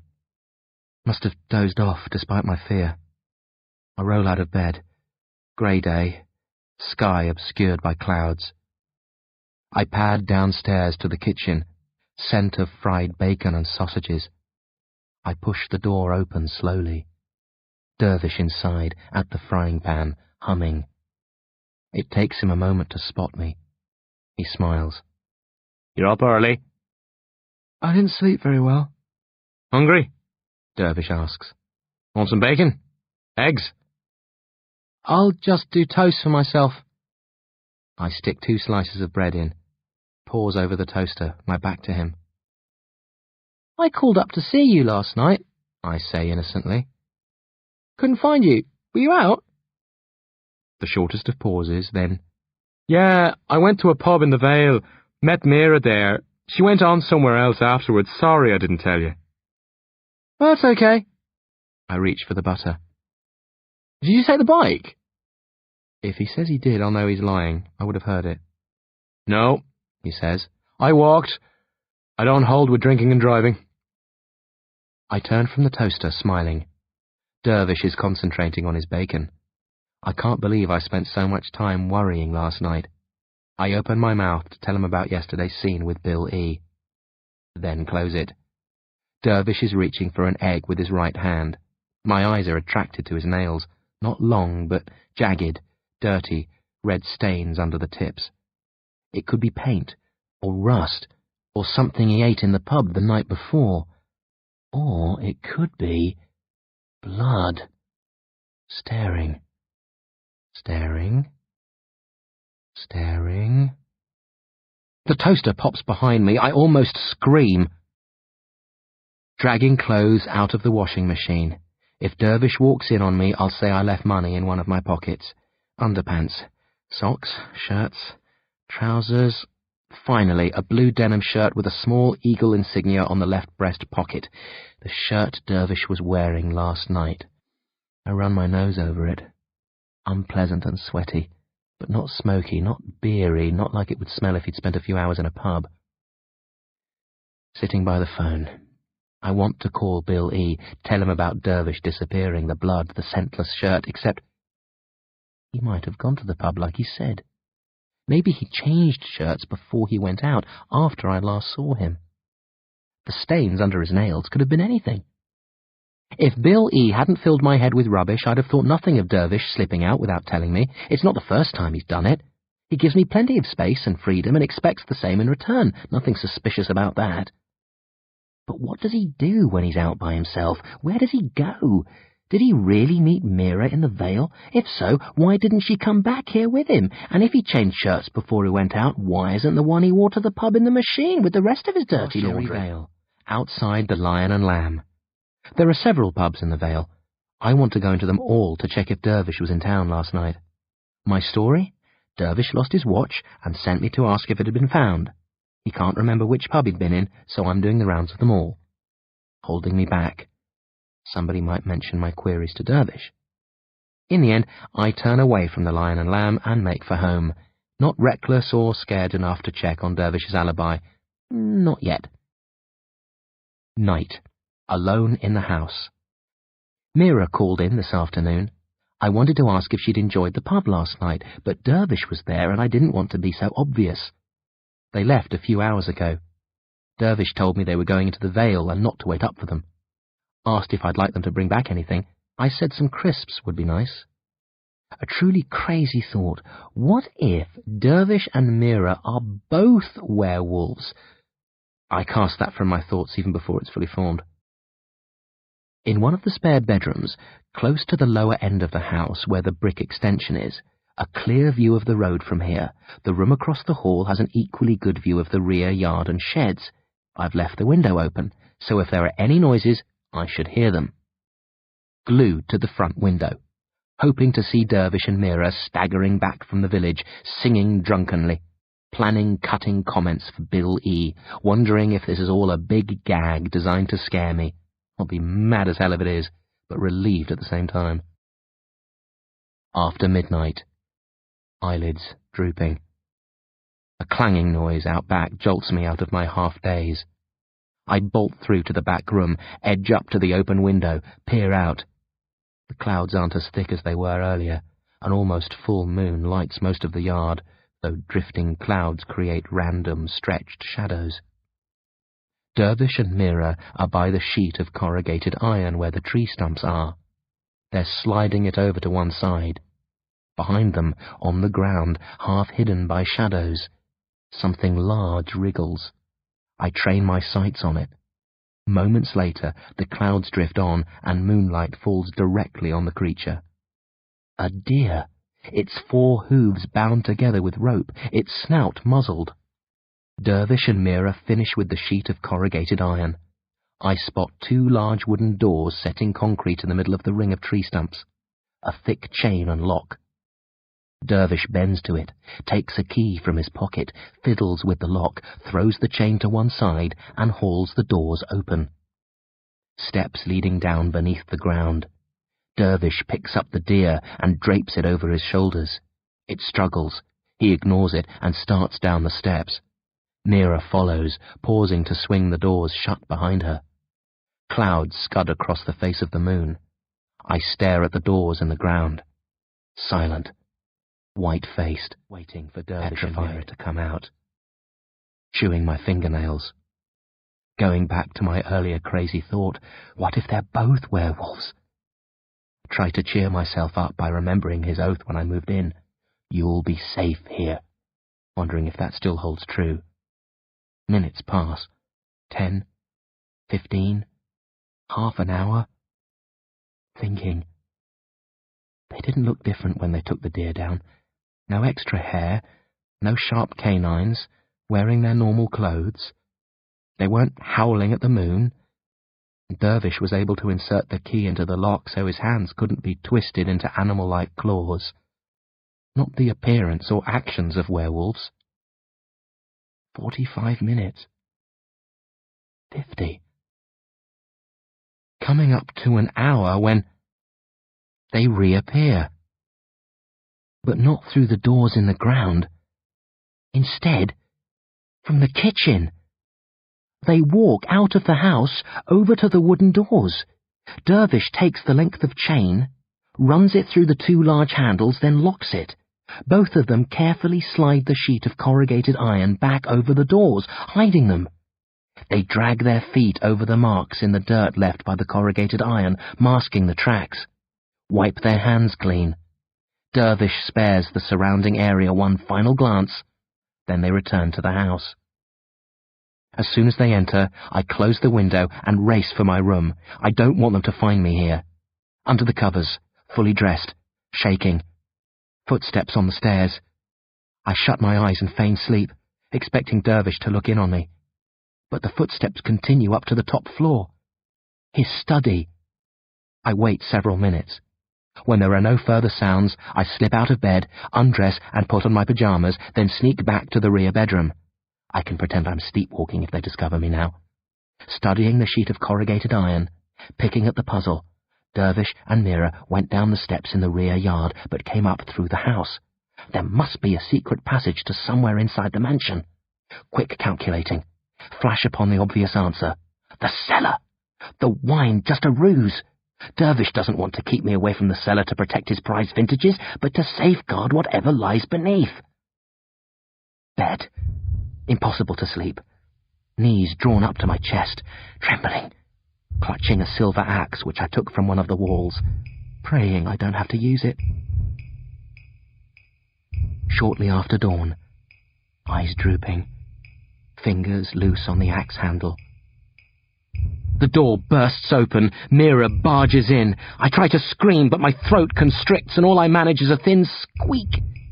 Mira's holding a bag. She jabs a hand into it. My imagination fills the bag with all sorts of horrors. I struggle to bring the axe up, but it catches on the sheets. Mira pulls a cluster of objects out of the bag and lobs them at me. I cringe away from her, wishing I could sink through the wall behind me. Some of the objects strike me dead in the face. I gasp, desperately swat them away, then blink with surprise as I realize what she's throwing. Crisps! The cellar. Dervish and Mira are still laughing in the morning. Your face, Dervish chortles at breakfast, like every demon in hell was coming for you. As I've noted before, my uncle has a twisted sense of humour. I say nothing while Dervish and Mira enjoy their little joke, only keep my head down and focus on my food.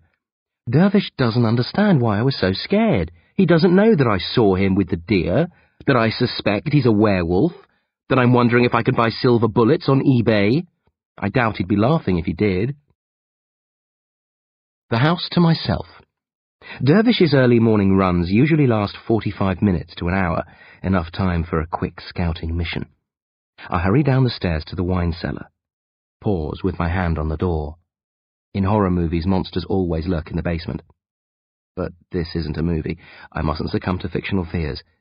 Not when I have very real fears to contend with. Creeping down the steps, leave the door open. Checking my watch. 7 minutes since Dervish left. I'll allow myself half an hour, not a second more. Pause at the bottom of the steps. Dark and cool. I shuffle forward, and an overhead light winks on. Studying the rows of wine racks, I turn full circle. My heart beats erratically. My legs feel like they belong to an elephant. Heavy. The axe in my left hand looks tiny and ineffective in the glaring light of the cellar. I stalk the nearest aisle, studying the floor. Stone slabs, different shapes, tightly cemented together. I pause occasionally, crouch, and rap a slab with the base of my axe, listening for echoes. None. Solid. Left at the end, exploring a second aisle, then a third, a fourth. No strange-looking slabs, no echoes anywhere I rap. The joining cement between the slabs unbroken. No trace of a hidden door. Back where I started. 20 of the 30 minutes have elapsed. Sweating like a pig who can smell burning charcoal, I'm beginning to think I could be wrong about the cellar. Perhaps the hidden entrance is in one of the ground floor rooms. But I won't give up yet. I scout the rim of the room, concentrating on the walls, running my fingers over the rough, dry stone, searching for cracks. A wine rack, ceiling high, maybe 3 meters long, covers one section of the wall. My hopes rise. This could be blocking a secret passage. But when I lift out a couple of bottles, all I see behind is more stone wall. I remove a few more bottles from various places, but nothing out of the ordinary is revealed. 2 minutes left. This is a waste. I'll focus on the rooms above. Perhaps the passageway is hidden behind one of Dervish's many bookcases. I'll start in the main hall and work my way. The thought dies unfinished. As I'm rising to leave, I spot a dark smudge on the floor. Stooping closer, I move my head out of the way of the light and squint for a better view. It's a semicircular stain, pale, easily missed. Unmistakably, a footprint. Although there aren't many footprints in the cellar, Dervish keeps it really clean, this isn't the first I've discovered. What sets this one apart from the others is that it faces away from the wine rack, and the mark of the heel is hidden beneath the bottles. Watching TV. Nervous, waiting for Dervish to leave. There was no time to examine the wine rack. Once I'd noted the print, I came straight up and carefully closed the door behind me. Dervish returned a few minutes later, but I was safe in my room by then and had splashed my face with cold water to take away the bright red flush I'd worked up in the cellar. Dervish has spent most of the day since then in his study, as he often does, reading, making phone calls, surfing the net. Time's dragged for me. I have only one burning desire, to get back down the cellar. Not being able to is driving me crazy. I've been keeping a close watch on the front door. Don't want Dervish slipping out unnoticed. I even leave the toilet door open when I'm in there, so I'll hear him if he comes down the stairs. So far, no joy, but I'm patient. He has to leave eventually. He can't stay cooped up here forever. Night falls. Dervish still hasn't ventured outside. Over a late dinner, I ask casually if he has any plans for the night. Thought I might hit the pub again, he says, grinning sheepishly. Are you meeting Mira? Maybe, maybe not. With the unfathomable Mira flame, who knows?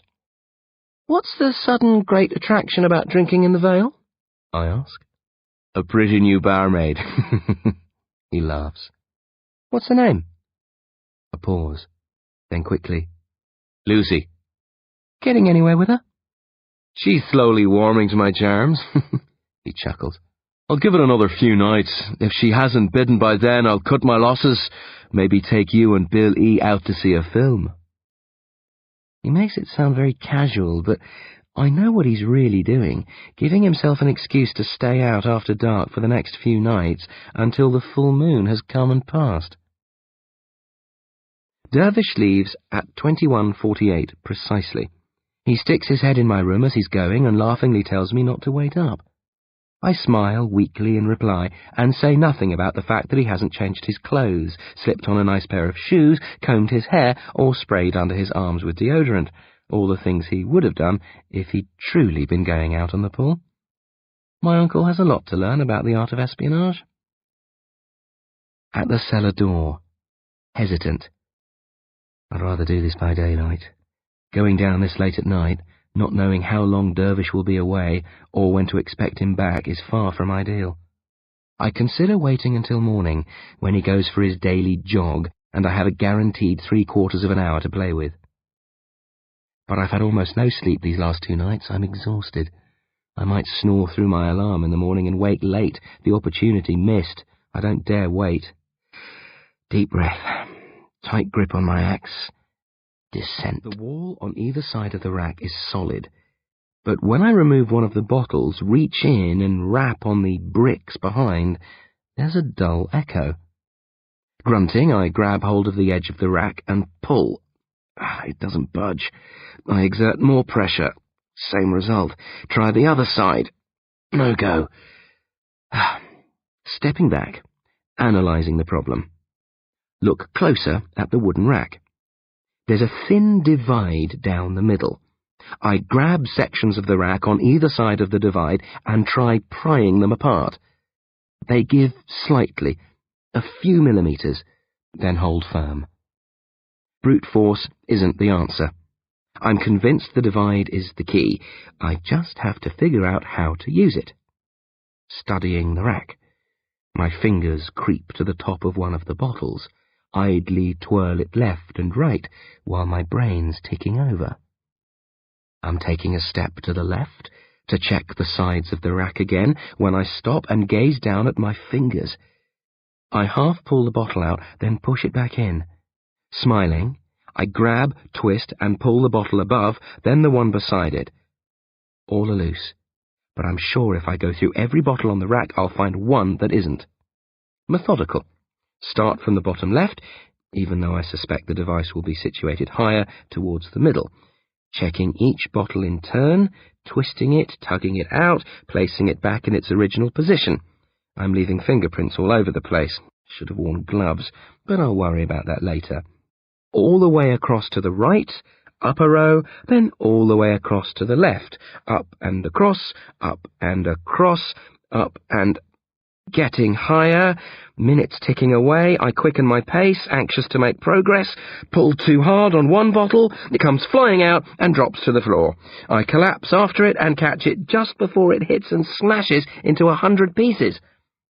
Place it back on the rack with shaking fingers, work at a steady, cautious pace after that.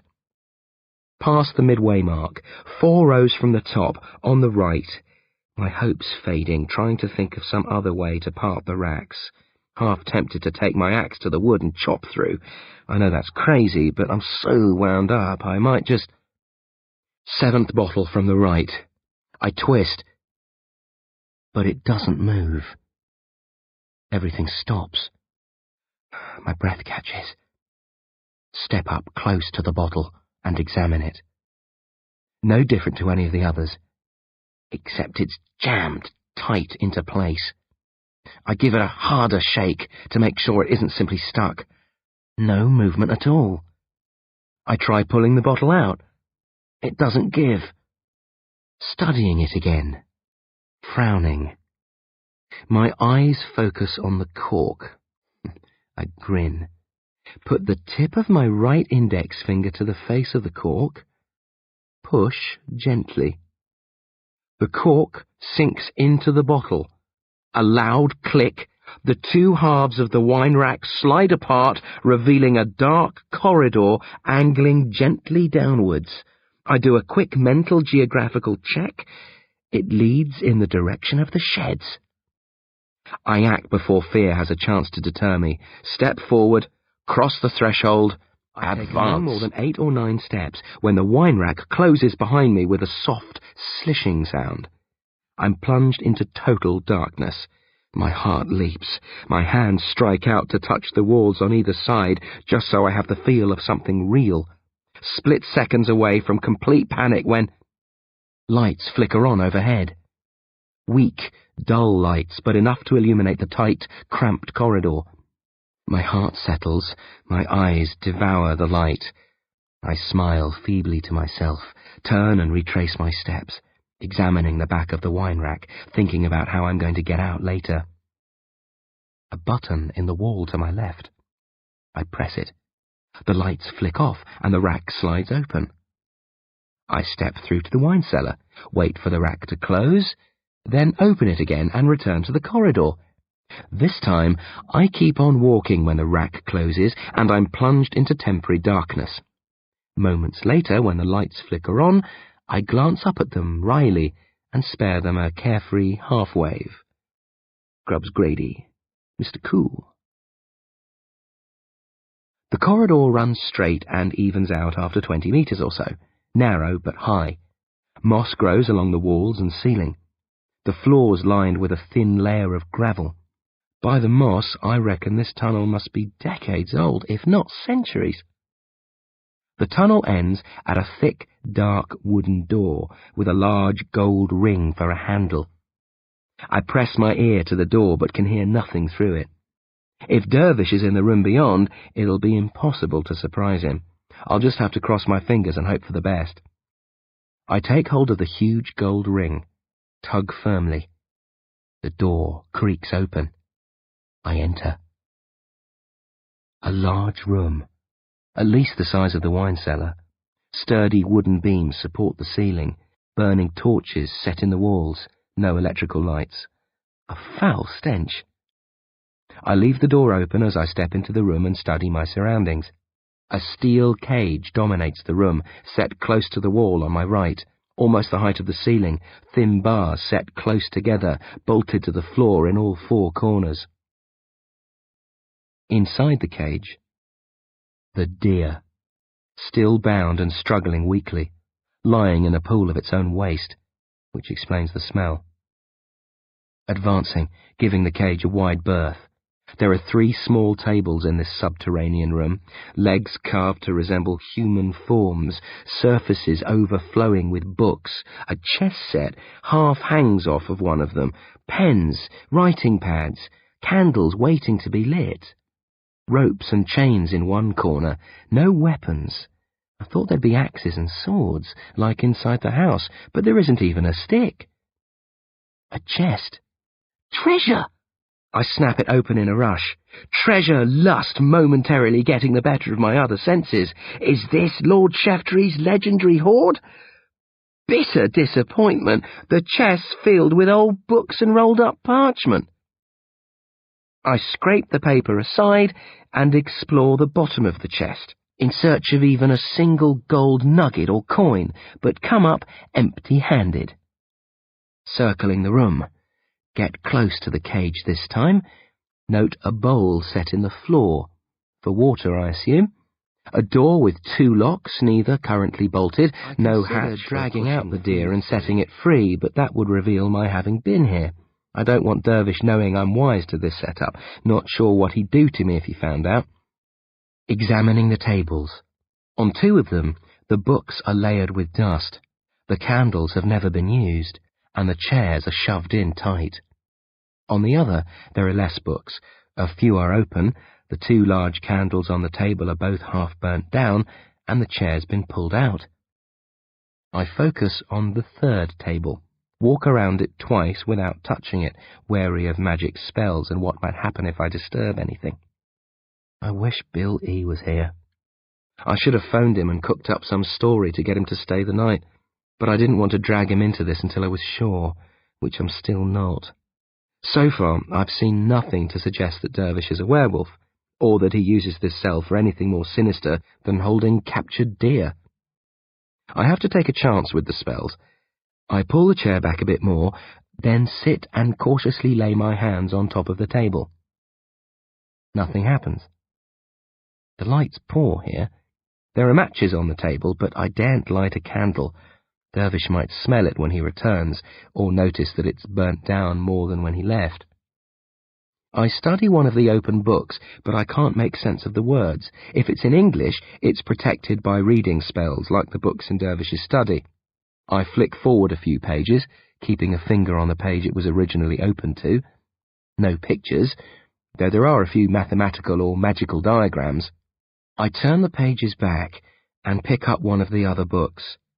A wolf's bared jaws flash at me. I gasp, raise my hands to protect myself, almost topple out of my chair, then laugh hysterically as I realise it's just the cover of a book under the one I picked up. I need to get a grip. Freaking out over a picture? Seriously uncool. Laying the upper book aside, I open the one with the picture of a wolf on it. The words in this are also indecipherable, but there are many pictures and drawings, most of creatures which are half human, half wolf. I study the photos and illustrations in troubled silence. The paintings are wilder, men with perfectly normal upper halves, but the lower body of a wolf. Women with ordinary bodies and twisted wolfen heads, babies covered in hair with ripped lips and jagged fangs. But the photos are more disturbing, even though they're less grisly than the paintings. Most simply depict malformed humans with lots of hair, distorted faces, sharp teeth and slit eyes. The reason they're so unsettling, they're real. The paintings could be the work of an artist's vivid imagination, but the photos are genuine. Of course, I'm aware that it's a simple matter in this day and age to forge photographs and warp reality, but I don't think these are the result of some lab developer's sick sense of humour. This book has the look and feel of an ancient tome, though some of the snaps are in colour. The colours are dull and splotchy, like in very old photos. I don't think the people who put this together had the technical know-how to produce digitally enhanced images. The creatures in the book don't look familiar, though I study their faces at length. If there are Grady's or Garadexes in there, closing the book, I don't recognise. I pick up another lying to the right. This one's modern, glossy photos, mostly of dead human wolf beasts, showing them cut open, their insides scooped out.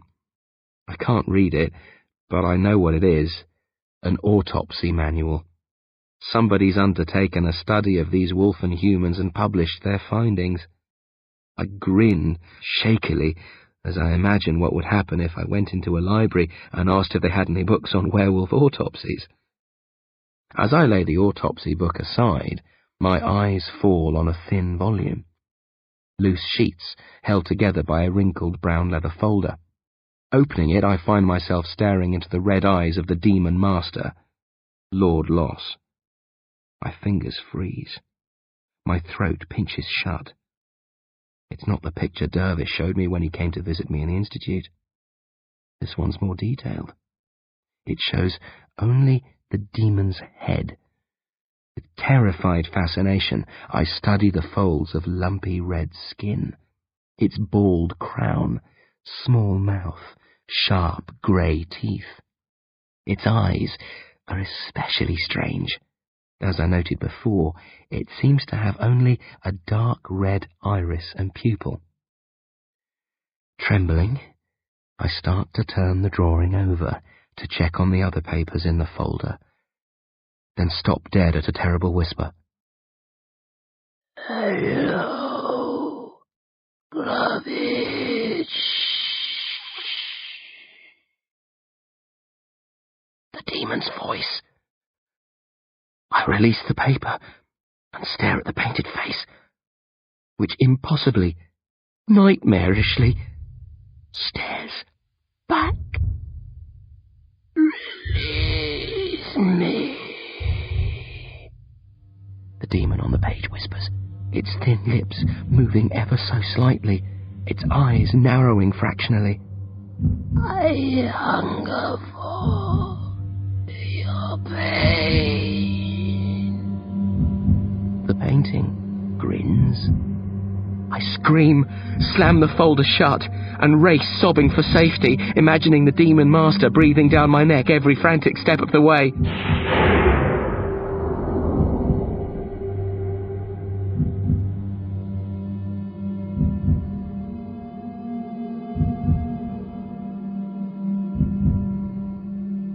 The longest day. My bed, curled into a ball on top of it, weeping, shaking, fingers over my eyes, peeping through them at fitful intervals, waiting for the demon master and his cohorts to come. Hours later, footsteps on the stairs. My heart almost stops. Panting, eyes wide, remembering the carnage. Mum, Dad, Gret, praying it's quick. I don't want to suffer. Maybe I should take the blade of the axe to my throat before the demons... Whistling? Dervish! I moan with relief. The footsteps stop, then start towards my room. I scurry underneath the covers and draw them up around my chin. Dervish opens the door and sticks his head in. "You okay, Grubs?" he asks. Yes, I answer weakly. just a bad dream. I can sit with you if you want. No, I'm fine, really. See you in the morning, then. Night. He only half closes the door when he leaves. I want to rush to it and slam it all the way shut, but I don't dare step off the bed, afraid vein or artery might be lying beneath, waiting to snap at my ankles and drag me off into their world. Dawn takes an age to come, but eventually the sun rises and burns my fears away with its cleansing rays.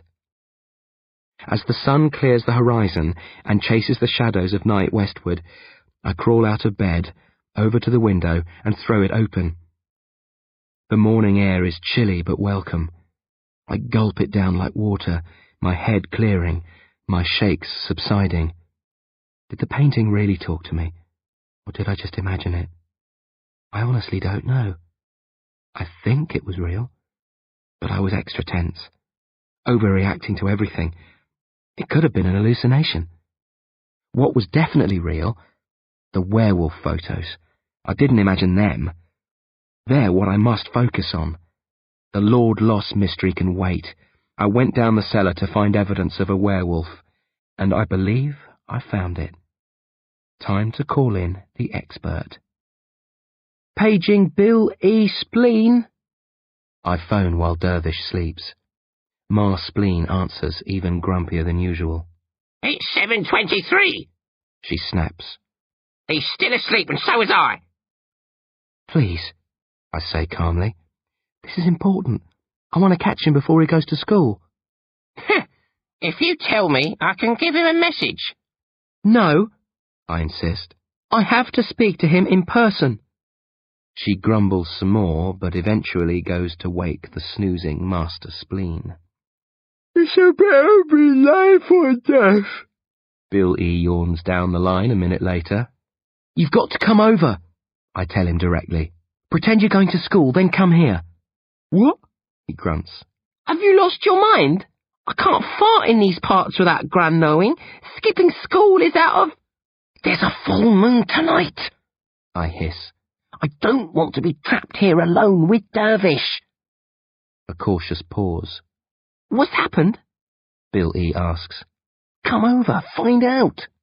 I put the phone down before he can ask any further questions, confident that his curiosity will entice him. Start thinking about what I'm going to tell Dervish to explain Bill E. School bag slung across his back, left eye squinting suspiciously, black hair slick with sweat. He must have run. Couldn't come any earlier, or Gran would have been suspicious, he says, entering by the huge front doors, which I hold open for him like a butler. He looks around like a detective. Where's Dervish? In his study. I told him you were coming to work on a school project with me. He believed that? Bill E. snorts. He'd no reason not to. He doesn't know we know about him. Bill E. looks at me smugly. So you think I'm telling the truth now? I lead him through to the kitchen before answering. Yes. Coolio, what changed your mind? I sit down. So does Bill E. I've seen his lair, I mutter, and proceed to tell him everything about the deer, my exploration of the wine cellar, and the sub-cellar beyond, only leaving out the section relating to Lord Loss. That's personal. 10:15. Bill E. arguing that Dervish doesn't pose a threat. Don't you see? He groans with exasperation. The cage is for him. He knows the change is upon him. That's why he caught the deer and stuck it in there. Tonight he'll lock himself in, and when he changes, he'll feed upon the deer and stay caged there until morning. How will he get out? I ask. Mira! That must be why she's here. She knows about his sickness and probably comes every month to help him. Think back, I urge him. You say you've been watching Dervish every time there's been a full moon. Has Mira been here, or anybody else? Bill E. shifts uncomfortably. Well, no, not every time, but... So how does he get out? I interrupt. Bill E. thinks a moment. He must hang the key nearby, he says. He lets himself out when the change has passed. Then what's to stop him using it when he transforms? Bill E. rolls his eyes. Have you ever heard of a wolf that can use a key? He used it the other night when he brought the deer back. But he hadn't transformed then, Bill E. notes. You said he looked the same as always. He stands and paces around the kitchen as he outlines his thoughts. This is the way it must work. During the lead-up to the full moon, and for a few nights after, Dervish's hormones are all over the place. I don't think he physically changes, but he isn't in full control of himself, which is why he wanders about the forest hunting animals. At the same time, he's human enough not to attack people. He doesn't kill. On the night of the full moon, it's different. The beast comes to the fore. It takes over. He can't risk loosing it on the world. It would kill at random. Animals, humans, whatever it found. So, he chains himself up. Bill E. clicks his fingers with excitement. He locks himself in a cage, ensuring there's a live animal for the beast to rip to pieces and feed on. He stays there all night, howling, transformed, wild. In the morning, when the phase passes, he lets himself out Bill E. and carries on as smiles normal. Warmly. I've always admired Dervish, but never as much as I do right now. He's dealing with his curse, living as normal a life as he can, yet protecting the world from the monster within him, locking himself away when he must, enduring the loneliness and hardship. Stop, I remark sarcastically. You'll make me cry. Bill E. whirls on me angrily. What did you call me for? He barks. If it was just a sneer, I can leave as quickly as I came. It wasn't a sneer, I mumble. I asked you here to help. I stare miserably at him. I'm scared. If he changes tonight and comes after me, he won't, Billy says confidently. The cage is there to prevent that. Maybe, I nod. But I'm not sure I want to run the risk. I was thinking I could maybe come stay with you for a night or two. Bill E. blinks. I've never had a friend over to stay, he says. I don't think Gran and Grandad would like it, especially not after you woke them up this morning. His face brightens. Tell you what, I've a better idea. I'll come and stay here. What will that achieve? I frown. I'm fatter than you. He laughs, patting his stomach. If the werewolf gets free, it'll go for me first, since I'm so tasty looking. That'll give you a chance to run for freedom. You're crazy, I huff. Of course I am, he smiles. After all, I'm a Grady. A long, tense day. Bill E., despite his good-humoured assertions that we have nothing to be afraid of, is just as nervous as me. In some ways, he's worse. He looks very pale and has been sick a couple of times. He says it's some bug he's had for the last few days, but I'm sure it's nerves.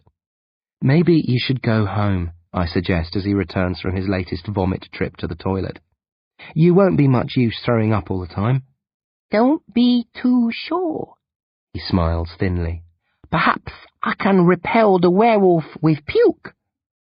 That's one I never saw in the movies. I laugh. Bill E. has to leave in the afternoon to check in with Ma and Pa's spleen and pretend he's been to school. I'll have a quick meal, do some homework, then tell Gran I'm coming here for the night. I'll say it's part of a nature project, that I'm doing an essay on the habits of nocturnal creatures. Not so far from the truth, I grimace. In my room, alone, a knock on the door. Dervish. Where's Billy? He had to go home. Oh, that's a shame. I was going to cook pancakes. I've a sudden craving for them. I start to tell Dervish that Bill E.'s returning to stay the night. Before I can, he says, I have to head out later. Oh? I'm meeting Mira. We're going to see some old friends. I could be gone all night. You'll be okay by yourself? I nod wordlessly. I'll give you a shout before I go, he promises to Ma Spleen, asking for Bill E. He just got home from school, she says frostily. He's eating. It's important. Everything seems to be important today, she grumbles, but calls him to the phone. When you return, enter by the back door and try not to let Dervish see you, I tell him. Why? He asks. He just told me he's going out for the night. He thinks I'm going to be here by myself. So? Let's quit with the seen it all, done it all act, I snap. If Dervish is what we think, there could be trouble tonight, real trouble. If he doesn't know you're in the house, he won't expect to find you if he gets free later. That might work in our favour in case of an attack. There won't be an attack, Bill E. insists. Maybe, but come in by the back anyway, okay? A moment's pause. Then, in a subdued tone, Bill E. mutters, Okay. Bill E. sneaks in without Dervish spotting him, hides in my room. We keep the door shut and our voices low when we speak, which isn't often. I keep a firm hold on the axe I've been lugging about for the past few nights. Bill E. still doesn't believe we're in any danger, but he has a short sword lying on the bed close by, which I fetched for him from downstairs. He's in a terrible state, white and shivering. He's been sick 3 times in the space of the last couple of hours. I see now that it isn't nerves. He really is ill. You should be home in bed, I whisper, as he wraps blankets around himself and gulps down a glass of warm milk.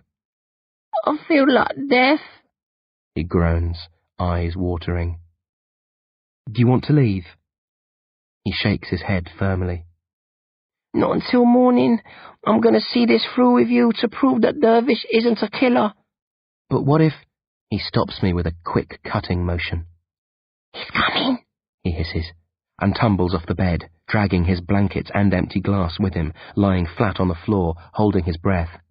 I sit up in bed and open a comic, which I pretend to read. Moments later, Dervish knocks and enters. Coming for dinner? No, thanks. Not very hungry tonight. He sniffs the air, nose crinkling. It smells of sick in here. Yeah, I laugh sheepishly. I threw up earlier. Think it was something I ate. You should have told me. He walks over and lays the back of his hand against my forehead. If he bends forward just a few centimetres more, he'll spot the prone Bill E. spleen. No fever, Dervish says, stepping back. Of course not. Like I said, something I ate. I hope that's all it is. He looks troubled, checks his watch, then glances out the window. If you get sick again later, I won't be here to drive you to the doctor.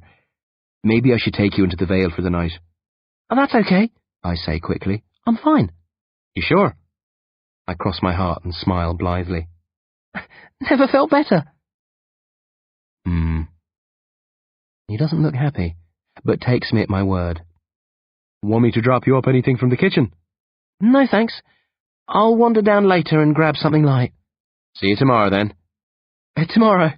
I smile, and hold the smile in place until he exits when the coast is clear. You can get up now. Bill E. rises from behind the bed like a ghost, grinning sickly. Then his face blanches, he clutches his stomach and rushes for the toilet. I raise my eyes to the heavens and sigh. Of all the nights he could have picked to be sick, why this one? Night. The moon rising. A roar from the corridor. I'm off! Bye! I shout in reply. A quick shared glance with Bill E., then we both rush to the room behind this one with a view of the rear yard and press up against the circle of stained glass, watching to see what Dervish does. Bet he heads straight down the cellar, Bill E. says confidently. I hope so, I sigh. Moments later, Dervish emerges and walks to the sheet of corrugated iron close to the sheds. He carefully removes it, unlocks the chains, and casts them aside.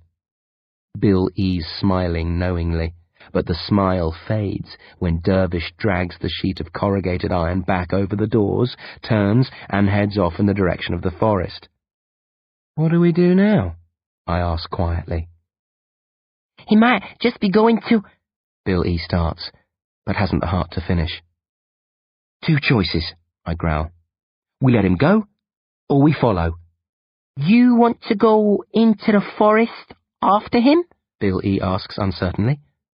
If he transforms out there and the beast spots us?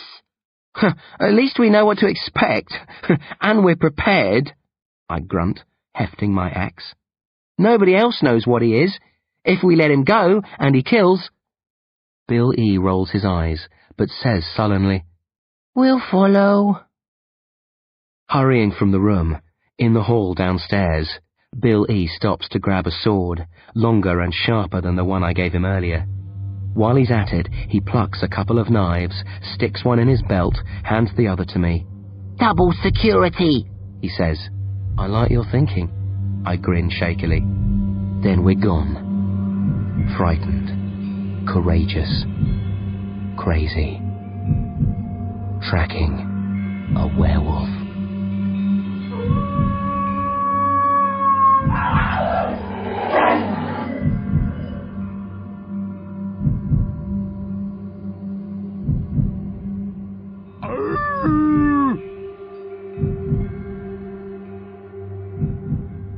Slipping away from the house, creeping around the sheds, entering the forest, moving cautiously, Bill E. leading the way. A bright night, very few clouds to block out the worryingly full moon, but dark under cover of the trees, countless spots where a creature could lie in ambush. Which way did he go? I whisper as Bill E. pauses and stoops. That way, Bill E. replies a few seconds later, pointing left. How do you know? Footprints, he says, tapping the ground. Who made you hire bloody wuffer? I scrunch up my eyes, but can't see any prints. Are you sure? I ask, wondering if he's deliberately leading me astray. Positive, Bill E. says, then stands and stares at me, troubled. If he sticks to this course, he's heading for the Vale. I stare back silently. Then we both turn without a word and resume the chase, faster, with more urgency. Running, ducking low-hanging branches, leaping bushes, Bill E. comes to a sudden halt. I run into him, stifle a cry. I see him, Bill E. says softly. He stopped. I peer ahead into the darkness. Can't see anything. Where? Over there. Bill E. points, then crouches. I squat beside him. We're on the edge of the forest. Carchery Vale's only a minute's jog from here. You think he's going to attack someone in the village? I ask. Bill E. tilts his head uncertainly. I can't believe it. But I don't see any other reason why he would come here. Maybe... He spins away abruptly, covering his mouth with his hands. Lurches through the bushes, twigs snap, leaves rustle, he collapses to the floor and throws up over a pile of twigs. My gaze snaps from Bill E. to the trees ahead, clutching the handle of my axe so tightly it hurts, waiting for Dervish to hear the commotion and investigate. Half a minute passes. A minute. No movement ahead. Bill E. shuffles up beside me, rests in the shadow of a thick bush, breathing heavily, chin specked with vomit. I can't go on, he groans. His voice cracks as he speaks. His whole body's trembling. How bad are you really? I ask, searching for him in the shadows, only able to make out the dark outline of his face. Lousy, he chuckles dryly. I should have listened to you earlier, gone home to bed. I need a doctor. Your house isn't far from here, I note. I could take you there. What about Dervish? Is he still where you said he was? I ask. Bill E. parts the bush above him, half kneels and stares dead ahead. Silence for a few seconds. Then, still there? I'll take you home, I decide. Then circle back. But you can't track him like I can, Bill E. demurs. You need me. I'll get by, I override him. The way you are now, you're a liability. It's only pure luck that he didn't hear you a few minutes ago. You're useless like this. Grubs Grady, Bill E. giggles hoarsely. Tells it like it is. Come on, I mutter, offering him a hand up. The quicker we go, the sooner I can pick him up again. Bill E. hesitates, then grabs my sleeve and staggers to his feet. Sorry about this, he mumbles, bent over, hiding his face, ashamed. Don't be stupid, I smile, wrapping an arm around him. I couldn't have tracked him this far without you. Bill E.'s Now, house lies go. almost straight ahead, but Dervish is blocking the direct route, so we skirt around him and stumble further through the forest until we find a spot downhill where he hopefully won't be able to see us. Walk or run? I ask. Bill E. doesn't answer immediately. His breath is ragged and he's trembling. Then he sighs and says, Walk. More noise if we run. Holding Bill E. tight, I think he'd collapse if I let go, I start ahead into the moonlit clearing. Stomach like a coiled spring as we leave the cover of the forest. I face forward, not wanting to trip over anything, but my eyes keep sneaking left, scouring the trees for signs of my uncle. Can you see him? I hiss out of the side of my mouth. Bill E. only groans in reply and doesn't look round. Getting close to the houses on the outskirts of Carcherry Vale. Dark backyards, lights in kitchen and bedroom windows. A woman cycles towards us, parallel to the forest. She waves. I start to wave back. Then she turns right, and I realise she was only signalling. Coming up to the houses, there's a road behind them where most of the residents park. We make the road and close in on the Spleen residence. I start to think about what Ma Spleen is going to say, and what will happen when she phones Dervish to complain about the condition he let her grandson walk home in. Perhaps I should take Bill E. directly to a doctor. It's late, but I'm sure. Bill E. gasps painfully and collapses. He dry retches and paws at the pavement, whining like a wounded animal. What's wrong? I cry, dropping beside him. I reach to examine his face, but he brushes my hands away and snarls. Billy? What is it? Do you want me to... Grubs! Step away! A harsh voice, straight ahead of me. Slowly, trembling, I stand and stare. Dervish. My uncle standing between us and the rear garden gate of Bill E.'s home. No way past. He's illuminated by moonlight. A long, hypodermic syringe in his right hand. Eyes ablaze with anger. Mira, he says, gaze flicking to a spot behind me. I glance back. A moment's pause. Then Mira steps out from behind a van. My head spins. I remember an earlier mad thought. What if they're both werewolves? Dervish starts walking towards me. Stop! I moan, warning him off with my axe. step away, Grubs, he says again, not slowing. You don't know what's happening. Then to Mira. Be careful, Block his escape, but don't get too close. I know what you are, I sob, tears of fear springing to my eyes. If you come any closer... Don't interfere, Dervish snaps. I don't want to hurt you, but if you don't step aside, I'll... He comes within range. I swing at him with my axe. Tears impair my aim. I swing high. Dervish curses and ducks. I take another blind swing. He shimmies closer as I'm swinging, dodges the blade, chops at my axe arm with his free left hand. My arm goes numb from the elbow down. The axe drops to the ground. I dart after it.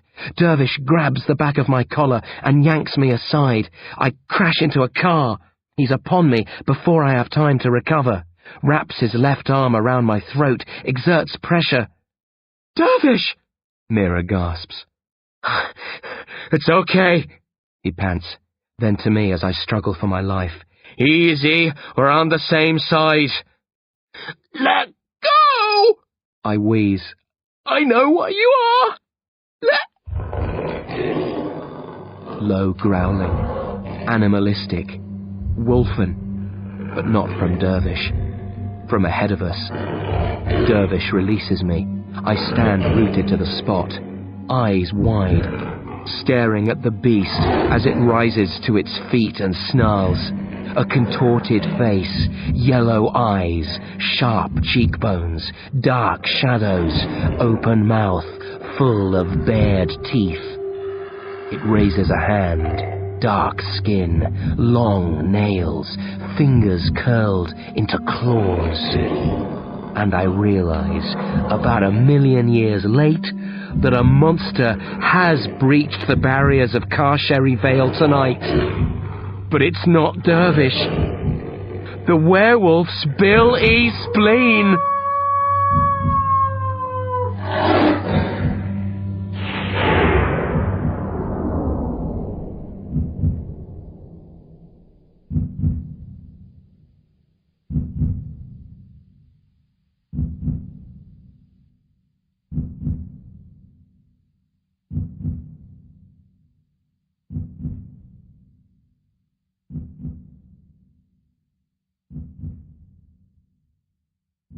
End of Disc 3-4.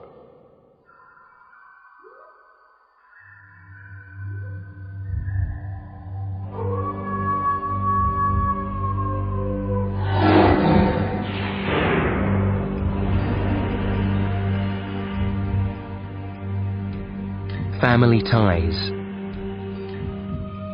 Billy! I moan. He glares at me, naked hate filling his abnormal yellow eyes. Billy! It's me! Grubs! He doesn't recognize you, Dervish says, stepping to the left. Bill E.'s eyes snap to the adult and he crouches defensively. Behind him, Mira takes an automatic step backwards. No! Dervish barks. Don't move! You'll attract... Too late. Bill E.'s head swivels. He spots Mira. Leaps. Mira gets out the start of a scream. Then the beast is upon her, hissing as he hauls her to the ground. They land hard, Mira underneath. She tries to throw the animal off. He grabs her hand and bites hard into the flesh. She starts to curse, but is cut short by the creature's fist. It crushes into the side of her face. Mira chokes, stunned. The beast grabs both sides of her head and smashes her skull down hard on the pavement. The fight goes out of her, teeth glinting in the moonlight, fastening around Mira's throat. The monster's about to rip her head off, and all I can do is stand here and gawp like an idiot. But Dervish isn't so helpless. He moves as fast as Bill E. and gets there a split second before he bites. Grabbing Bill E.'s ear, he tugs hard. The creature's head jerks clear of Mira's throat. He whines and lashes out. Dervish ducks the blow, shoves the animal down hard, head first, pins it with his right knee, digging it hard into the boy beast's back. Brings up his right hand and jabs the tip of the syringe into the side of Bill E.'s neck. Pushes on the plunger. The liquid in the barrel disappears into Bill E.'s veins. Bill E. stiffens and groans. Dervish whips the syringe out and tosses it aside. Bill E. thrashes wildly. Dervish uses both hands and knees to hold him down. Mad seconds pass. Bill E. stiffens again. More thrashing. Stiffens for the third time. Then collapses. Eyes closing. Limbs limp. Dervish lays Bill E.'s head down, then shoots to Mira's side. "Mira," he mutters, checking her pulse, putting his ear to her lips, rolling her eyelids up. No response. He straightens her legs and arms, checks on Bill E., looks around to see if anybody's noticed the scuffle. But the road is deserted, except for us. He turns to face me. "You bloody fool!" he snarls. I stare blankly at my uncle, then slide to the ground and give myself over to bewildered tears. Dervish lets me cry myself dry, then hands me a handkerchief and says gruffly, "Clean yourself up, then help me with Billy and Mira." I wipe my face with the handkerchief. Stand, still sniffling. "You thought I was a werewolf?" Dervish asks. "Yes," I answer hollowly. "You ass," he says, and manages a ghost of a smile. "There's nothing more dangerous than someone half close to a terrible truth. What would you have done if I was? Taken that axe to me? Chopped me up into little bits? Buried me in the forest and told the police I'd gone out walking and never returned?" "I don't know," I moan. "We didn't think that far ahead. We thought you'd lock yourself up in the cage in the cellar. When you started for the Vale, we—" "You know about the cellar?" he interrupts. "You've been there?" "Yes. Not Bill E. Just me. I saw the cage, the deer, the books." Dervish snorts, disgusted. "I knew you'd sniff it out eventually, but not this quick. I underestimated you, Sherlock Grady." He bends, ties Bill E.'s legs together, then his hands. He slips a gag between the unconscious boy's jaws, then picks Bill E. up and drapes him over his shoulders, much as he carried the captured deer. "What are you going to do with him?" I whimper, flashing on images of Dervish cutting Bill E.'s throat or caging him up for life. Dervish grunts. "We'll discuss that later. First we have to get him home. He'll be safe once we lock him in the cage. There's water, and he can feed on the deer. We're exposed here." "But—" I begin. "Save it," Dervish snaps. "We need to move. Now! I don't want to be the one to try explaining to Ma Spleen that her grandson's a werewolf." I smile fleetingly, then put the questions on hold. Dervish carries Bill E. to the van which Mira had been hiding behind. He pulls the rear door open and bundles Bill E. inside, then returns for Mira. I'm too terrified and ashamed to ask if she's alive or dead. Instead, I pick up my axe, Bill E.'s dropped sword, and the syringe. My right arm tingles fiercely where Dervish hit me, but I can use my hand now and put them in the back of the van beside the bodies. Dervish closes the door on the beast and the woman. Then we climb in up front and drive back to the mansion. For a full minute, I say nothing, as if this is an ordinary drive home, on a normal night. Dervish concentrates on the road, driving slowly for once in his life. His hands are shaking on the steering wheel. I watch him change gears. Then, unable to hold the questions back any longer, I spit it out. "You knew Billy was a werewolf?" "Obviously." "How long have you known?" "A few months. Since he started wandering the forest in a daze around the time of a full moon, killing animals." His head turns briefly. "You know about that?" "Yes. That's what put us on to you. Billy saw you collecting the bodies and getting rid of them in the incinerator." Dervish winces. "By disposing of the kills, making sure nobody else found them, I hoped to avoid suspicion and protect him. Guess I was a little too smart for my own good." I look back over the seat's headrest. I can see Bill E. and Mira, Mira's chest is rising and falling. She's alive. I study Billy's face. No hair, no fangs, but his skin's a darker shade than usual. His fingernails have sprouted, and his cheekbones have definitely changed shape, albeit slightly. And his eyes, if they were open, would be that eerie yellow colour, and his mouth, those teeth. Why didn't you tell me? I ask softly. That your best friend's a werewolf? Dervish snorts. I'd have believed you if you'd shown me proof. I was ready to believe it about you. I could have believed it about Billy too. Perhaps, Dervish sighs, but I hope to spare you the way I've spared Billy. I didn't know until tonight how damaging the change would be. Sometimes the madness touches us but passes. I was praying that he was merely moonsick, that the disease was weak in him and wouldn't take hold. Dervish drives in silence for a while, gathering his thoughts. I don't say anything, waiting for him to choose how to explain. How much of this have you guessed? He asks eventually. Tell me what you think you know. The Gradys are cursed, I answer directly. Some of us turn into werewolves. It's been happening for centuries. Pretty good, Dervish commends me. Only it goes back a lot further than centuries, and it's not just Gradys, it's the entire family line. What else? I shrug. Not much. We thought you had the disease, but that you could control it, or at least lock yourself up when the moon was full. Nobody can control lycanthropy, Dervish says quietly.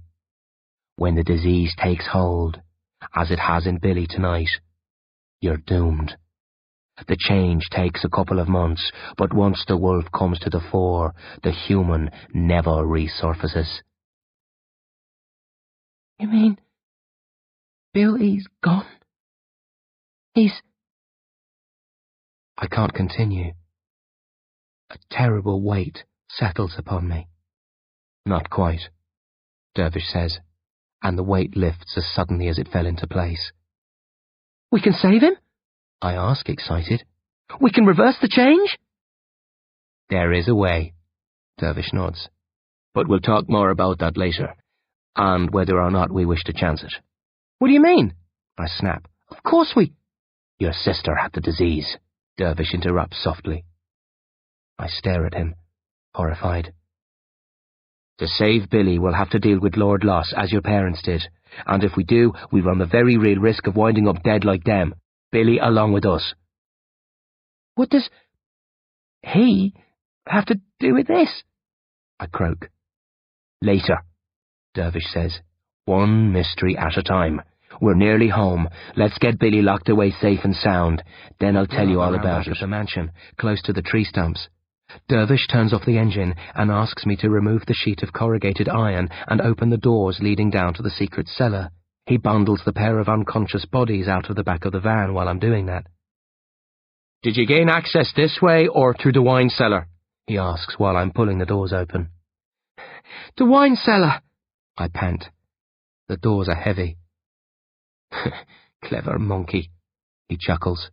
You'll have to tell me about it some other time. We've more pressing matters to deal with first. He picks Bill E. up and nods me forward. Down the steps, steep, dark, have to tread carefully, feeling for each stair. Do you need any help with Billy?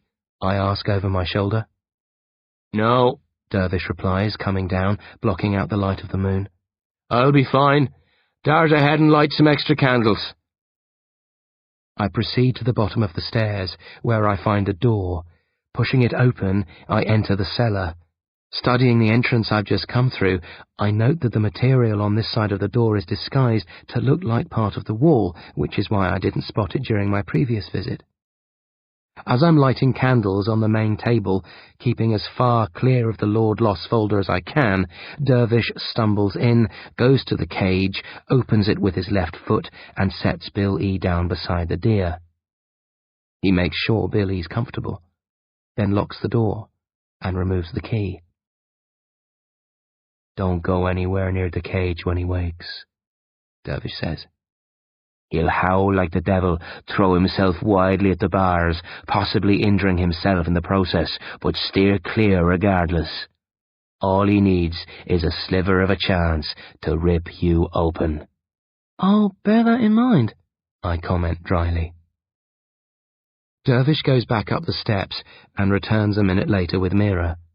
He lays her down, smooths her hair back, stares at her bruised, motionless features. How is she? I ask, dreading the answer. Okay, I think, Dervish says, and my fear lessens. But she'll be out for a while. He cracked her head hard on the pavement. We should get her to a doctor, have her checked over, but there isn't time. I'll take her to the house, out of harm's way, before we see to Billy.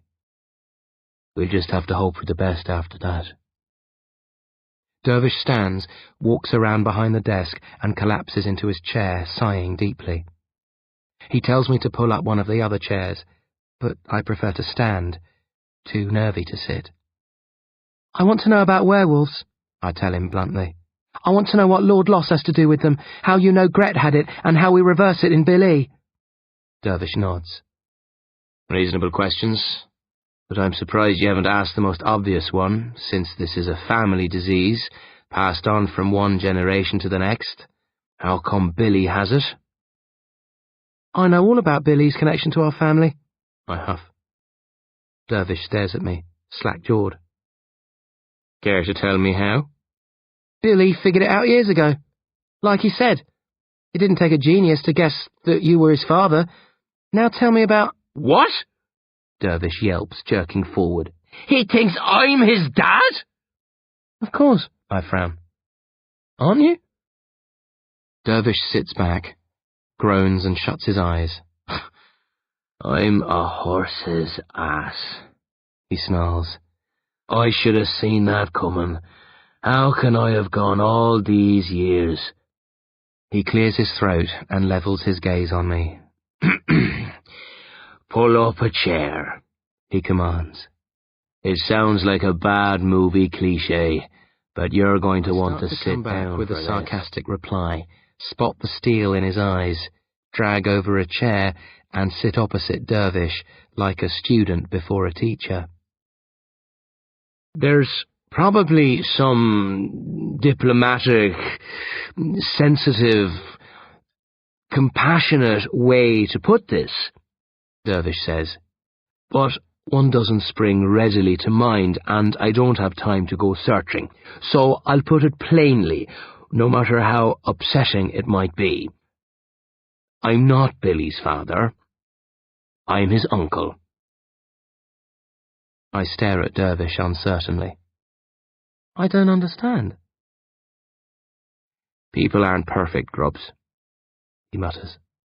Even the best of us make mistakes. Life's complicated. We all... He clears his throat. Your mother never liked me and made no secret of the fact.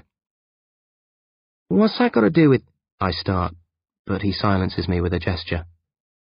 I visited Cal a few times over the years. She accepted that. But except for a single trip here years ago, she refused to step foot in Carsheri Vale, so Cal used to come by himself. It was a serious bone of contention between them. I tried many times to talk to Sharon about it, but she wouldn't. Dervish trails off into a brooding silence, then begins again. Your father loved your mother, and you, and Gret. But he wasn't a saint. He travelled a lot, on business, alone. But he didn't always sleep alone. I leap to my feet, furious at what Dervish is suggesting, but before I can lay into him, he continues quickly. They were one-night stands or short affairs, meaningless. Sharon never found out, or so Cal told me. My brother had many admirable qualities, but fidelity wasn't one of them. He never wished to hurt your mother, but he couldn't remain true to her. It wasn't in his nature. Why are you telling me this? I hiss, fingers clenched into fists, tears in my eyes. Dervish looks at me sideways, as though I'm a fool for asking. Because 1 year he had an affair with a Vailor while he was staying with me, and the woman wound up pregnant. She didn't tell him about it until after the baby was born, and then refused all offers of his to get involved. Emily's spleen was headstrong, determined to live life her own way. She told Cal she wasn't— "Stop!" I gasp, stumbling back into my chair. "Don't!" I beg. I took a vow early in life never to have children, Dervish says, ignoring my plea. I was afraid the disease would take hold in them. I was determined not to put them and myself through that torment. Cal didn't share that view. He thought life was worth the risk. I looked after Billy when Emily died because he was my nephew, not because he was my son. Cal was Billy's father, Grubbs. Billy isn't your cousin. He's your brother.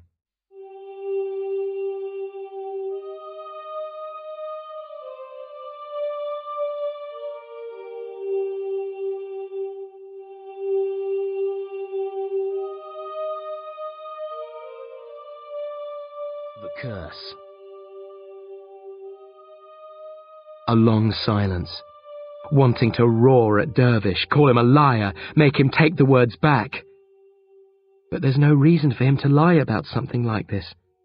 Nothing but sad honesty in his eyes. Feeling sick, instantly mad at Dad for what he did, but just as instantly glad. I'm not alone. I thought I lost everything when the demons attacked. Now I discover I have a brother. This is crazy, I moan, torn between rage and delight. I don't know what to make of it. I can't handle it. Of course you can, Dervish snaps. You handled the deaths of your parents and Gret. There's a small fry in comparison.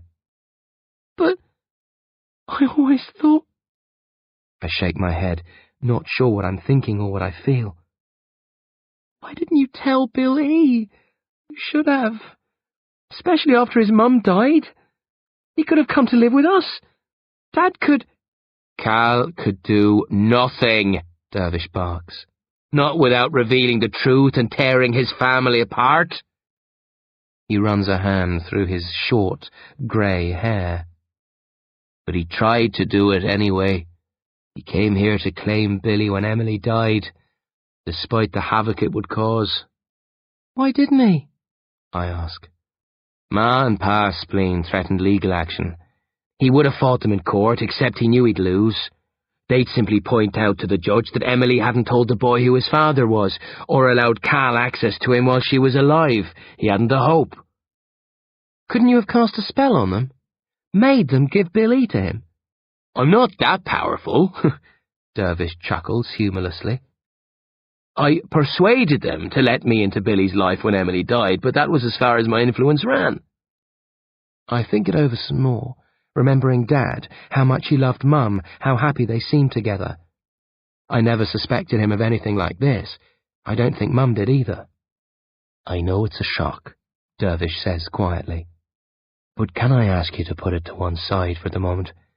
You've got the rest of your life to chew it over. Billy doesn't have the same luxury. If we don't act soon... I let out a long, shuddering breath, glance at the unconscious boy. My brother, in the cage, his dark skin and twisted hands. Recall the photos of the creatures in Dervish's lycanthropy books. Warped and inhuman. Okay, we'll discuss Dad later. I lean forward intently. Tell me about I'll keep werewolves. this as short as possible, Dervish says. Reaching under the table, he produces 2 cans of Coke from a drawer, hands one to me, and gulps thirstily at his. I sip mine while he speaks. The curse is ancient. We call it the Gardex curse, since the Gardexes were the first in our family to write about it.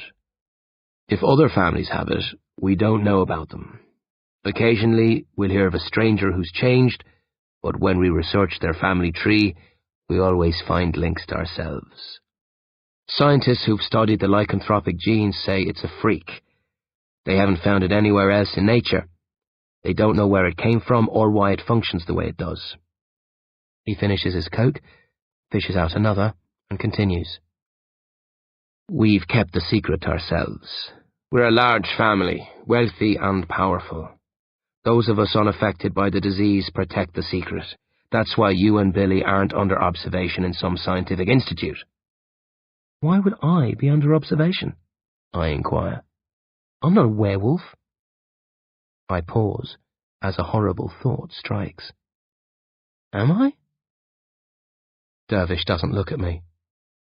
I don't know, he answers softly. The gene surfaces at random. Sometimes it strikes every member of a family branch, wiping them out. Other times it lies dormant for 2 or 3 generations. You're one of 3 children. Gret and Billy both succumb to the disease. I wish I could say that makes you more or less likely to turn, but there's no way of guessing. The change strikes, if it strikes, anywhere between the age of 10 and 18. There have been a handful of cases involving younger children, but nobody past their teens has ever turned. That's why there are so many young faces in the Hall of Portraits, I exclaim. Those kids all turned into werewolves. Dervish nods glumly. There's no known cure. Those who catch it are doomed to live as deranged animals for the rest of their days. They normally don't last long, 20 years at most, if allowed to live. What do you mean? Dervish taps the side of his can with his fingernails, a distant expression in his eyes. It's a terrible curse, he says softly. To see one you love change into an animal, to chain them up and endure their pain. Many choose not to put themselves through the anguish. A lot of parents. He stops tapping and his expression hardens. They put them out of their misery. I gulp dreadfully. They kill them? He nods. They're beasts, he says quickly before I can express my horror. If they get loose, they kill. There are people in the family, a group called the Lambs, who handle the details if the parents can't. Family executioners, to be blunt. But you said there was a way to reverse it, I remind him, trying not to dwell on all those faces from the Hall of Portraits, the gruesome ends they must have endured. I'm coming to that, Dervish sighs. You'll be warned. When I tell you, you may wish that I hadn't. A long pause, then a groan from the cage. Bill E. stirring. When will he wake? I ask, eyeing him nervously. Soon, Dervish says. Let's go to my study. It won't be pretty when he starts bellowing. No, I mutter, gripping the edge of the table. I want to be here for him. Dervish nods understandingly, then returns to his story. Our scientists haven't been able to crack the Wolfen gene and find a cure, but science isn't the only way to fight a disease. Magic works reaches across the desk, roots through the books stacked to his left, and finds a thick tome. Opening it, he passes it to me, and I find myself gazing into the eyes of the family magician, Bartholomew Garadex.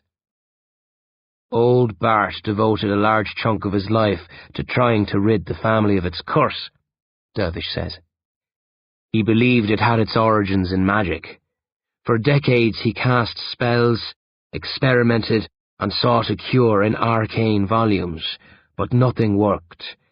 He could change a normal human's shape, but could do nothing with a transformed werewolf. He was powerless, like everybody else. And then he met a creature who wasn't. Dervish's face darkens. Taking the book from me, he closes it, then reaches for the folder where I found the drawing of Lord Loss. Stop! I gasp. He looks at me questioningly. I found that when I was here before, I tell him, eyeing the folder fearfully. The drawing of Lord Loss spoke to me. Its lips and eyes moved.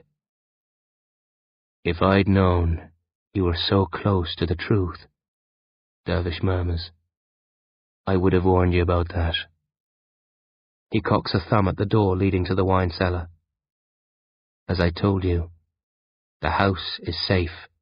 The land around is safe too. But I leave this cellar unprotected.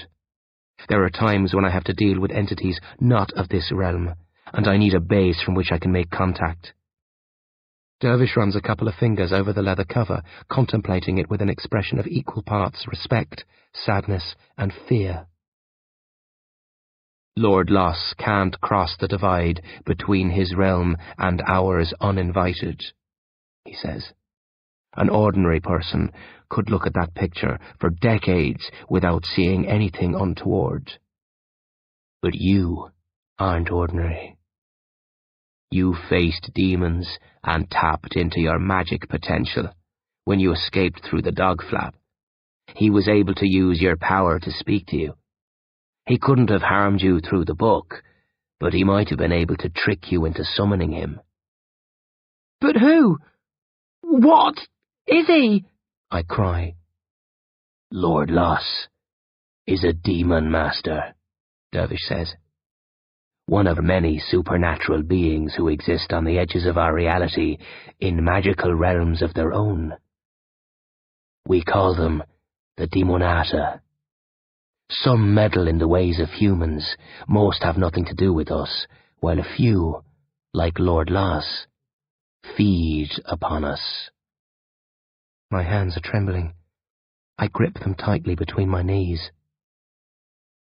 Lord Loss is a sentinel of sorrow, Dervish says. He feeds on human pain and suffering.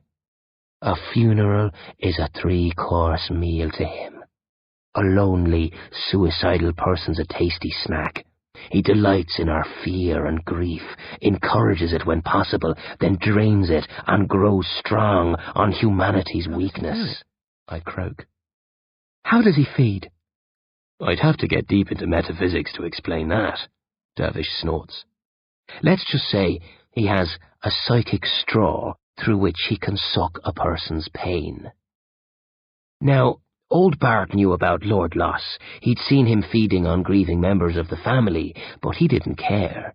Bartholomew was interested only in lifting the curse, not warding off demons. But later in life he spent time studying the Demonata. They can live for thousands of years. I believe Bartholomew hoped to learn their secret. He never did. But at some point he found out that Lord Loss had the power to reverse the lycanthropic change. You mean Lord Loss can cure Bill E? I cry. If he chooses to. Then let's summon him! I shout, leaping out of my chair. What are we waiting for? Let's call him here now and... The Demonata are evil and selfish, Dervish interrupts. It's possible to strike deals with some of them, but they'll do nothing out of the goodness of their hearts. As you know, some don't even have a heart. Then how? Dervish gestures for me to sit. I'm exasperated, but I obey. Bartholomew tried everything to get Lord Loss to help. He begged, he threatened, he even offered his soul. Souls are real? I blurt out. Absolutely, Dervish nods fiercely. And prized by demons above all other possessions. A soul can be tormented far worse than a body. If I was to lose my soul, my body would continue to function. But on autopilot, I'd be like a zombie, an empty shell. Feeding, breathing, walking, but not thinking or feeling. Meanwhile, in the universe of the Demonata, my soul would be put through every kind of hell imaginable, and many that aren't. If Bartholomew had been a younger man, he might have been able to tempt Lord Loss. Trouble is, a soul's only good to a demon as long as the human lives. Old Bart was close to death. Lord Loss judged it an inadequate trade-off. But Bartholomew was stubborn. He pursued Lord Loss and braved the attacks of his familiars, suffering many wounds, which hastened the hour of his death. But eventually old Bart discovered Lord Loss's great obsession, which he... Guttural roars drowned Dervish out. Bill E's on his feet, clutching the bars of the cage, shaking them, screaming. His face a dark mask of furious lines, teeth bared, tongue lashing wildly from side to side, his yellow eyes gleaming through the narrow slits of his eyelids. "Billy!" I yell, jumping to my feet, stepping towards the cage. "Easy!" Dervish says, grabbing my arm. "Remember what I told you. He'll kill you if you get too close." I stare numbly at Billy as he screams, pulls at the bars, kicks and headbutts them, his eyes all the time on Dervish and me. "Does he recognize us?" I ask sickly.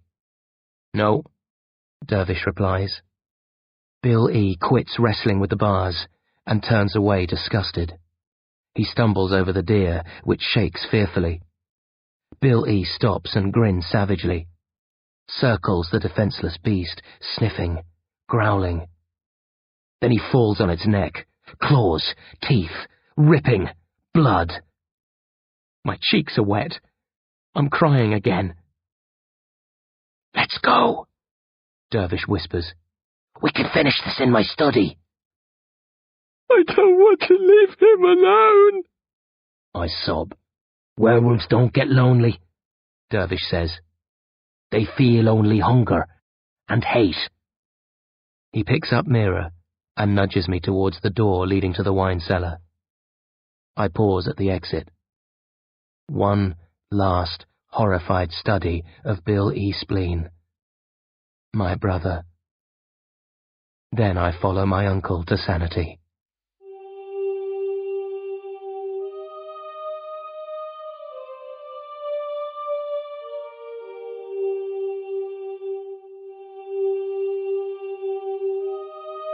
The challenge. Dervish lays Mira on one of the mansion's many beds.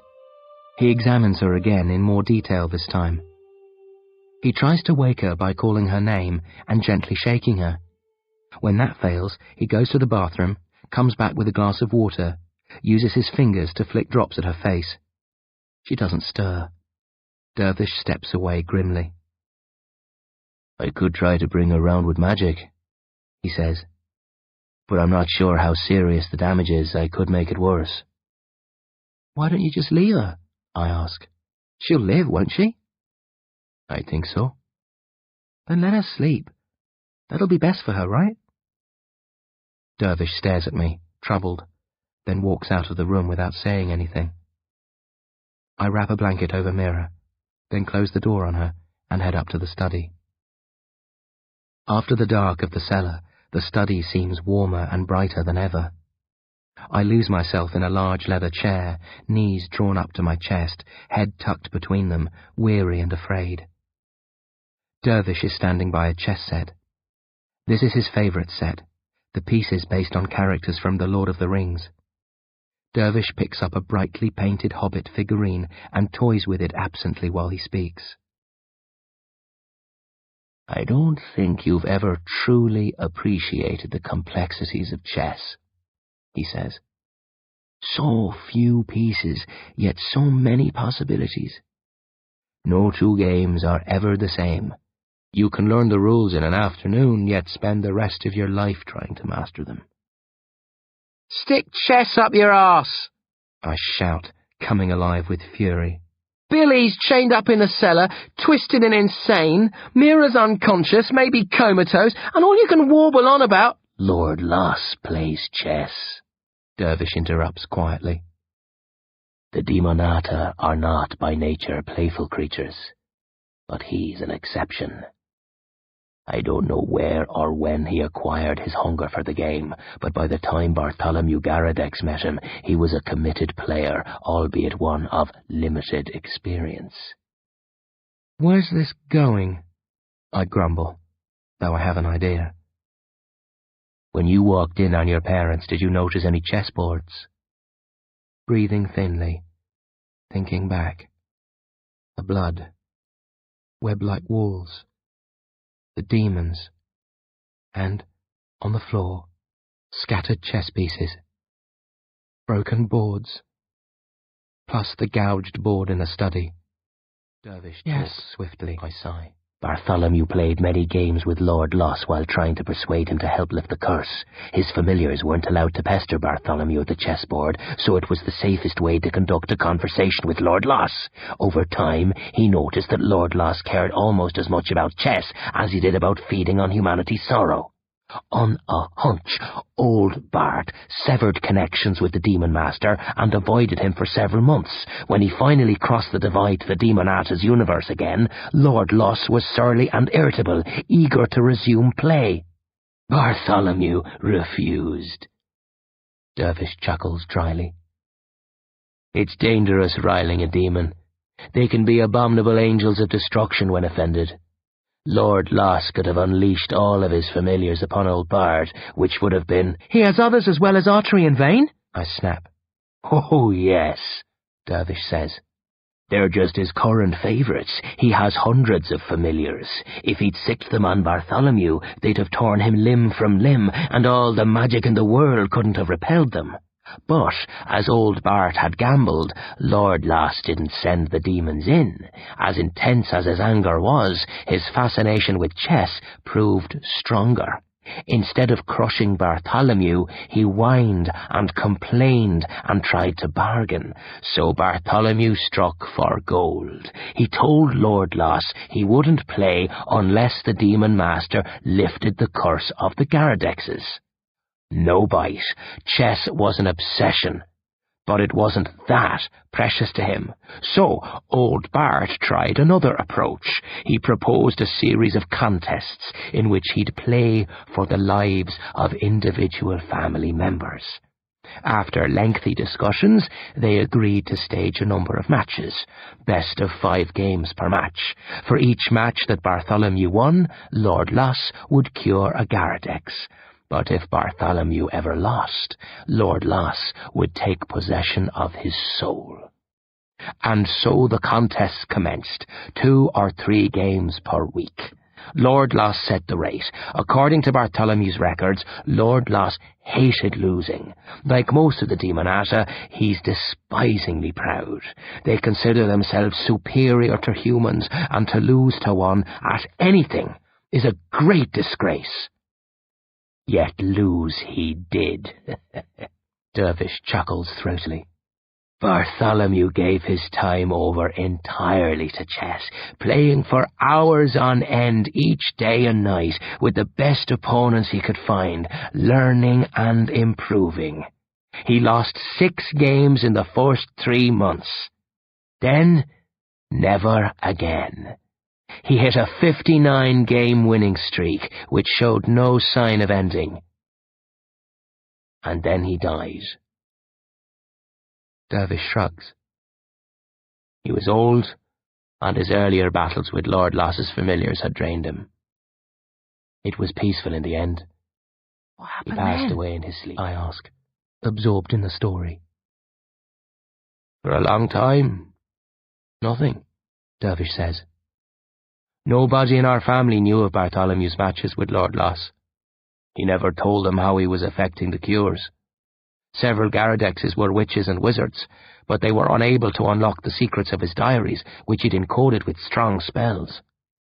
Eventually, almost 40 years after the great magician's death, Davy Mackay, a distant relative who'd lost 4 of his 5 children to the curse, decoded the diary and discovered the demonic secret.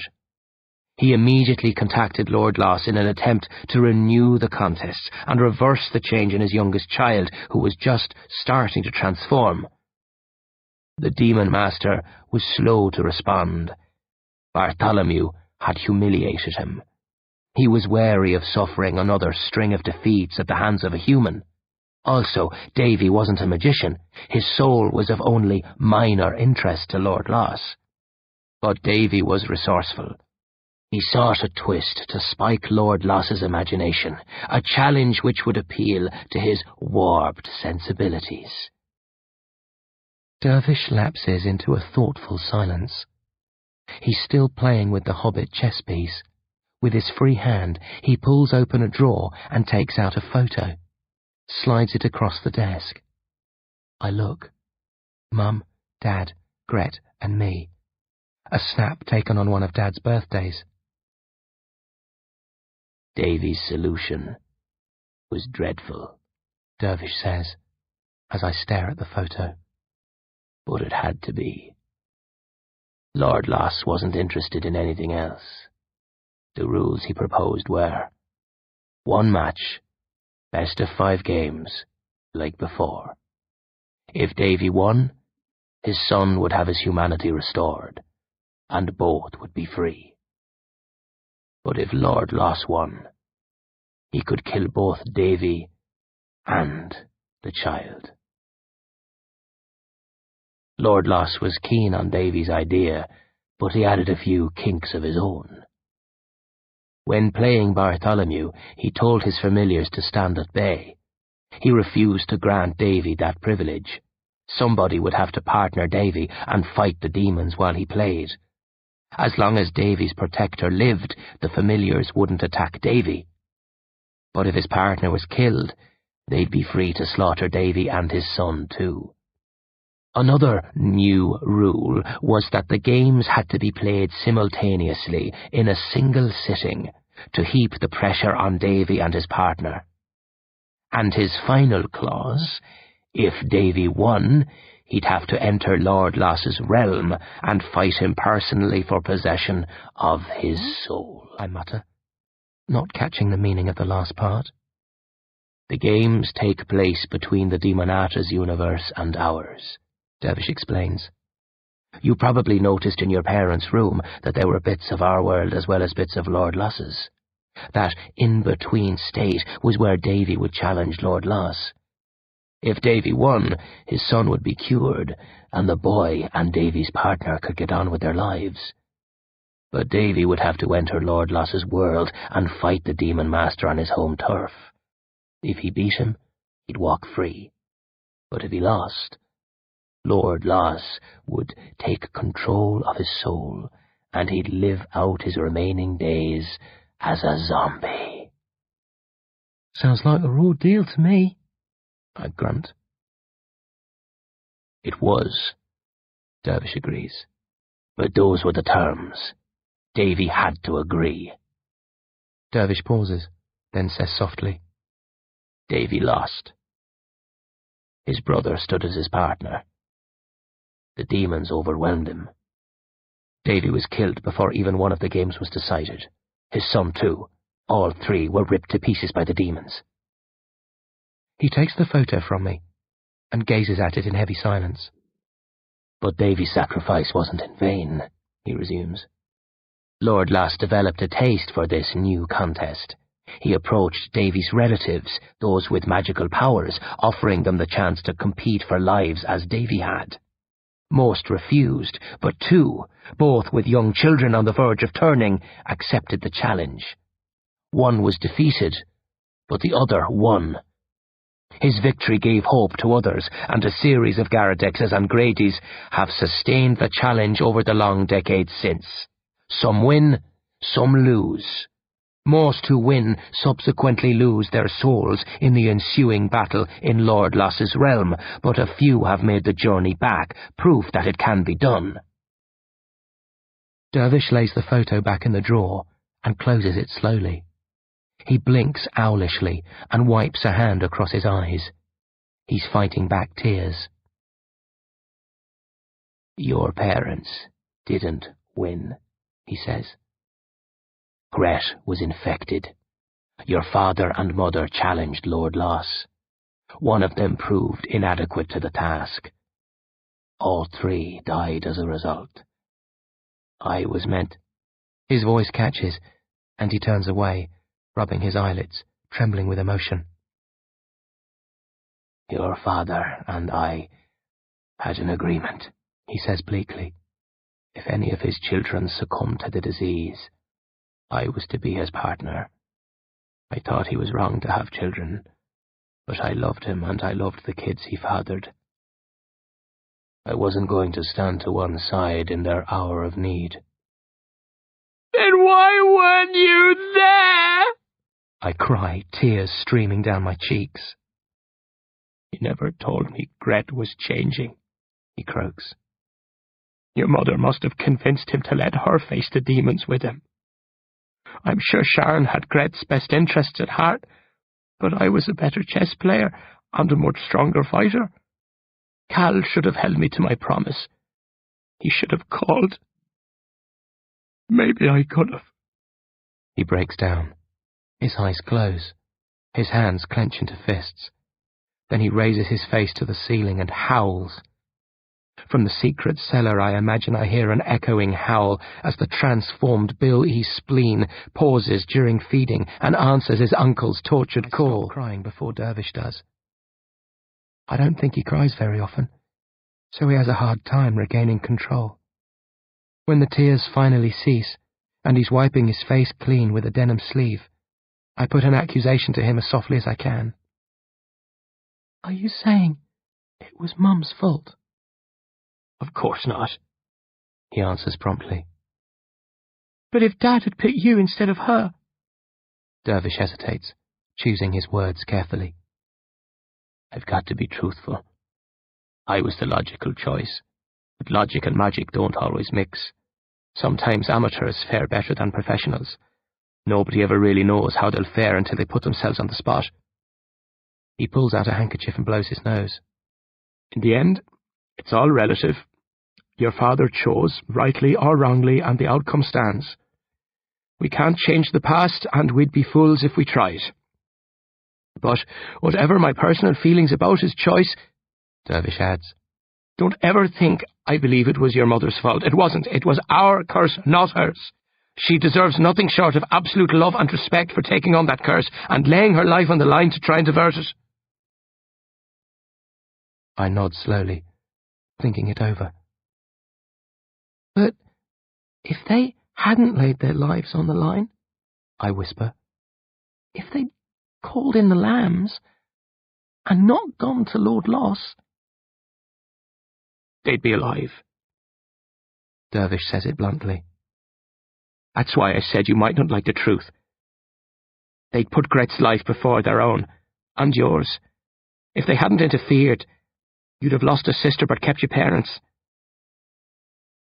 I stare at him uncertainly, my lower lip trembling, part of me hating Mum and Dad for putting me through this, another part hating Gret, blaming her for the mess. Dervish reads my thoughts and shakes his head calmly.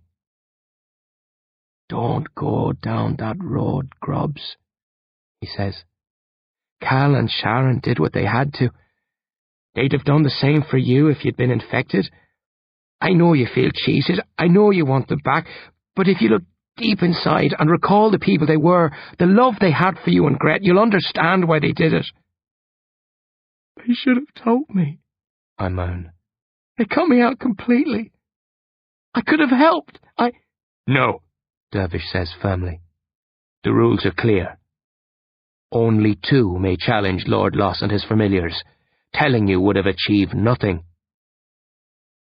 It would have prepared me for the worst. I disagree. I don't think they wanted to think about that.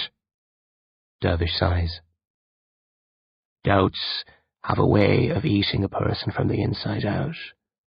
Most who face Lord Loss choose not to focus on all that can go wrong, because it makes it more likely that something will go wrong. But, I begin. Grubbs, Dervish interrupts curtly. We can sit here arguing all night, but that won't bring your parents and Gret back, and it won't help Billy. Letting go isn't easy, but you have to forget about your parents for a while. If you can't, you're no good to me. No good to you? I echo, frowning. What are you talking about? What do you want me to do? Dervish leans forward, his features impassive. I want you to be my second, he says. I want you to stand by my side and battle vein and artery while I challenge Lord Loss at chess. The world goes numb.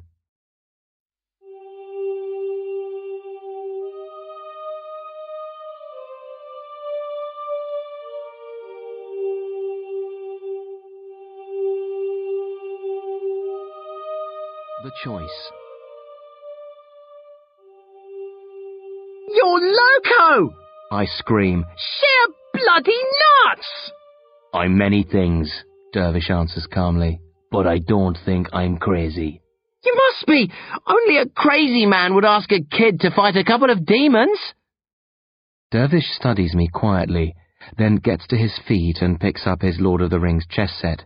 He heads for the door. Where are you going?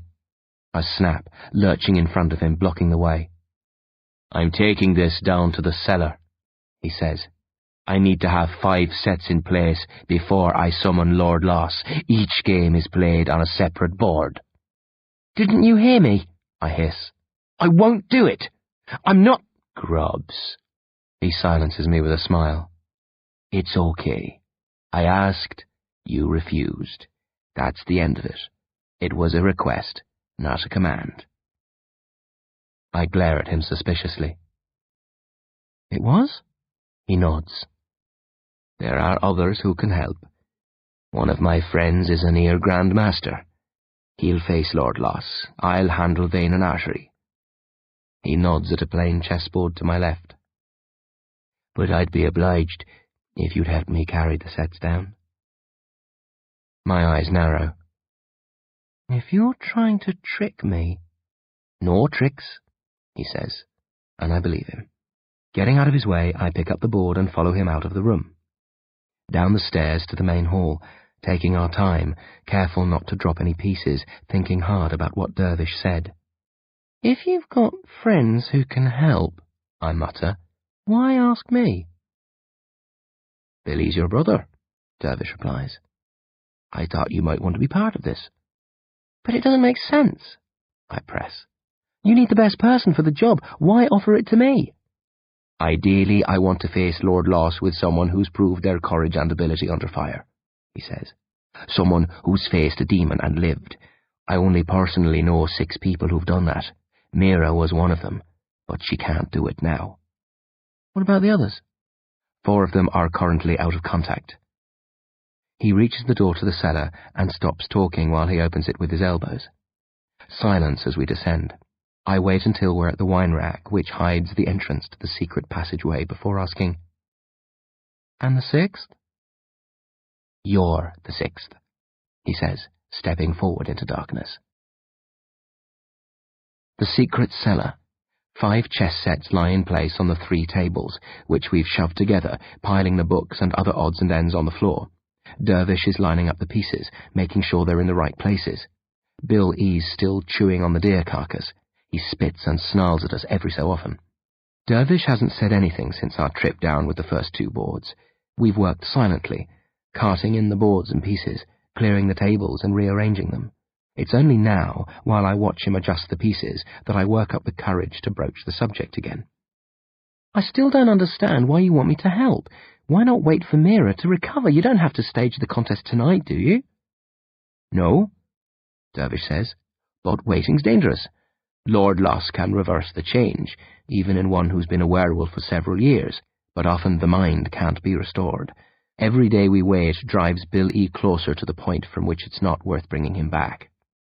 Besides, he adds, how would we explain his absence to his grandparents, teachers, the police?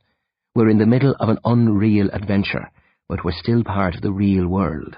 Try telling a cop you've got a boy locked up in a cage because he's a werewolf. See where it lands you. I didn't think of that. I manage a sick smile, which quickly fades. I'm just a kid, I say quietly. I wouldn't be any good to you. Dervish wipes a spot of dust from the head of a king. You fought demons and lived to tell the tale. You've tapped into your magical potential. You can fight them on their own terms, even if you are just a kid, he adds with a grin. I want to help, I groan. I'd do almost anything to get Billy out of the hell he's in, but I saw Artery work great like a puppet and... Don't beat yourself up over it, Dervish interrupts kindly. You're under no obligation. You came here to recover, not get dragged deeper into a nightmare. I shouldn't have asked, and I wouldn't have, except... He doesn't finish, so I say it for him. Except you need me. He shrugs. Like I said, there's a friend I can call, but I'd rather have you. If I told you anything else, I'd be a liar. As Dervish fetches weapons, his face and hands red with the deer's blood, patting his stomach, smiling jaggedly, gazing at me through unnatural yellow eyes. Thinking about Lord Loss, recalling the ferocious power and speed of artery and vein, fearing for my uncle's and brother's lives. Dervish enters with a small axe, a mace, and a sword, lays them on the floor with the others he's already installed. Part of the rules, he can use as many weapons as he pleases. Would you want me to play chess or fight? I ask, wishing I could keep my mouth shut. I've seen you play, Dervish says. No offence, but you'd have to fight. Lord Loss would crush you on the chessboards. But you'd stand a better chance against vein and artery than me, I counter. You're stronger and experienced. I know nothing about weapons or magic. You don't have to, Dervish says. The magic knows you, that's what matters. You tapped into your potential when you faced the demons before. You tap into it again. Instinct. But you're the logical choice, I insist. You'd be better than me. Dervish nods somberly. Probably. And your friend's better at chess than me, so you fighting and him playing is the ideal partnership, right? Dervish looks at me curiously. You don't have to talk yourself out of this, he says. You've said you don't want to do it, and I've accepted your decision. But I feel lousy, I cry, like I'm letting you down. You're not, Dervish says. Ability and potential mean nothing if the will to compete isn't there. But even if I had the will, you'd still be better off with the other guy, wouldn't you? I press, hoping he'll agree. Dervish shakes his head and doesn't answer.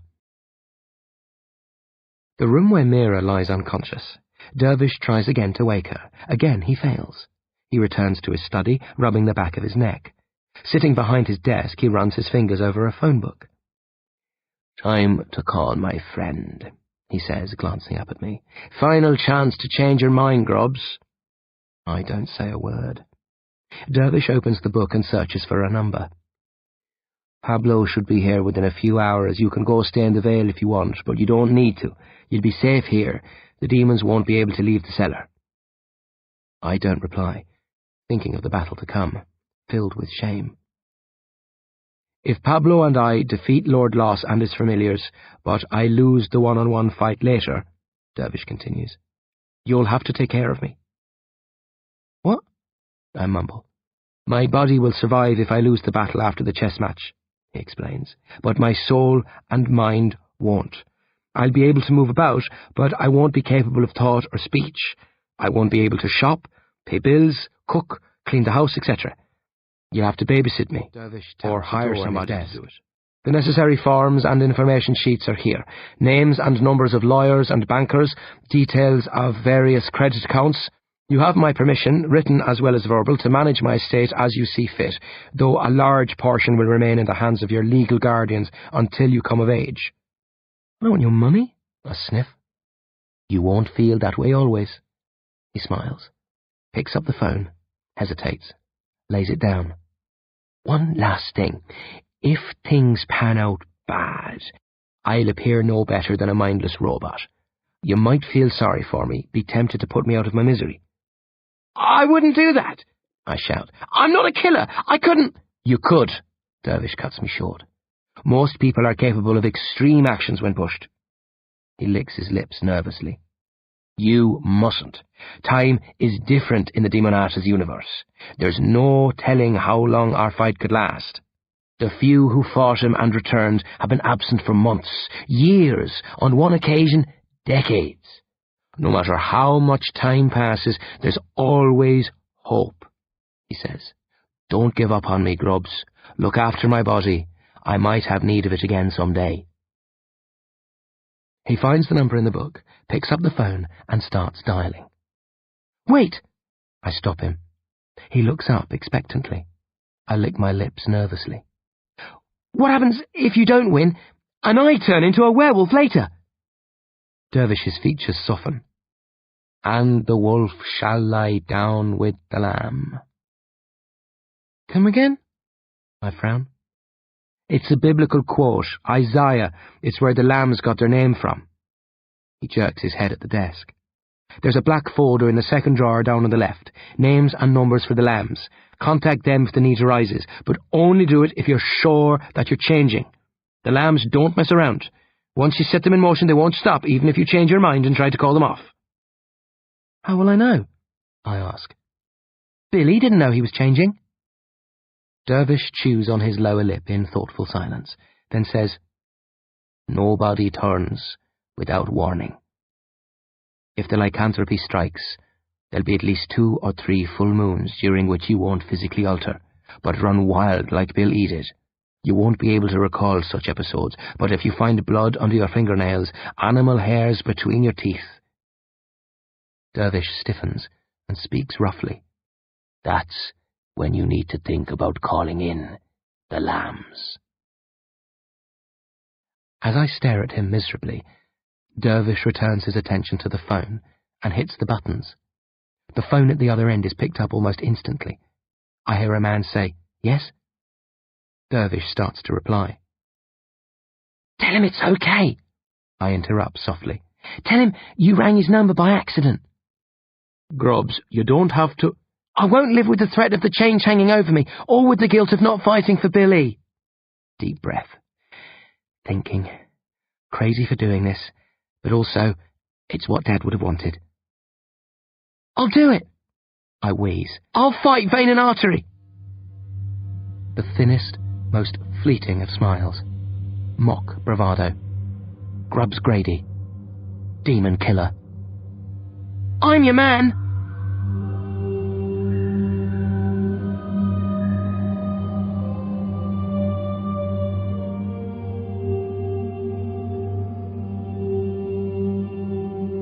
The Summoning.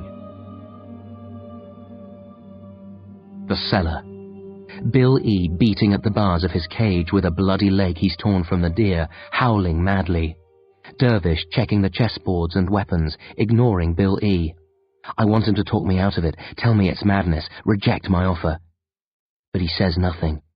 In the study, he didn't even ask if I was sure, just nodded once and told Pablo he'd call him some other time. Then it was straight back here. No, thank you, or well done, Grubbs, or I'm proud of you. I examine the chessboards with forced interest, desperate to keep my mind off the weapons. 5 boards laid in a line across the 3 tables. The Lord of the Rings set in the centre, flanked by a board of crystal pieces on one side and Incan-fashioned pieces on the other. The sets at either end are ordinary. Did you lay the boards out that way for a reason? I asked Dervish. No, he replies, testing a sword's handle, wiping it clean. The sets don't matter as long as there are 5. Explain how the contest works, I urge him. The games are played simultaneously, Dervish says without looking over. When it's my turn, I can move any piece I like on any board. Lord Loss can then reply to the piece I've moved, or move a piece on a different board. That must be confusing. Yes, but it's confusing for him too. Dervish holds an axe up to the light of a thick candle and squints, judging the sharpness of its blade. Lord Loss is an accomplished player, and he's had centuries to work on his game, but he has no supernatural advantage. If I keep my head, focus on the moves, and don't lose my nerve, I'll stand a fair chance. What sort of chance do I stand against artery and vein? I ask. Dervish looks at me coldly, then whips his arm forward and sends the axe flying straight at me. Instant reaction. I spin, my left hand flies out, my fingers close around the axe handle mid-air. I arc it down, taking the speed out of it, then rise it high to defend myself, heart racing, confused and afraid. Then I see my uncle's grin. Breathing hard, I stare at Dervish, then at the axe in my hand. That sort, he says. I still don't know how I caught it, I grumble, as Dervish searches among his books for a particular volume. You don't have to know, Dervish says. It's magic. He pauses and looks up at me. Your instincts have been sharpened by your previous encounter with the demons. Obey those instincts. Let vein and artery set the tone and pace of the battle. React, don't think. Suspend the laws of reality completely. Dervish returns his attention to the books, finds the one he's after, flicks it open and stands. Make your inexperience work for you, he says. You can't outplan or think, the demons, so don't try. Just go with the flow. You make it sound easy. It certainly won't be easy, but if you switch your brain off, you'll be amazed by what your body can do. Dervish lays the book on the floor, bends over it and reads a passage, running a finger over the words, muttering softly. What are you doing? I ask. Several spells must be cast to open a window between Lord Loss's world and ours, Dervish says. I have to make sure it's a small gateway. We don't want other demons following him through. That can happen? Sure. The Demonata are always eager to cross the divide and wreak havoc. They'll seize any opening which presents itself. But don't you know the spells already? I frown. I thought you summoned him before. I did, Dervish nods. Several times, but some spells are best not memorized. He finishes the paragraph and closes the book, walks to the wall to his left and lays both hands on it. I'm starting now, he says, but it'll be 20 minutes, maybe half an hour before the window opens. Stay close to the tables. Relax. Don't distract me. While I lean against a table, nervously tapping and scratching at the wood, Dervish mutters arcane words at the wall, drawing signs upon it with his fingers. After a few minutes, steam seeps from the rough stone. Dervish leans into the steam, inhales, turns, and breathes out. A shadowy bat flies from his mouth and flits across the cellar. I duck instinctively, even though it's nowhere near me. When I look again, the bat has vanished and Dervish has moved on to another patch of wall. Into the summoning. All the walls are steaming. The air of the cellar is moist and hot, like in a sauna. Bill E. makes deep choking noises and flaps at the air with blood-red hands. Dervish has been breathing out a variety of smoky creatures. Bats, snakes, dogs, insects. As I watch, he turns and exhales his largest yet, a full-sized wolf. Bill E. gibbers wildly at the sight, hisses at it, then ducks to the rear of his cage and crouches low, whimpering, as the spirit wolf floats towards him, evaporating before it touches the bars. At any other time, I'd feel pity for the poor beast Bill E. has become, but right now, there's only room in my heart for terror. Dervish steps away from the walls at last, eyes closed, face contorted, walks directly to the folder containing the Lord Loss drawings, picks it up and clutches it to his chest. "This is where things get weird," he mutters as steam pours from the walls and transparent worms drift in and out of his mouth. "I can't wait," I half laugh, almost hysterical. "Whatever happens, don't scream," Dervish says. "We're at our most vulnerable while I'm searching the various portals for the one which connects with Lord Loss's realm. A scream could attract the interest of other demons, and that might be the end of us." "We'll probably end on a grisly note anyway," I say gloomily. Perhaps, Dervish agrees, but there are worse demons than Lord Loss. My thoughts threaten to spin out of control as I try to imagine anything worse than Lord Loss. Then Dervish spreads his arms and barks a loud command, and the world dissolves around me. Walls and ceiling fading. Infinite space. A scattering of stars. Meteors streak across the sky. But this space isn't black. It's red. An unending sky of redness encircling the cellar like the drapes of hell. The temperature escalates off the scale. Some of Dervish's books burst into flame and incinerate instantly. The bars of Billy's cage glow from the heat. All the candles in the cellar melt to the wick. I check my clothes and hair, expecting flames, but although I can feel the terrible heat, it isn't burning me. Dervish and Billy aren't harmed either, nor are the chess sets. "Why aren't we toast?" I cry. The words come out as a croak. My mouth and throat are unbelievably dry. "Protected!" Dervish wheezes in reply, then lays a finger to his lips and shakes his head. No more speaking. He points to a meteor screaming across the sky overhead. As I gaze up, I realize it isn't a meteor. It's some enormous, incomprehensible, reality-defying monster. Dervish squats and places both palms on the floor, which ripples beneath his touch, as if made of water. Muttering some spell, or prayer, he turns in a circle. His eyes are yellow when I next catch sight of his face, his teeth sharp and grey. I open my mouth to scream, remember his warning, shut my lips quickly. Dervish continues turning, and when he faces me again he looks normal. Standing, he picks up one of the unburnt books, flicks it open, and starts singing.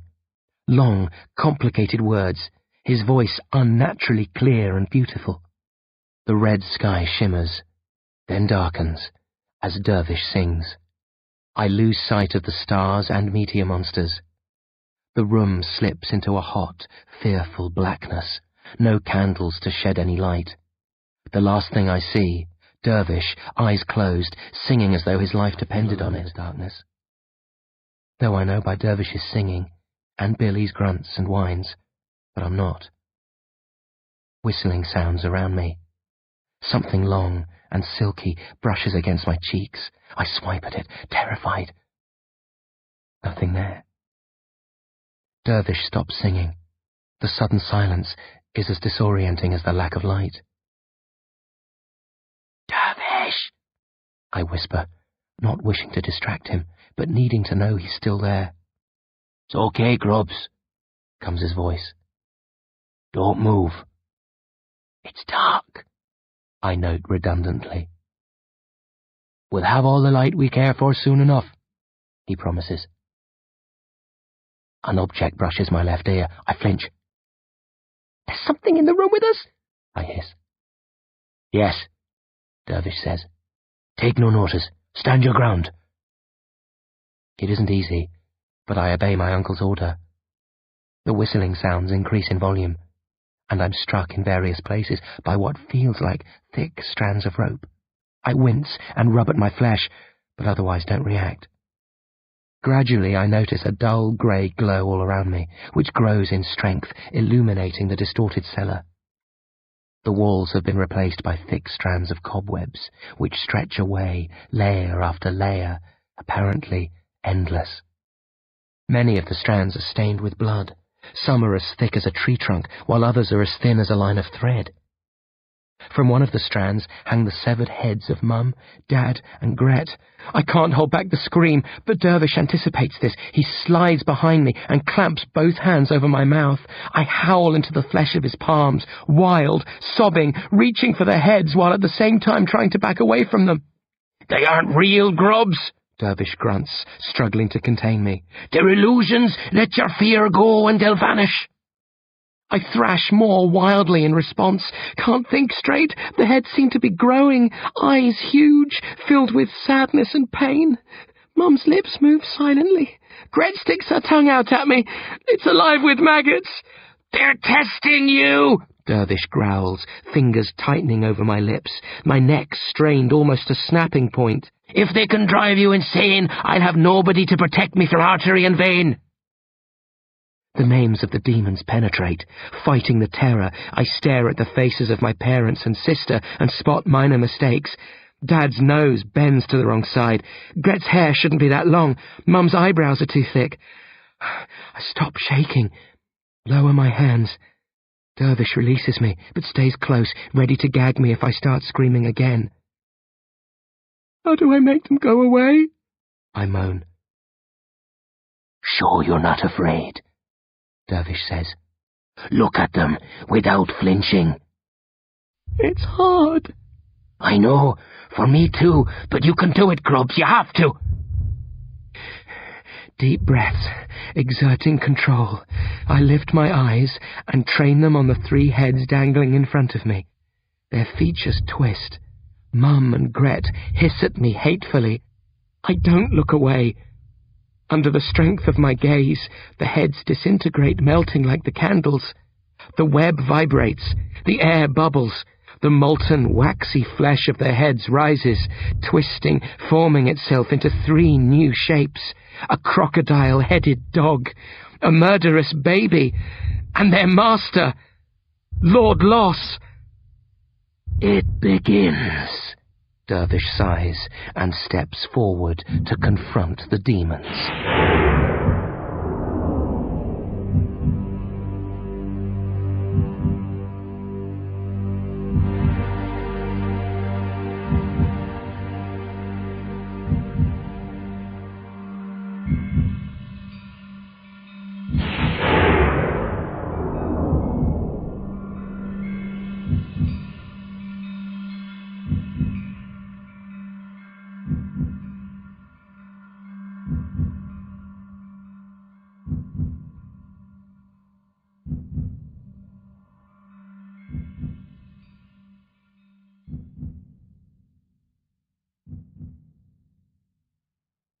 End of Disc 4.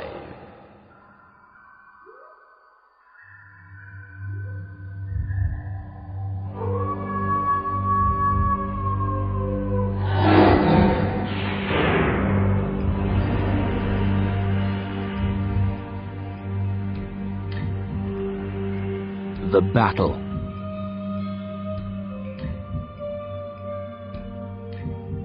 Dervish stops at the place where the floor gives way to webs, spreads his arms, and shouts something unintelligible. Blue flames crackle from the tips of his fingers. He brings his hands together, then touches a thick strand of web. Blue fire runs up the thread to where it connects with another. Like lightning, it streaks from strand to strand, arcing ever closer to Lord Loss and his familiars. Lord Loss shows no sign of fear. When the blue flame reaches him, it sizzles and hisses around him, but he only smiles, waves a hand, and the flame sputters out. Lord Loss stretches his arms above his head. As he does, 6 other arms unfold from around his body, 3 on either side. No fingers, just mangled lumps of flesh at the ends. The demon master grips 2 strands, one with either set of hands, and climbs towards us like a grotesque spider. Vein and Artery follow close behind their master, Vein yapping, Artery snapping his teeth. Studying the demons with terror, so many details I'd forgotten, the tiny mouths in Artery's palms, the fact that he doesn't have a tongue in any mouth, the writhing cockroaches on his head, the fierceness of the flames burning in his empty eye sockets, Vein's tiny, cruel eyes, her long, leathery snout, bits of flesh caught between her teeth, the sleekness of her canine coat, female hands instead of paws, and Lord Loss, red skin stained with blood which oozes from hundreds and thousands of ragged cracks, his strange dark red eyes, and the hole where his heart should be filled with writhing, hissing snakes. The demons come to the end of the web and hesitate, swaying on a thin strand like evil vultures on a vine. Dervish stands beneath them, cool as a chunk of ice, hands pressed together. "Hello, Dervish," Lord Loss says, his voice even sadder than I remembered. "It is good to see you again, my doomed friend." Good to see you also, Dervish replies tightly. Vein snaps at him, trying to frighten him, but Dervish only sniffs with disinterest.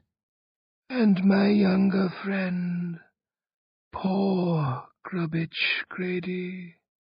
Lord Loss sighs, subjecting me to his eerie, red gaze. "Your sorrow is still strong, so sweet." His face wrinkles, and blood seeps from cracks on both cheeks. He licks the blood from his flesh with an inhumanly long tongue, then extends a hand. "Come to me, Grubbage. Let me feed on your pain." "Misery should be celebrated, not endured. In my world, you will be an emperor of suffering. Be mine, Grubbage. Turn your back on this insane challenge and accept your true destiny." I find myself sneering. and without meaning to, I draw myself up straight, glare openly at the demon lord, and snap, "Stick it up, you crack, you warped son of a mutant bitch!" Lord Loss's face drops. Vein and artery gibber furiously. Dervish laughs. "You will pay for that insult!" Lord Loss snarls, eyes glowing, blood flowing. "Only if we lose," Dervish chuckles. "You can't touch him if we win." "Oh, but Dervish, you won't win," Lord Loss says, his voice reverberating with gloominess. "I wish there was hope. You remind me of Bartholomew Garadex, a most rare human, but you must face facts. This night you die. The boy is weak, unfit for such a challenge." "Don't listen to him," Dervish warns me. "He's trying to make you think you're lost before you start." "I know what he's up to. It won't work," I grunt. But inside I'm not so cocky. There's such sadness in the demon's voice and eyes. Is it true? Are we destined to lose? "One final chance, Grubbage," Lord Loss whispers. "Give yourself to me now, and you can avoid the terror and agony. Your death will not be quick, but it will be pleasurable. Your mother, at the end, wished she had accepted my offer. She begged to serve me, but it was too late." "I don't believe you," I say evenly. "Mum would never have begged a piece of scum like you for anything, even her life." Lord Loss's eyes narrow. "A second insult," he murmurs. "You shall not make a third." He faces Dervish. "I tire of these vain human posturings. I came to play chess. Are you ready?" "Yes." "Who will take to the boards with me?" "I will." Lord Loss lays a hand over his mouth to cover a small smile. "The boy is to fight Vein and Artery. I am astonished. I assumed Grubbage was a chess maverick who would pit his wits against mine, but to throw him into combat with my savage familiars—" "Grobs will be fine," Dervish says, but his voice doesn't ring with confidence. "So be it." Lord Loss sighs.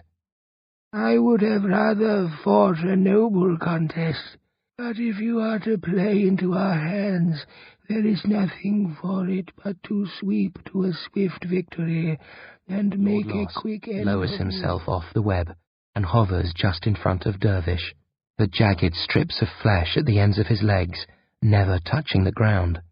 6 of his arms fold around his ribs, leaving the upper pair free.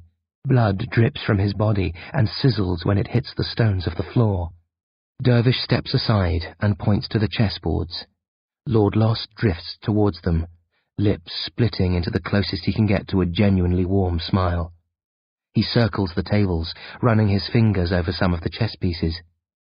On the web, Vein and Artery snap and spit, scratching impatiently at the silky strands, hungry for battle and blood. "I hope you prove more worthy an opponent than your brother, Dervish," Lord Loss says spitefully. "He was on the back foot from the 4th move. It was quite embarrassing, the ease with which he succumbed. I think deep down he secretly wished to lose, just as Grubbage does." "Shut up!" I yell, taking an angry step towards him, hands clenched into fists. "Easy, Grubs," Dervish mutters. "He's trying to goad you. Ignore his rubbish. Clear your mind. Focus on the fight." Wise advice, Lord Loss nods. but Grubbage is unable to heed it. He is full of fire and fury, like his mother. Her failures prove to be your father's downfall. He might have fared better had he not been so worried about her, just as Dervish is worried about you. What will you say to your uncle when you fail him, Grubbage? How will you apologize for— If this continues, Dervish interrupts softly, the game's off. Lord Loss stares at him archly. I'm not bluffing. Let it be a fair contest. Me against you, Grubbs against your slaves. Or there'll be no contest at all. You would sacrifice the wretched Billy Spleen so cheaply? Lord Loss smirks. If I have to, Dervish says, and his face is stone. Lord Loss studies my uncle in troubled silence, then shrugs and sits on the side of the chessboards behind the black pieces. Very well. We shall dispense with the pleasantries. Take your place, Dervish Grady, and face your finish. Dervish walks across to me, grips my shoulders, stares hard into my eyes. You know what you have to do, he says. Fight hard and dirty. To the death. Piece of cake. I grin weakly.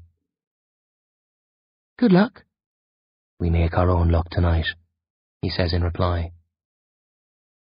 He releases me and marches to the chessboards, sits, takes a breath, then without any formalities, reaches forward, grips a pawn on the middle board. Vein and Artery leap from the web and zone in on me, screeching, snarling, the stench of death thick in the air about them. No time to check Lord Loss's response to Dervish's opening move. I toss myself wildly to the left. Vein shoots overhead, crocodile jaws snapping together on thin air, human fingers wriggling. Artery lands on my back. His left hand grabs my neck. Teeth bite into my flesh. I howl and roll over, seeking to squash the held child. He leaps free before I complete the move, chuckling darkly. In the cage, Bill E. roars and shakes the bars, sensing the threat of the demons even in his beast-like form. Vein attacks again, bounding across the floor. My right hand snakes out, fingers open, an axe jumps into my palm from the pile of weapons several meters away. I sit up and throw. It arcs towards Vein, bounces hard off her snout, only a scratch, but the wound makes her pause. I rise, without using the muscles in my legs. Look down. I'm hovering in the air. Close my mind to the impossibility of the situation. Extend both hands. An axe flies into my left, a short sword into my right. I look for the demons. They're huddled side by side, glaring at me. Come and get it, creeps! I grunt, twirling the axe like a baton. A clever maneuver, Lord Loss notes, clapping dryly. Did you teach him that one, Dervish? Never mind the commentary, Dervish growls. It's your move. My eyes dart to the boards. Incredibly, dozens of moves have been made in the few seconds since the game began. Play is at an advanced stage on all 5 sets.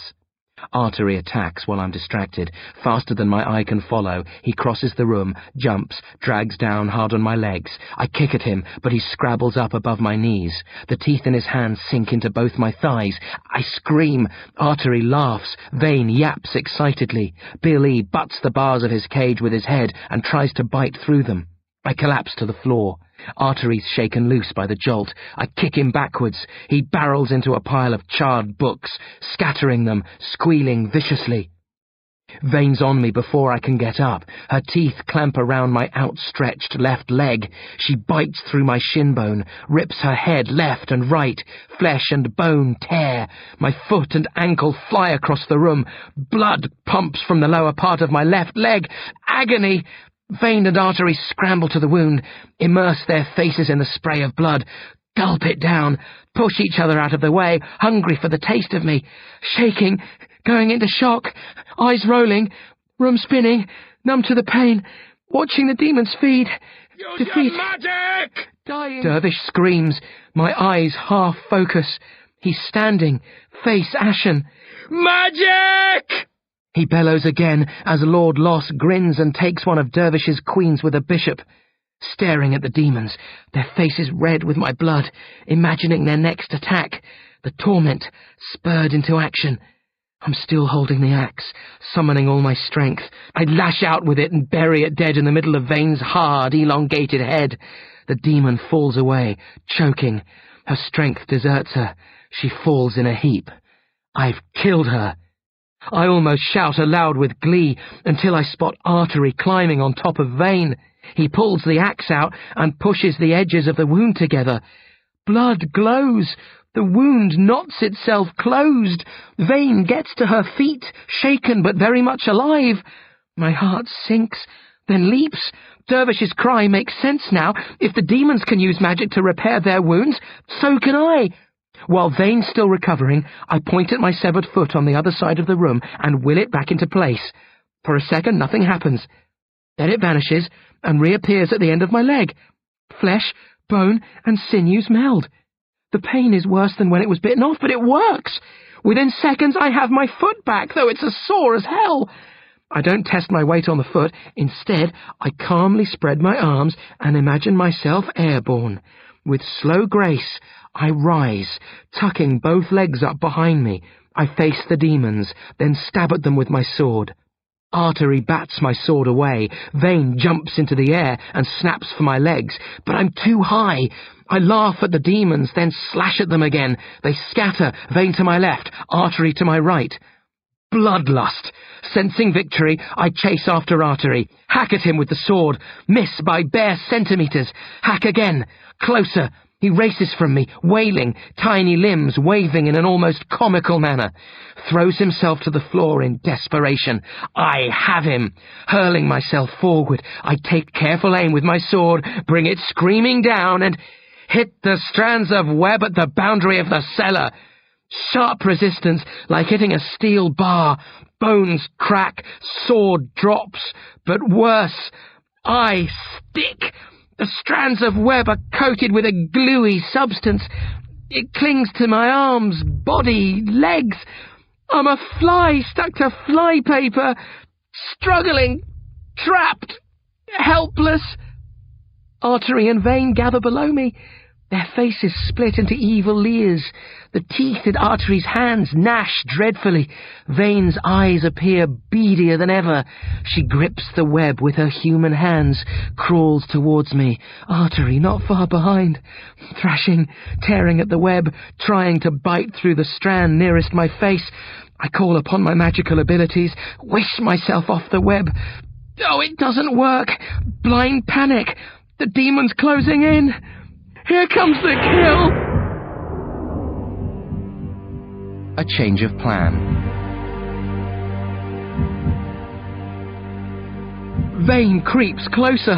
Artery slithers next to his demonic sister, both growling softly. My cries die away to a terrified whimper, watching, sickly fascinated, accepting my doom. No! Dervish roars, and he's suddenly floating above the demons, grabs each by the scruff of the neck and hurls them across the width of the cellar, where they crash into webs on the opposite side. He reaches down, grabs my arms and rips me free of the sticky strands, presses his fingers into my back where the bones broke, a warm surge of power. The bones knit together. This is unpardonable, Dervish, Lord Loss mutters from his place at the chessboards. to abandon our game while it's in progress. He tuts disapprovingly. You've broken the rules of our agreement. I am now free to summon as many of my familiars as I wish and set them loose upon you and the boys. Wait! Dervish roars as Lord Loss rises. I'll return to the game! Too late. Lord Loss sighs. Besides, what would be the point? Grubbage is out of his depth. Let us put an end to this sham. You have disappointed me, Davis, but there will be other Grady's and other matches. Lord Loss extends 5 of his 8 arms, picks up Dervish's kings from each board, and starts to crush them. What if Grubbs plays you? Dervish shouts. Lord Loss pauses. That was not our deal. We'll make a new deal. Dervish hisses. The game continues where I left off. Grubbs assumes my position. I pit myself against your beasts. Why should I agree to that? Lord Loss asks. I have already won. No, Dervish disagrees. We may have forfeited the game, but you haven't won. You can take our lives now, quickly, or you can prolong the agony and savour Grubbs' desperation and sorrow as he loses to you.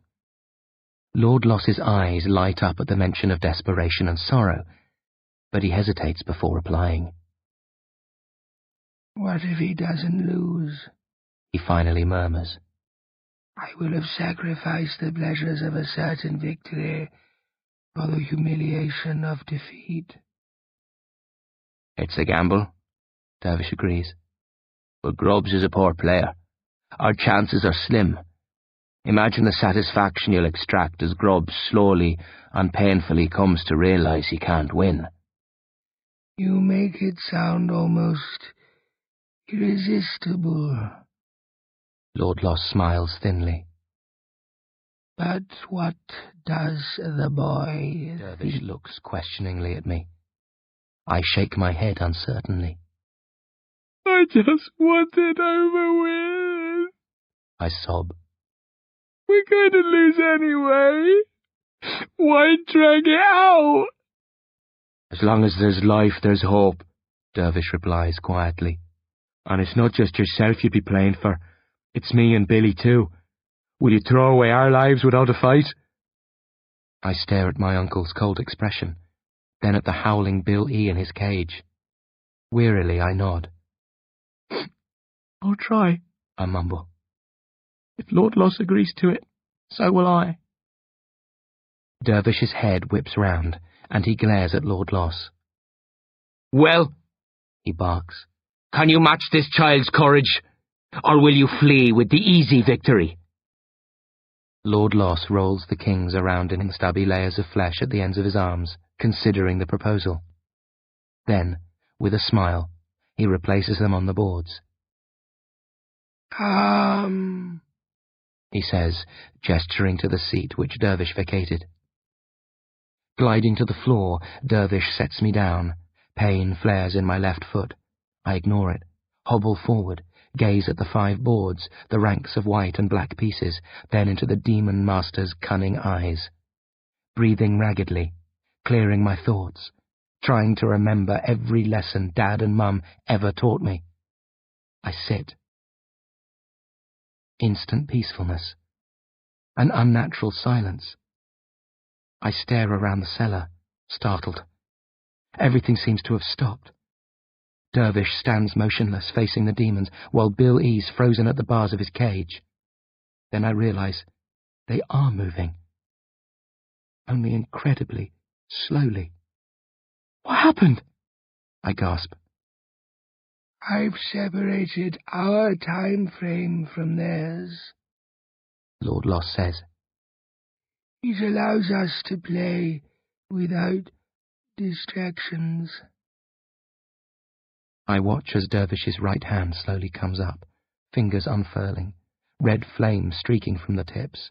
Slower than snails, vein and artery break to the sides, out of the path of the firebolts. Come, Lord Loss says, tapping the middle board. The fight is no longer your concern. Focus on the match.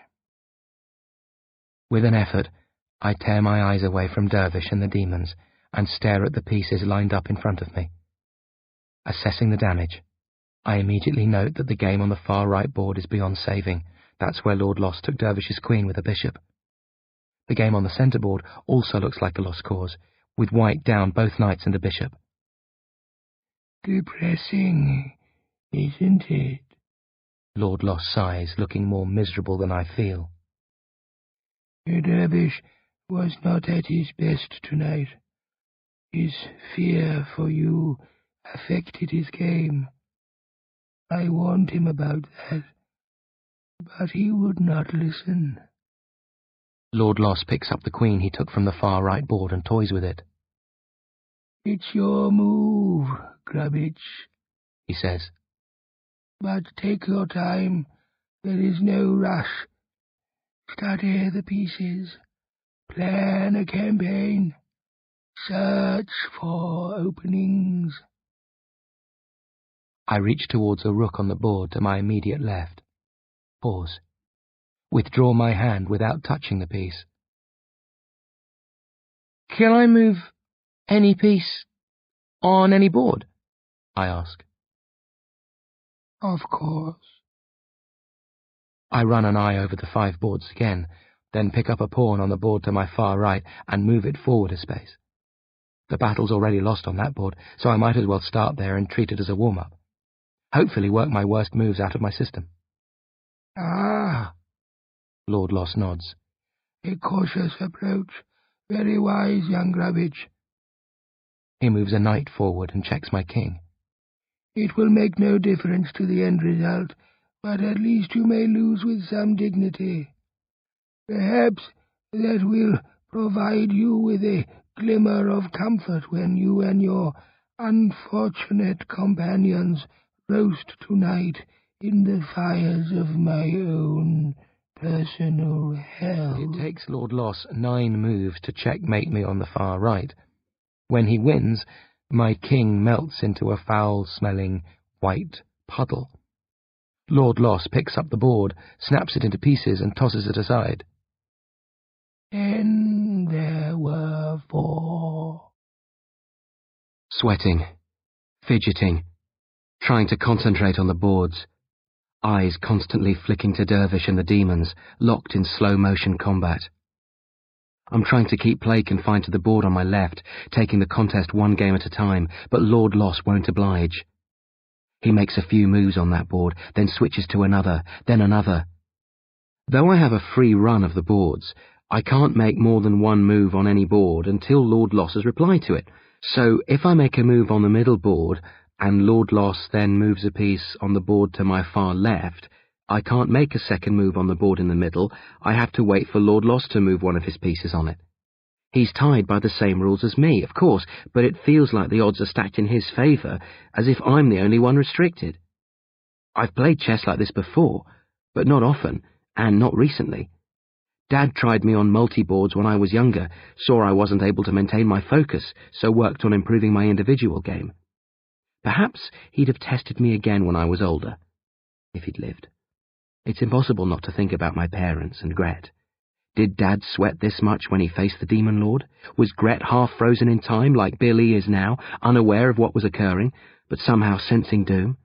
Did Mum lose limbs to the familiars during the fight? I move a wizard-shaped rook across the middle board. The game here seems lost, but I'm taking it slowly, hoping a route to victory will present itself. Oh dear, Lord Lost says, and my stomach sinks. He takes one of my pawns with a bishop, exposing my queen. I'll have to move her now, but that's going to leave my king vulnerable. Any half hopes I entertain of winning on this board vanish. So sad, Lord Lost whispers, red eyes glowing dully. To lose nobly is horrible, but to carelessly throw the game away. Stuff it! I half sob, knowing he's right, hating myself for surrendering so cheaply. You can concede defeat now if you wish, he says. I have no heart, but if I had, there would be room in it for mercy. I will let you. I said stuff it!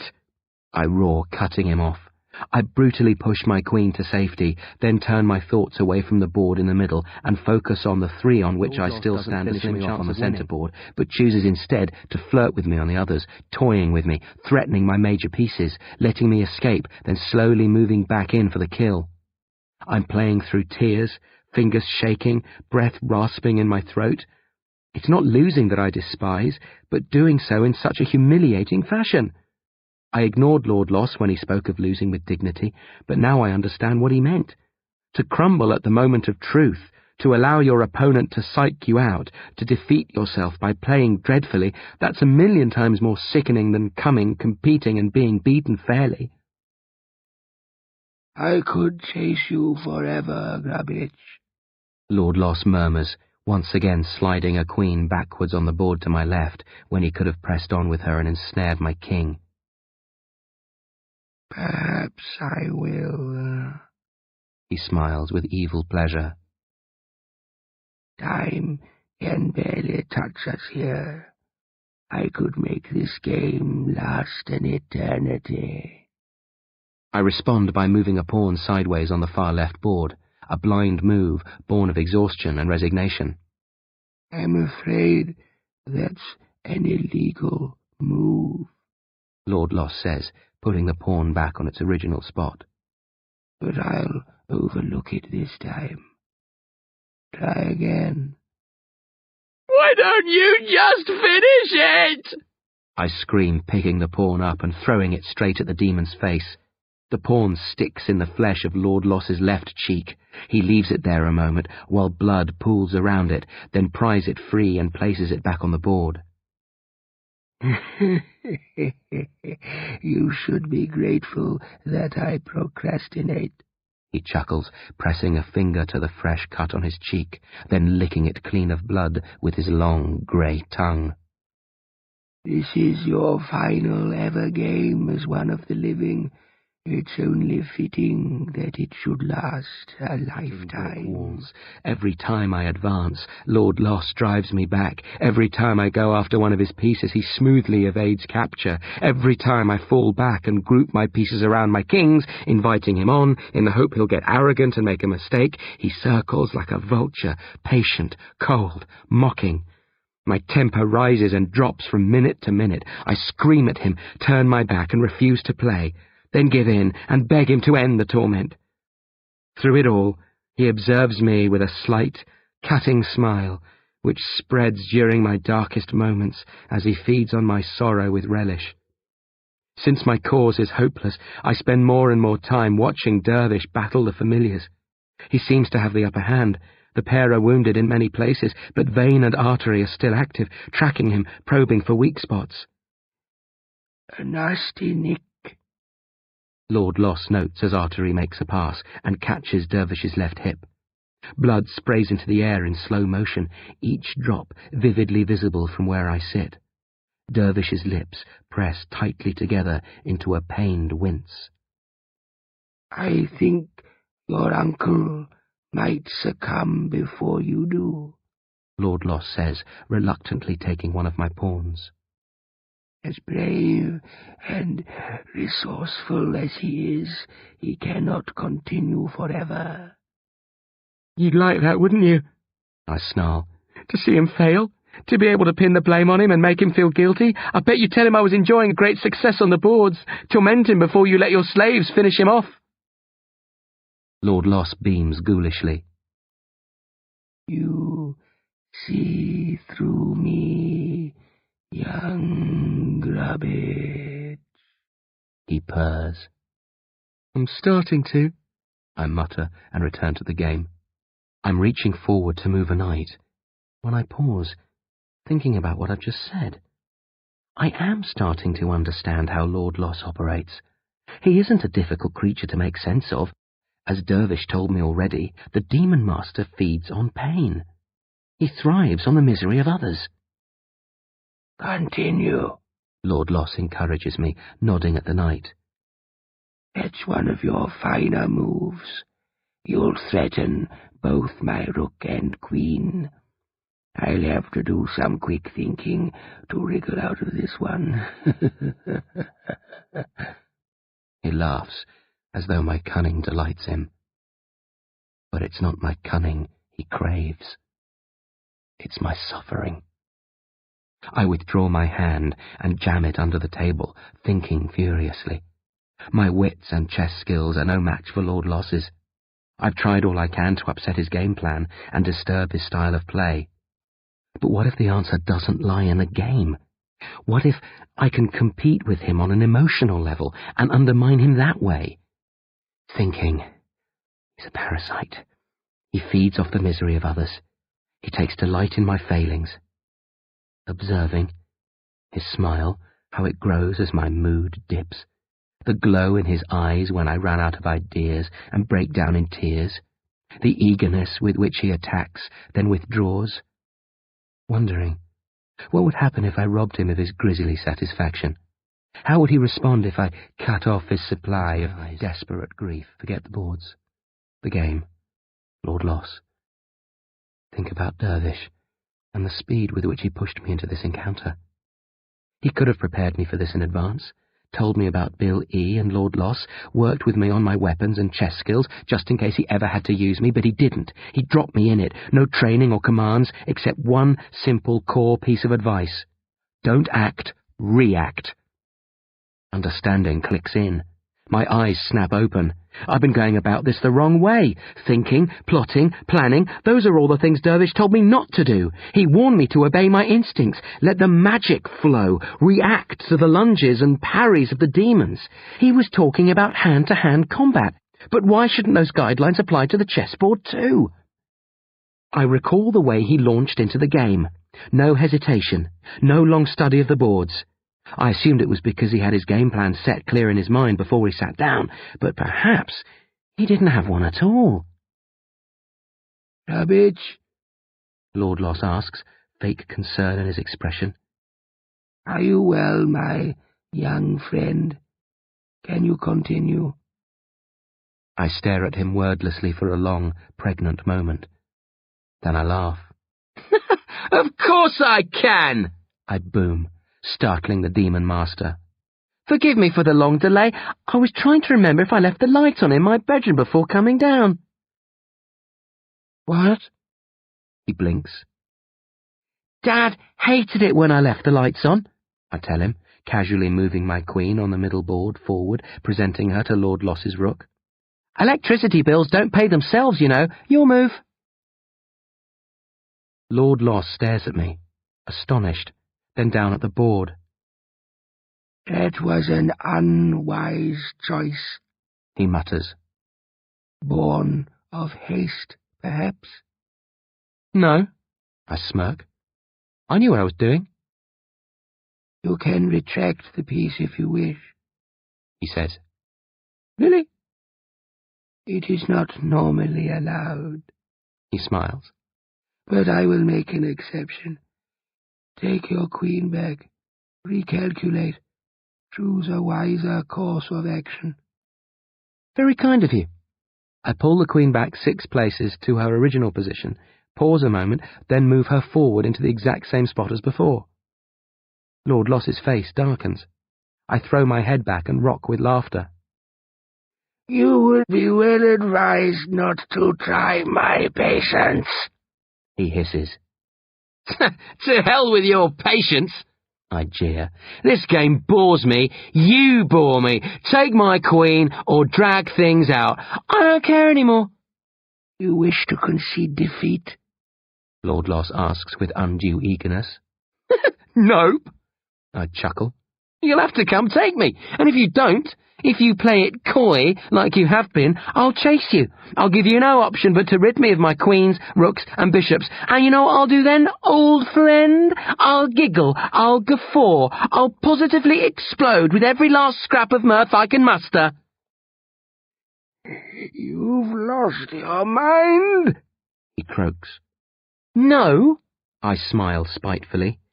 You've lost your juicy meal ticket. I won't play the sad, bewildered victim any longer. You'll never feed from me again. You can kill me, but you won't squeeze one further drop of pleasure from me, not if you keep me alive for 20 lifetimes.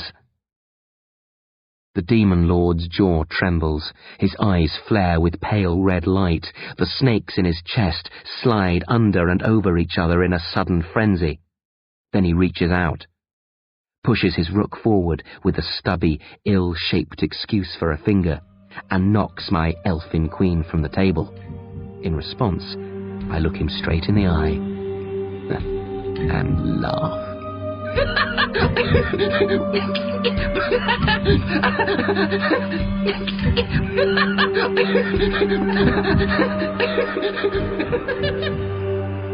Spiral to the heart of nowhere. Lord Loss surrounds my king on the middle board. Checkmate. I giggle as my king melts. While it's still bubbling, I move a knight forward on the board to my right, then sit back and twiddle my thumbs, whistling tunelessly. This show of indifference does not become you, Lord Loss says stiffly, attacking my knight with a pawn. No show, I smile, switching play to the board on my far left, shoving a rook deep into enemy territory, barely thinking about it, not pausing afterwards to check my opponent's response. This is ridiculous, Grubbage, Lord Loss says. He fakes an encouraging smile. If you throw the game away, you throw your life away too. You are already 2 games down. You cannot afford to lose again. You must concentrate. If not, you and your uncle. Chess is dumb, I interrupt. Like all games, it's silly and pointless. People who take it seriously are fools. I'm sorry, but I can't pretend to respect your foolishness any longer, regardless of what's at stake. The Demon Master's lips peel back from his sharp grey teeth. I could reach across and crush you into 1,000,000 pieces, he hisses. But that won't silence my laughter, I giggle. Have you moved? I lean forward to advance a pawn on the board to my left. Leave that alone, he shouts. I haven't had my turn yet. Well, hurry up, I tut.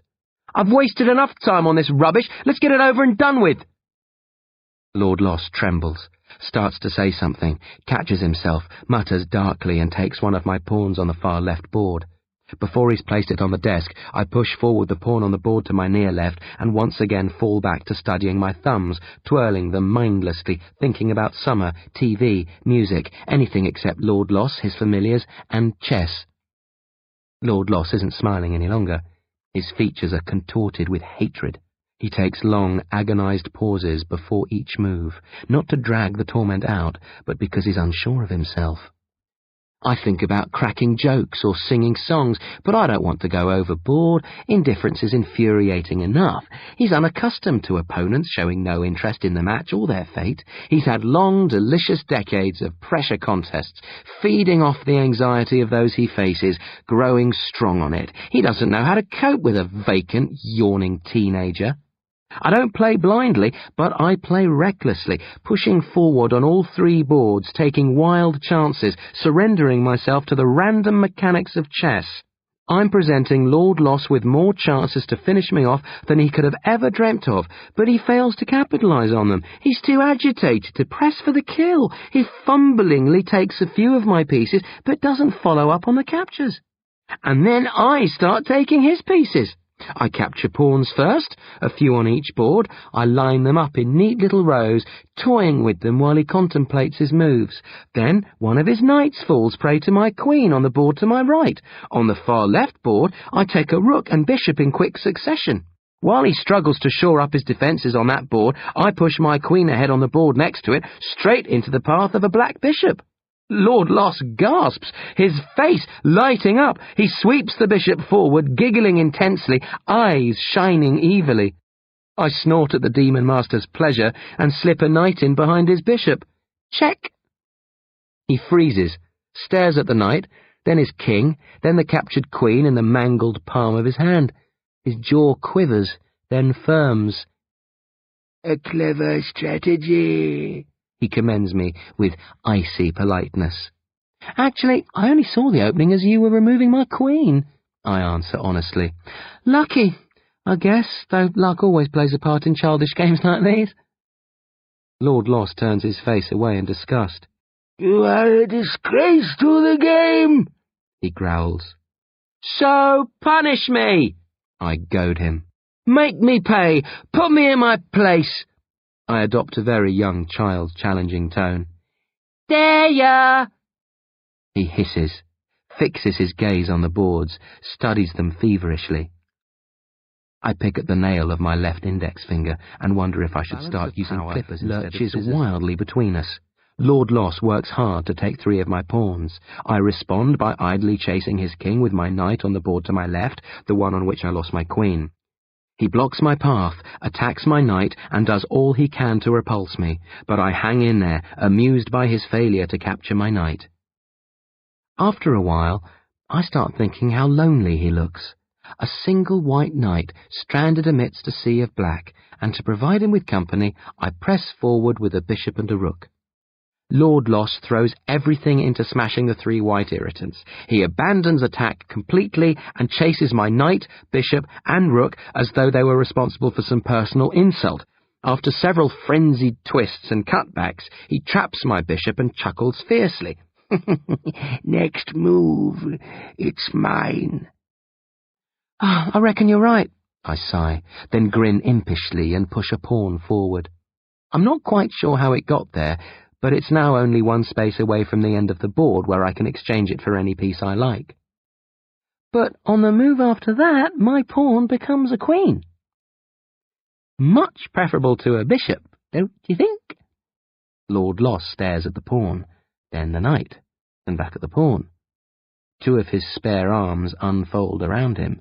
He covers his eyes and moans. Checkmate. I mutter the word emotionlessly and scratch my left elbow. Can I make your king melt? I ask curiously. Lord Loss doesn't respond. His eyes are fixed on the trapped king on the board to my left, as though he can spot a way out if he looks at it long enough. I asked if I could make your... The black king explodes into tiny shards. I duck to avoid the flying bits of crystal. When I look again, Lord Loss's face is peppered with shiny splinters. Blood trickles from the cuts. You should take more pride in your appearance, I tell him. You'll never attract girls with an ugly mug like that. I'll see you suffer for this, he says hoarsely, red eyes bulging. Win or lose, I'll find a way to pay you back for the insults you've dealt me tonight. I don't know what you're talking about, I smile. It surely can't be an insult to show no interest in a game in which I have no interest. Later, Lord Loss hisses, head shaking violently. Later. He turns to the board on my right, the one with the Incan pieces, and broods over it in menacing silence, collecting his thought on the Incan board. Slow but steady advances, cutting off my avenues of attack, forcing me back, pegging me to my own half. I take no notice of the mounting threat. When I can't move forward, I slide sideways, dancing out of the path of his soldiers, shrugging it off when he captures one of my rooks, laughing as my knights leap clear of the closing net. Lord Loss's breath thickens the closer he gets to victory. Bloody sweat seeps from his pores. He twitches on his chair. I ignore the danger I'm in, keep one eye on Dervish as I shift a pawn forward. He's locked in close quarters combat with the familiars, holding archery away from his throat at arm's length, while Vane chews on his left leg. It looks serious, but I observe with cool disinterest. Lord Loss grunts contentedly and takes my pawn. A path is opening up to my king. Another few moves, and I'll have to sacrifice my queen. You're not laughing now, Lord Loss notes sadistically. Only because my laughter seems to disturb you. I smile sweetly, sending one of my knights to the right of the board to cover my queen. Lord Loss brings up a rook, blocking my queen's path of retreat.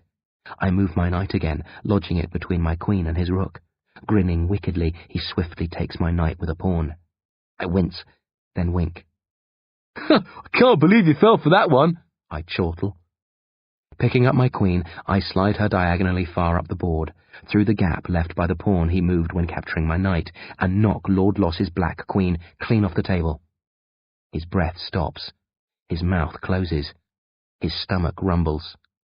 "Checkmate in 4 moves," I note dryly. "Or is it 3? In response, Lord Loss picks up his king and crushes it softly between his mangled fingers. 2-2, he croaks, and turns to the board on my far left.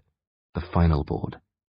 The decider. Lord Loss moves his pieces sluggishly.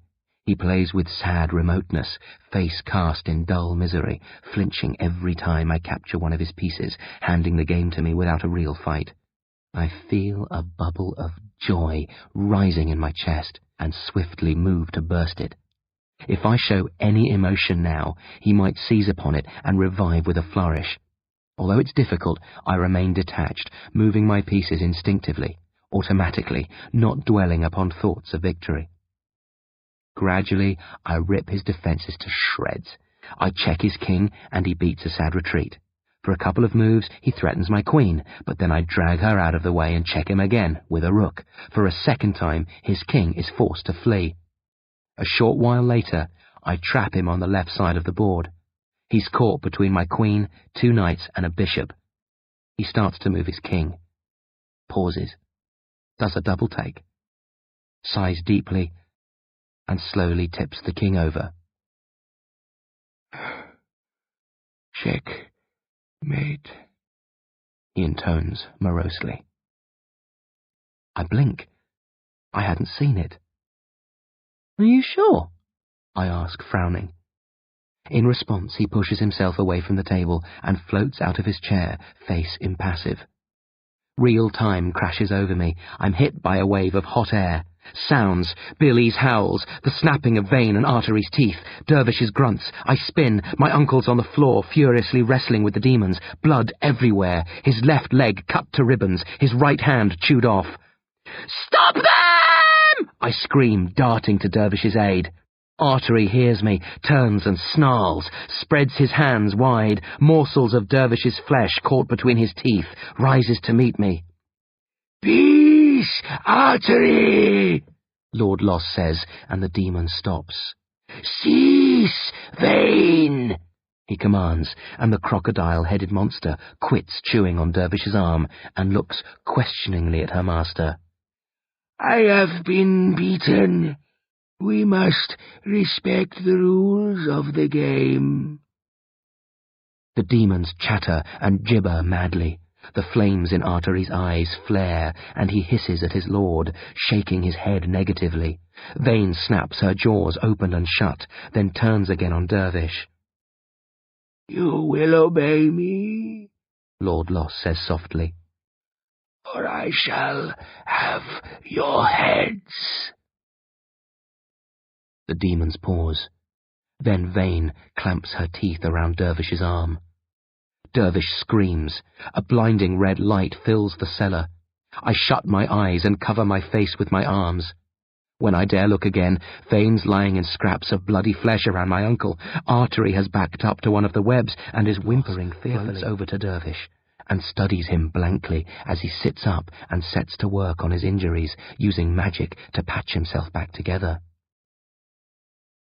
"I won," I remark, carefully approaching my preoccupied uncle, wary of Lord Loss.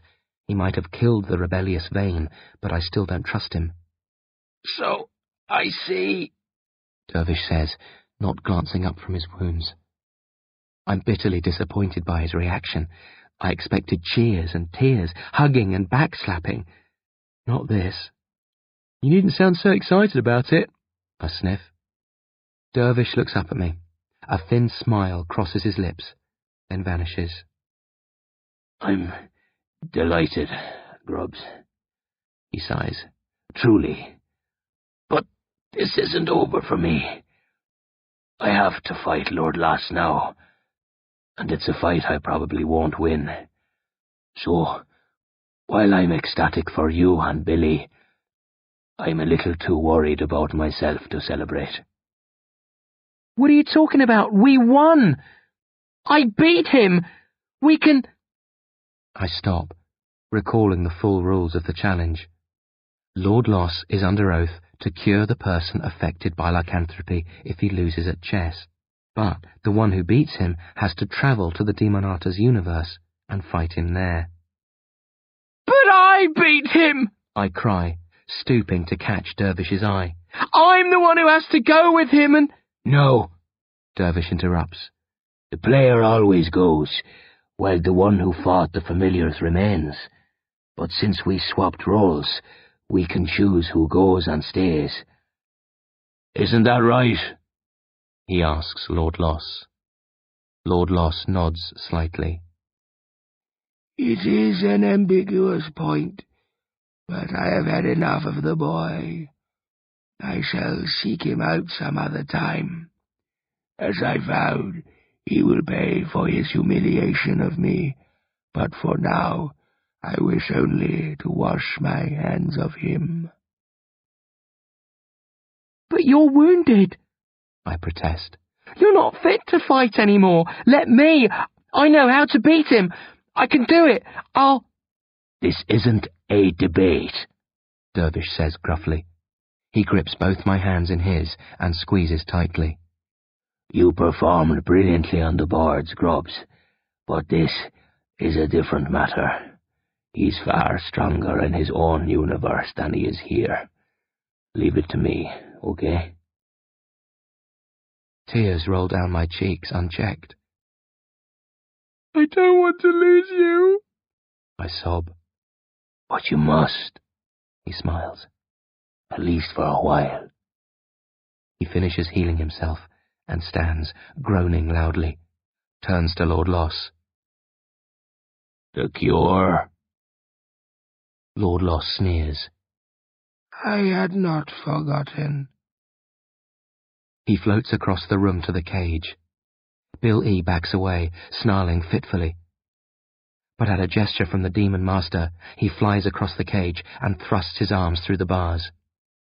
Lord Loss wraps 2 of his own arms around Bill E.'s and slides the other 6 through the bars of the cage, encompassing the struggling werewolf.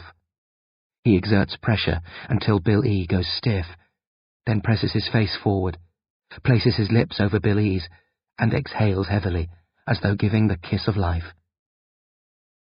Bill E.'s fingers fly out rigidly, then curl up into tight fists.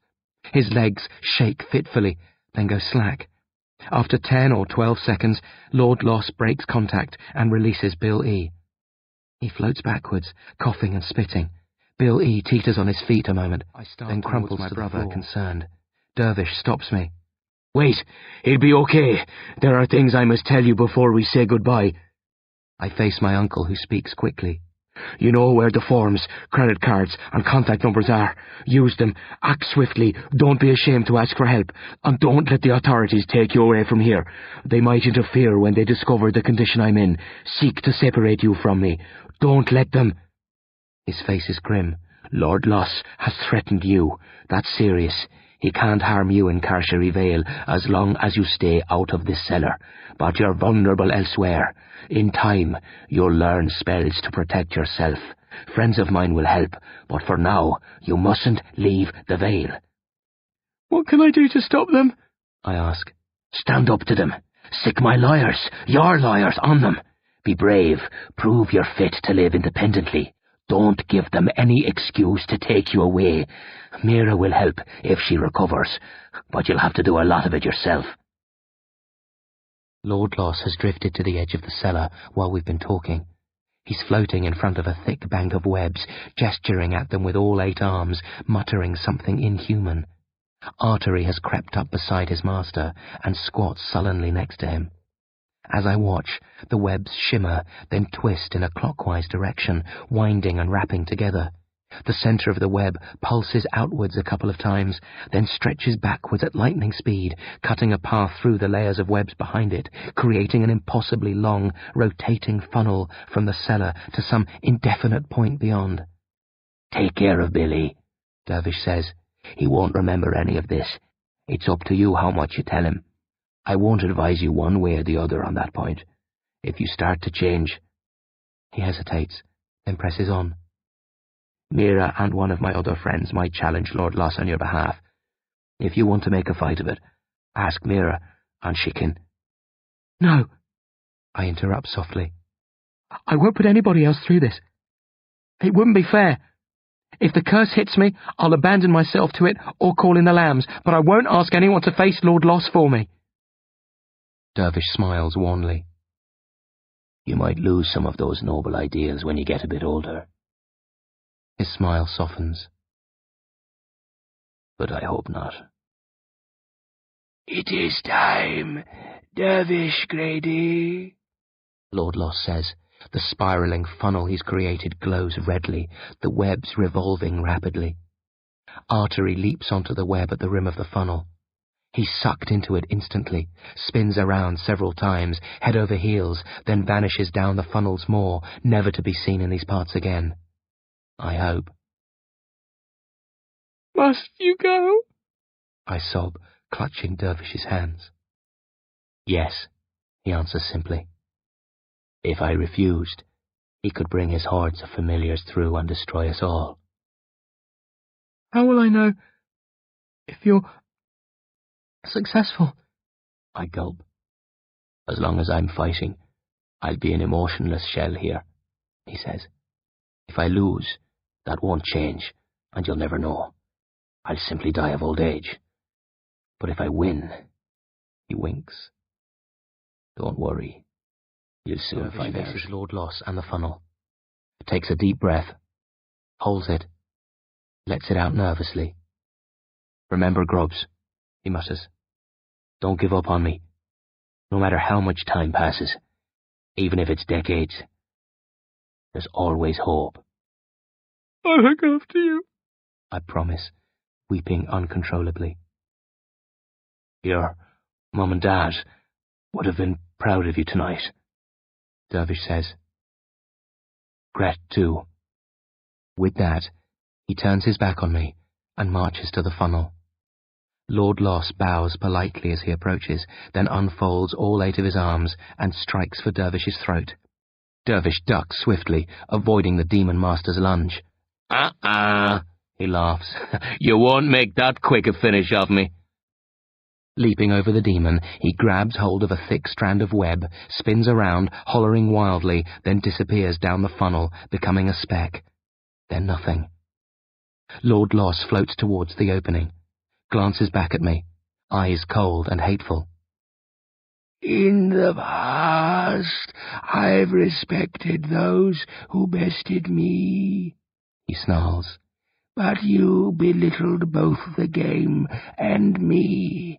I will be keeping a close watch on you, Grubbage Grady, and if you ever—" "My name's Grubbs," I grunt, cutting him short. I step forward, wiping tears from my face. "Now sod off back to your own world, you motherless scum, and save your threats for those who care." For a moment, it looks like he's going to abandon protocol and rip me to shreds. But then he snarls, whirls away from me and hurls himself into the funnel of webs. There's a flash. The world turns red, then black. The webs fade. The funnel blinks out of existence. Walls and ceiling slowly return.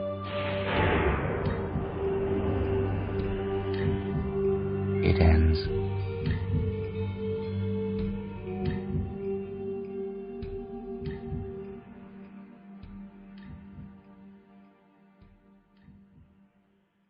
The change.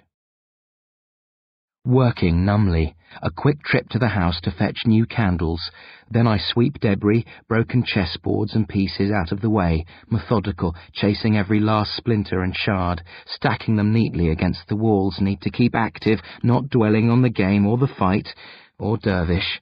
His body rematerialized as reality returned, but only his body, not his mind. He stands by the wall to my left, vacant, unresponsive, eyes glazed over. Bill E. regains consciousness and humanity as I'm coming towards the end of my big clean-up. "Where am I?" he mutters. "What's happening?" He stands shakily and stares at the bars of the cage. His voice rises fearfully. What am I doing here? Where's Dervish? What's... It's okay. I shush him, fetching the key and unlocking the door. Dervish is over by that wall. There's no need to be afraid.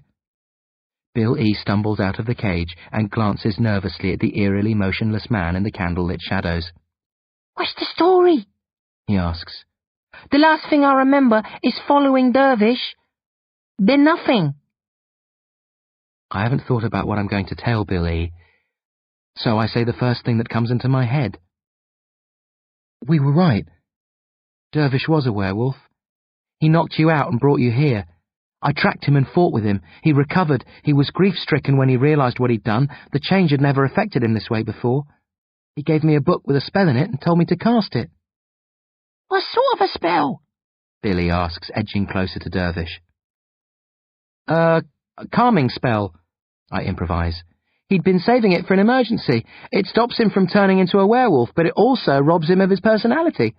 He's like a zombie now. He can't speak or respond. I don't know how long he'll stay that way, maybe forever. But if he recovers, he'll be safe. He won't change again. Bill E. waves a hand in front of his uncle's eyes. Dervish doesn't blink. He's crying when he looks at me. I didn't want this, he sobs. I wanted to stop him harming people, but not this way. There was no other solution, short of killing him, I answer quietly. Dervish had controlled the beast all these years, but it had grown stronger and was close to overwhelming him. You don't know how long he'll be like this? Billy asks. I shake my head. A week? A year?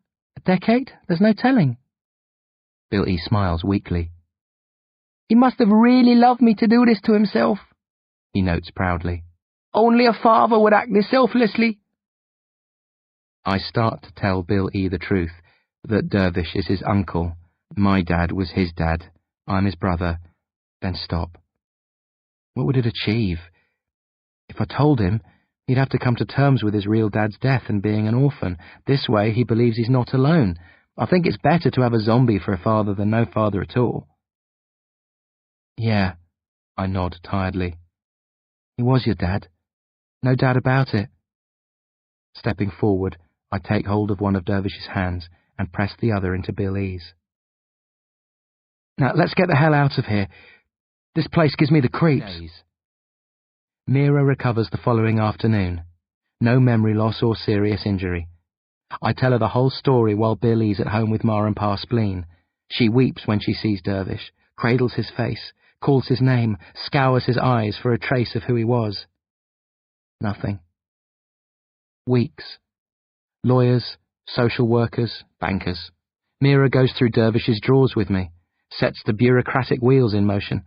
My world becomes a flurry of legal papers and professional advice, concerned officials kept at bay by Dervish's lawyers, regular inspections, visits from doctors and welfare workers, tests, under observation, having to prove myself capable of looking after both myself and my uncle. Dervish isn't that difficult to care for. I lay out his clothes each night and dress him as soon as he wakes in the morning. He can go to the toilet himself once I point him the right way. When I lead him down to breakfast, he sits and eats. After that, he does whatever I tell him, rests or exercises, or walks with me to the Vale to stock up on supplies and prove to everybody that he's healthy and unharmed. He's empty, distressingly so, and I have to spend a lot of time on him. But I can cope. Months. Autumn trundles round and I have to start school, leaving Dervish alone in the house. I'm nervous the first few days, worrying about him, but when I realise he can't come to harm, I relax and settle down. I sit next to Bill E. in most classes. I've had to repeat a year to make up for all the work I missed. We get on better than ever. Occasionally he'll make mention of that night in the forest and cellar, but I always change the conversation quickly. I've no wish to dwell on such matters. I enjoy school, and making friends, even homework. This is reality, the normal, dull, everyday world. Oh, it's great to be back. A year. I grow 10 centimetres, broaden, I was always large for my age. Now I'm positively massive and still growing. Billy calls me the impeccable Hulk and refers to the two of us as little and large. He spends a lot of weekends with Dervish and me watching DVDs and MTV. He says we should hold a party and invite some girls over, says we could act like lords in a castle, talks of getting a monocle for his lazy left eye and crowning himself King Bill E. the First. I just smile and say nothing when he starts up with fantasy stuff like that. Of course, I'm interested in girls, but I'm not ready for dating yet, one step at a time. The demons were scary, but girls, well, girls are really terrifying. Dervish hasn't changed, as lifeless as ever. Eyes blank, never smiling or frowning, laughing or crying. I talk to him all the time, telling him about school, discussing TV shows, running maths problems by him. He never shows any sign that he understands. But it's comforting to treat him like an ordinary person, and maybe, somewhere far away, in the midst of bloody battle, he hears. And perhaps it helps. I take him to the barber's once a month to have his hair and beard cut, buy new clothes for him every so often, experiment with various brands of deodorant, keep him respectable and in shape, so if he ever does return, he won't have cause for complaint. Mira drops by every few weeks or so, keeps an eye on us, drives me outside the Vale to hit the bigger stores. I tell her what Dervish said about not leaving Carchery Vale, but she says it's okay as long as she's with me. But we're careful not to linger, always back a couple of hours before the sun sets. Demons are more powerful in this world at night. She usually sleeps over when she comes. Billy jokes about it and says we're having an affair. I wish. I often dream of Lord Loss and his familiars. I worry about his threat and what he'll do to me if he ever gets the chance. I block the entrances to the secret cellar with thick planks and dozens of nails. Avoid Dervish's study as much as possible for fear I'd find a book about Lord Loss, which might somehow allow him to latch on to me and break through Dervish's magic defences. But even more than the Demon Master, I worry about changing. Every time a full moon comes, I sleep nervously, if at all, tossing and turning, imagining the worst, checking under my nails first thing in the morning, examining my teeth and eyes in the mirror. I've memorised the names and numbers of the lambs, the Grady executioners. If I have to call them one day, I pray that I have the strength to do it. After a full moon, 14 months since my battle with Lord Loss. A crisp, sun-crowned morning, stretching, yawning, thinking about school, also about a girl, Rennie Gossel. I like Rennie, very cute, and she's been giving me the sort of looks which make me think she maybe thinks I'm cute too. Wondering if it's time to hold that party Billy's been pressing for. My cheeks feel sticky. Curious. I rub a few fingers over them. They come away wet and red. My head flares. Heart pounds, stomach clenches, thoughts of school and Rennie forgotten. I fall out of bed, desperately check under my nails. Dirty, with earth and blood. Hair stuck to my hands and around my mouth. Moaning, slapping off the hairs. I reel out of the room and down the stairs, almost falling and breaking my neck, head spinning, lights exploding within my brain, vomit rising in my throat, telephone numbers flash across my eyes. And the wolf shall lie down with the lamb. Into the kitchen. Dervish is sitting at the table, slowly spooning cornflakes into his mouth. I turn in circles, wringing my hands, tearing at my hair, my eyes fix on the telephone hanging from the wall. I stop panicking. Calm falls on me like a sudden cold rainfall. I know what I must do. Best to do it now, as soon as possible, before I lose my nerve. Call the executioners. Give myself over to the lambs. Arrange for others to take care of Dervish. Bid this world farewell. I start towards the phone, resigned to my fate. A solemn voice behind me. Robs. I turn slowly, reluctantly, for some reason expecting to see Lord Loss. But there's only Dervish. He's holding up a tin of red paint, a small pot of earth, and a tatty woolen scarf which has been ripped into hairy fragments. The look on your face, my uncle says, and grins.